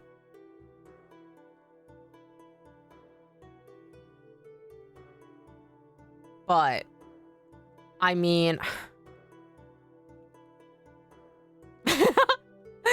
But if I could have a really deep connection with this fictional man, I would, yeah. I kind of want a Yume with him, like, properly. Like, the Yume Danshi in me has been so malnourished. I have not self-inserted myself with a character in so long, and I fear that I may cave soon. Oh, God. But he's so my type! But it's more than that, too! The way he moves through a space, the way he smiles, the way he laughs, the way he lives his life! He's a good man! I'm gonna throw up blood. I can't spoil anything, but goddamn this man. Oh.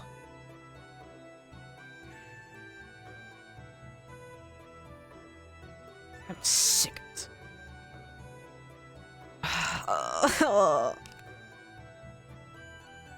I can already tell it's bad though because I've already dreamed of him.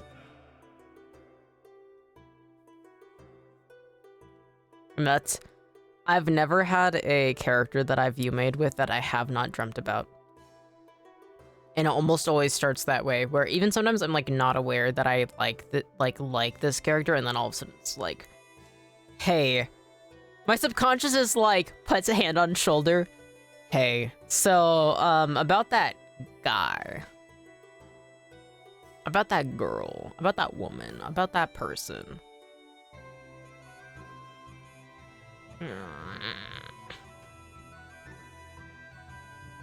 Oh wait, I never fucking finished the cuff.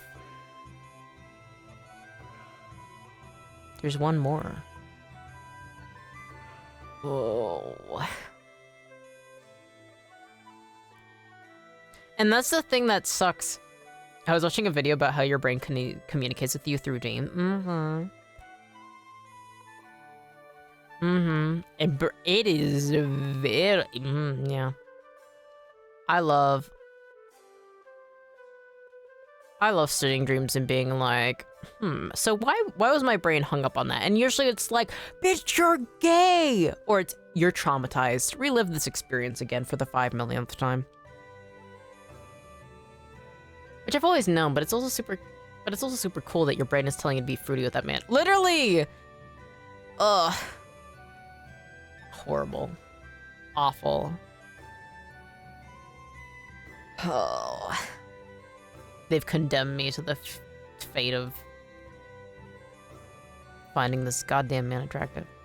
And that's then, okay, so You know, I was talking earlier about how I'd finally got over feelings for, like, a dude who, like, is very similar to this guy.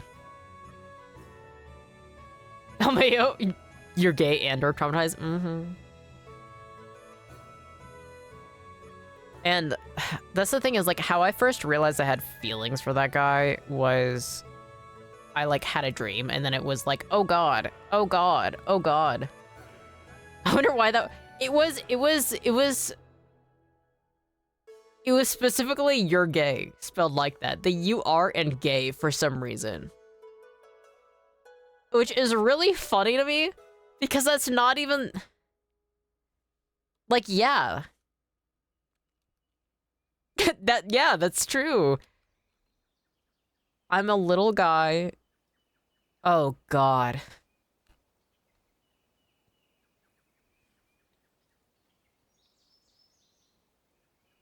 Sorry. I just remembered how tall this guy is, and I'm like, God damn it. Fun fact, I prefer if people are shorter than... I prefer if they're, like, around my height or, like, a little taller. Not too much, but just a... You know, because it's inconvenient if they're too tall. It's like... he's only a little bit shorter than Sir Dunk. In the fucking right... In the books, he was even taller, because he was only a little bit shorter than Sir Duncan in the books, and Sir Duncan in the books is fucking 6'11". Like, it's not surprising they made him shorter. But he's only a little bit. He's only like a 2 inches shorter than Sir Duncan. Which means he's like 6... He's at least 6 feet tall. How tall is Sir Dunk's actor? Because he definitely is a fucking 6'11". 6'5". Oh. That means... Oh. Wait. Wait. Does that mean... Oh, God, no. He's definitely over 6 feet tall. My childhood friend I've known since birth is 190 centimeters, aka like 6'3", 6'4". So... yeah. She's beautiful, but... When... Oh, God. Inconvenient. Alright, let me look at a picture of them together, actually, so I can... Yeah, he's only a few Alright, I'm blinking. Googling Lyonel Baratheon. God, his armor is cool. Oh my god, he's fucking cool, dude. Oh my... The fucking metal antlers on his helmet, dude. They aren't practical, but they look so badass. Alright.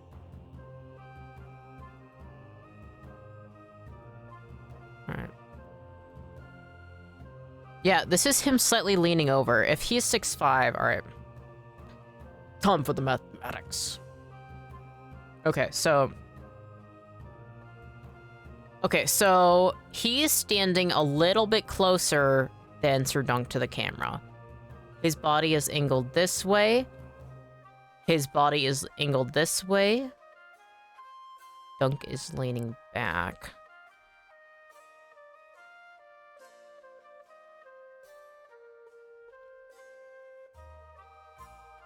Okay.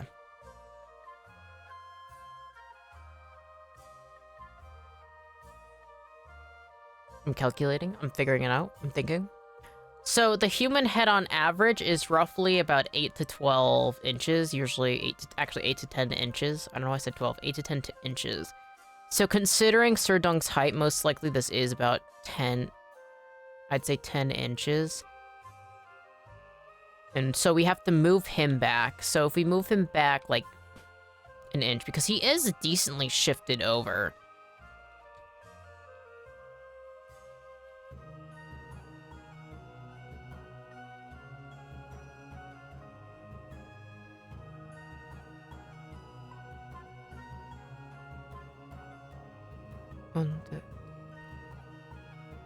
Yeah, I'd say he's about 6'1". That's the meta estimation. Actually, wait, I can just search up how fucking tall the actor is, dumbass. Who acts?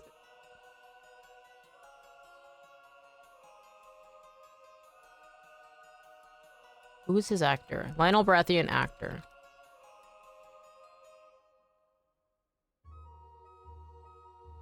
Daniel Ings. I've never seen the last name Ings. I wonder what that's from. Height.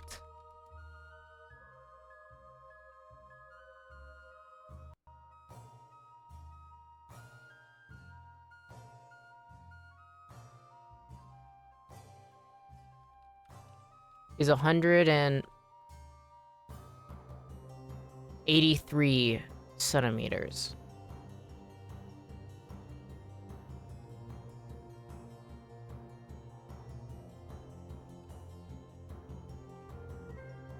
So he's almost 6'1". He's on the high end of 6 foot. Okay.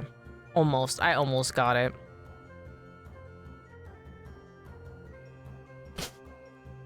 What a useless fucking tangent that was. Oh my god. Whatever. The last character you made with was also 6 feet, which sucks. Because that is exactly a head taller than me. Which is kind of convenient, but also at the same time, like, when it comes out to drawing, because it's like, oh yeah, I'm just on there, like, if I was here, my head would literally just be, like, right under his chin. But that also sucks, because that means... Ugh.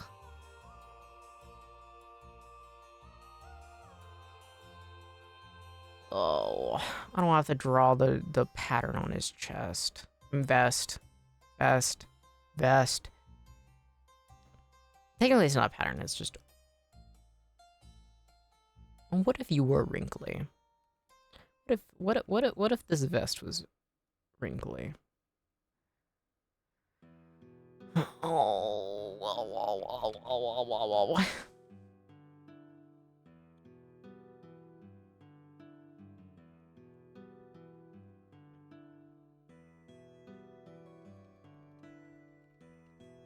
You have to soak leather to cure it, and then also to dye it, but then it also causes interesting warps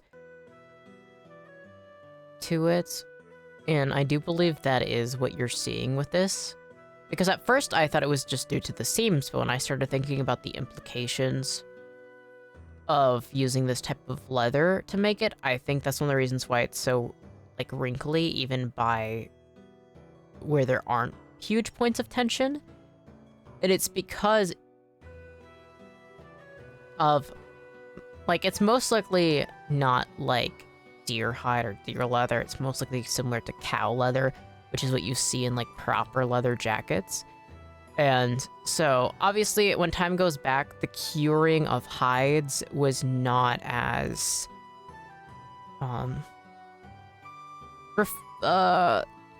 good at removing the sort of wrinkles that would come about when it, you know, exposed to water.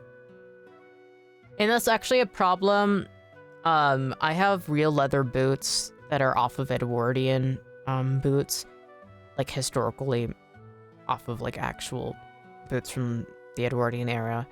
And so, like, when you have leather boots, they'll last a lifetime. And one of the things that you should do, especially to keep them, like, from, you know, make them waterproof, is you have to apply a type of oil to it. Now, I used mink oil, and I accidentally applied a little too much oil, which ended up making the leather become a bit more wrinkly, a little easy to, like, make these designs. So in a way, you could just assume that this is just actually a very well treated vest that is most likely actually really good at wicking off moisture, which is actually a really good feat, especially in keeping yourself not exactly soaked to the bone. My guess is this is made out of ox or cow hide, then treated, of course, with dye, and most likely, of course, lime water, which was commonly just used to... Or lye water? and would be used to treat and clean things. I do think this is why it's textured like that. And now I don't feel as bad about drawing it because now I understand why and how. See, I like drawing when I understand why. Because no garment of clothing just exists. This is one of the reasons why I can't play a lot of gacha games, because what the fuck is that design? That makes no goddamn sense. And it's okay if people like designs that make no goddamn sense, but as somebody who has sewn their own clothing and understand how fashion and garments work, and also how cloths and hides work, it's like, that makes no goddamn sense. Oh. And that's the thing, if I colored this, it would look so fucking ugly. And it's not that coloring is bad. It's I don't know how to color. And then every detail that I've put in all of a sudden is like hidden. And so every part that makes the drawing look good is just hidden from plain sight. And it's like, oh no. No. Listen, gacha game designs are so... I used to absolutely love them because I'm like, oh, Minji complicated designs. But then I realized how many Hoyo female designs are literally the same every single... That's the thing is, like, for me, I love an efficient design. I want it to make sense. I need it to make sense. That's the thing is, I love and respect my fellow VTubers, unless they don't deserve respect. But it's rare for me to find a VTuber design that I like because it falls into the same category that I see with like MiHoYo games and other gacha games. Like, it's just flashy and complicated, but it doesn't serve any actual purpose. Literally copy paste, stop, do something creative. Same body shape, similar face shapes. It's like... And so many of them like try and recreate the same art style too. And it's like, can we get something fucking new, please? Of course, like, my favorite thing to see is, like, really unique designs. But also ones that make sense. I need to make sense. Female characters never get that proper depth and care that they should. And that's fucked up. I'm tired of anime women, actually. Like, the same copy and paste, like, one note trope makes... Like, it's... please. I yearn for something more interesting. I don't need, like, the most interesting or the most make sense design, but I do want a creative one. For me, I think I just like when it makes sense. Because, like,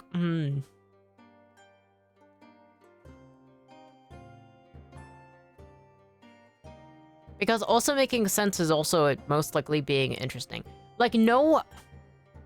It is so rare to see a fictional woman who actually just has a proper body. It's always like, oh, they need the snatched waist, they need the giant bazongas. Or it's like... Just like, I don't know. Doesn't even look remotely human. But it's like, Can I see a woman with actual body proportions and, like, face proportions? If I see one more VTuber in black and neon color streetwear, oh yeah. Oh yeah. That's a classic. I mean, to each their own. If that's what makes you happy, cool. But also, I don't know.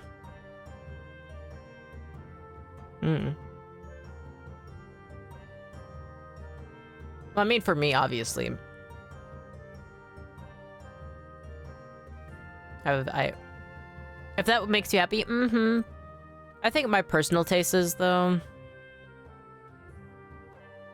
My favorite VTuber design I've ever seen, actually, isn't... I remember... Well, actually, I think my favorite VTuber design actually might be fucking Roberu. And then probably Crimson Ruse, but in his fucking fantasy design. But that makes sense. I like when they're interesting. But like Robodo is just because it makes sense. He's a bartender and he just is dressed like a bartender. But I just like the style to it because it's very unique. Because it's not like full on like cell shading.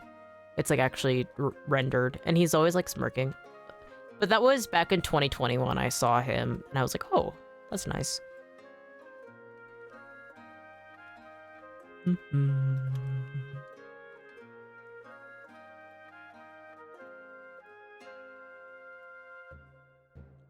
Why is he so little? A little pull up this.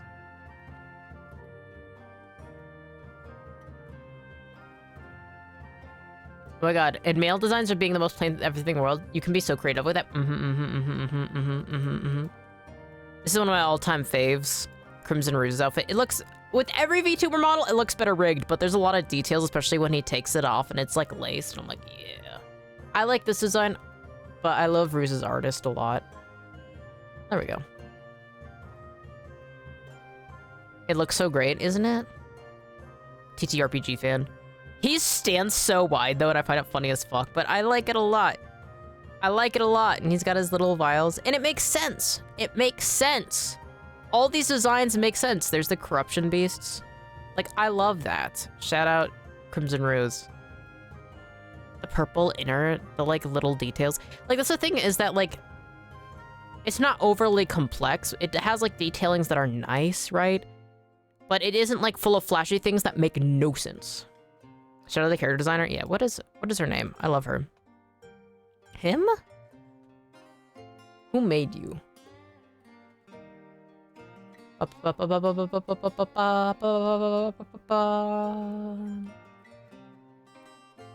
there's two. There's Kefi and then there's Wanamura. Yo. Yeah, but shout out. I haven't saved this drawing at all. I should save it before I lose everything. Image. My art. Fan art. Lyonel. Yo. I'm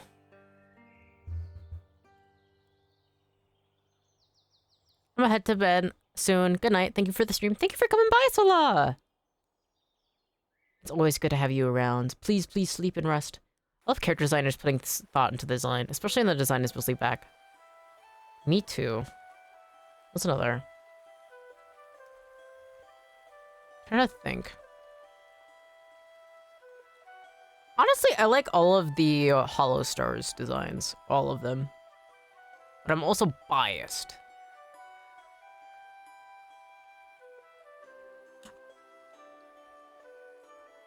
I think, ultimately, I feel like it's important for people to wear what makes them happy.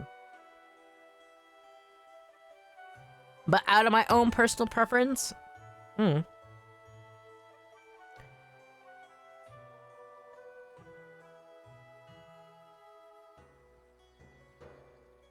like, well, one, I like clothing that makes sense in the way that, like, I want there to be proper seams. I want it to actually be something that you can make, or could be made, or could have been made. That is satisfying to me. But I feel like a lot of character designers, for some reason, don't actually study how fashion works. I don't know. But I'm a very practical person. Like, I need it to make sense. And if I don't know. Oh, God, he's so beautiful. I'm gonna throw up blood, dude. Oh my God. How long has it been? It's been 4 hours? Take my goddamn time.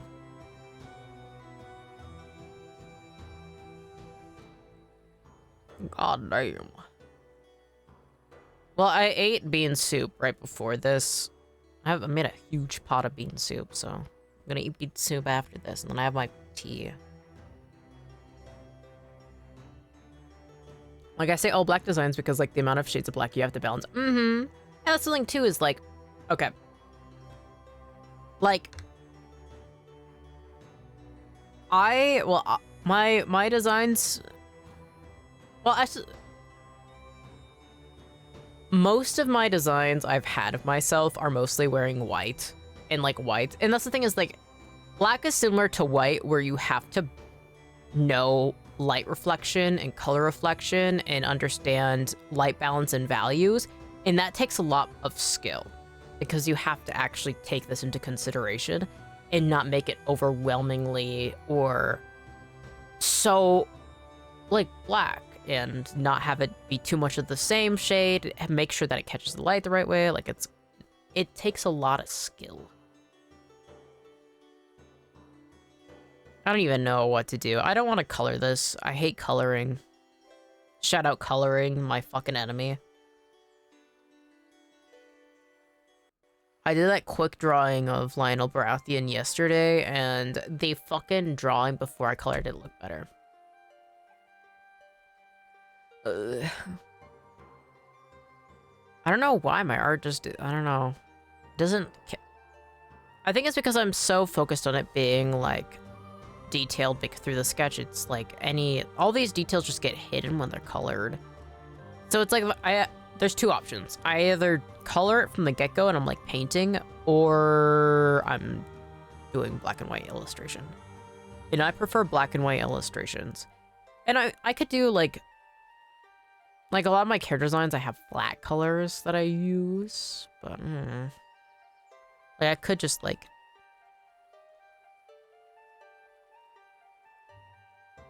I don't know. I kind of like him just being drawn like this. You get one thing. No color.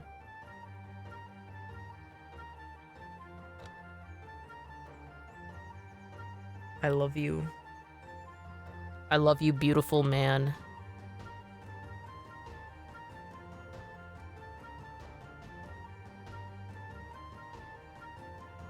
It's so over for me, dude. It's so over for me. It's so over for me.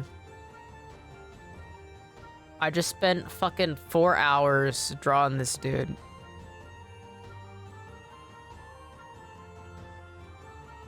And it's only one of many. I know there's gonna be even more times where I'm gonna draw this dude.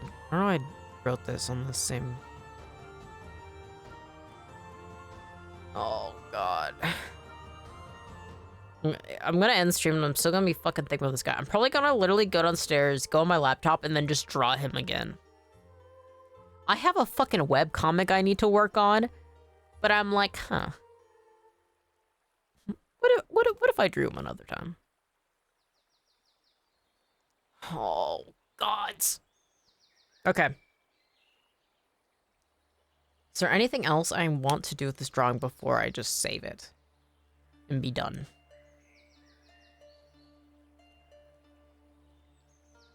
No, I think I should end it like this. Because if I start editing thing or like putting in details now, it's never gonna... Wait.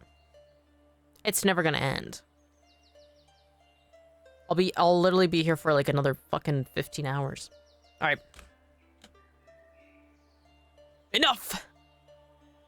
Ah! Ah! Okay. Lyonel Baratheon, man that you are. Thank you so much, everybody, for coming by today. This was a very self-indulgent stream. Honestly, yeah, I think I'm probably going to be doing way more art streams this year, at least coming up in the next few months. I'm slower drawing on stream, but I actually draw things, and it's nice to chat. Yeah. I'm so tired. I have not slept well at all. I had this dream about him, and then I was awake for 16 hours, and I usually start passing out at like 12. So, and I'm also in a lot of pain. So I'm heading off now. Thank you to everybody who has come by today. Thank you to everybody who's chatted, and thank you to the VOD watchers in the future, and I hope to see you next time. Bye-bye, everybody.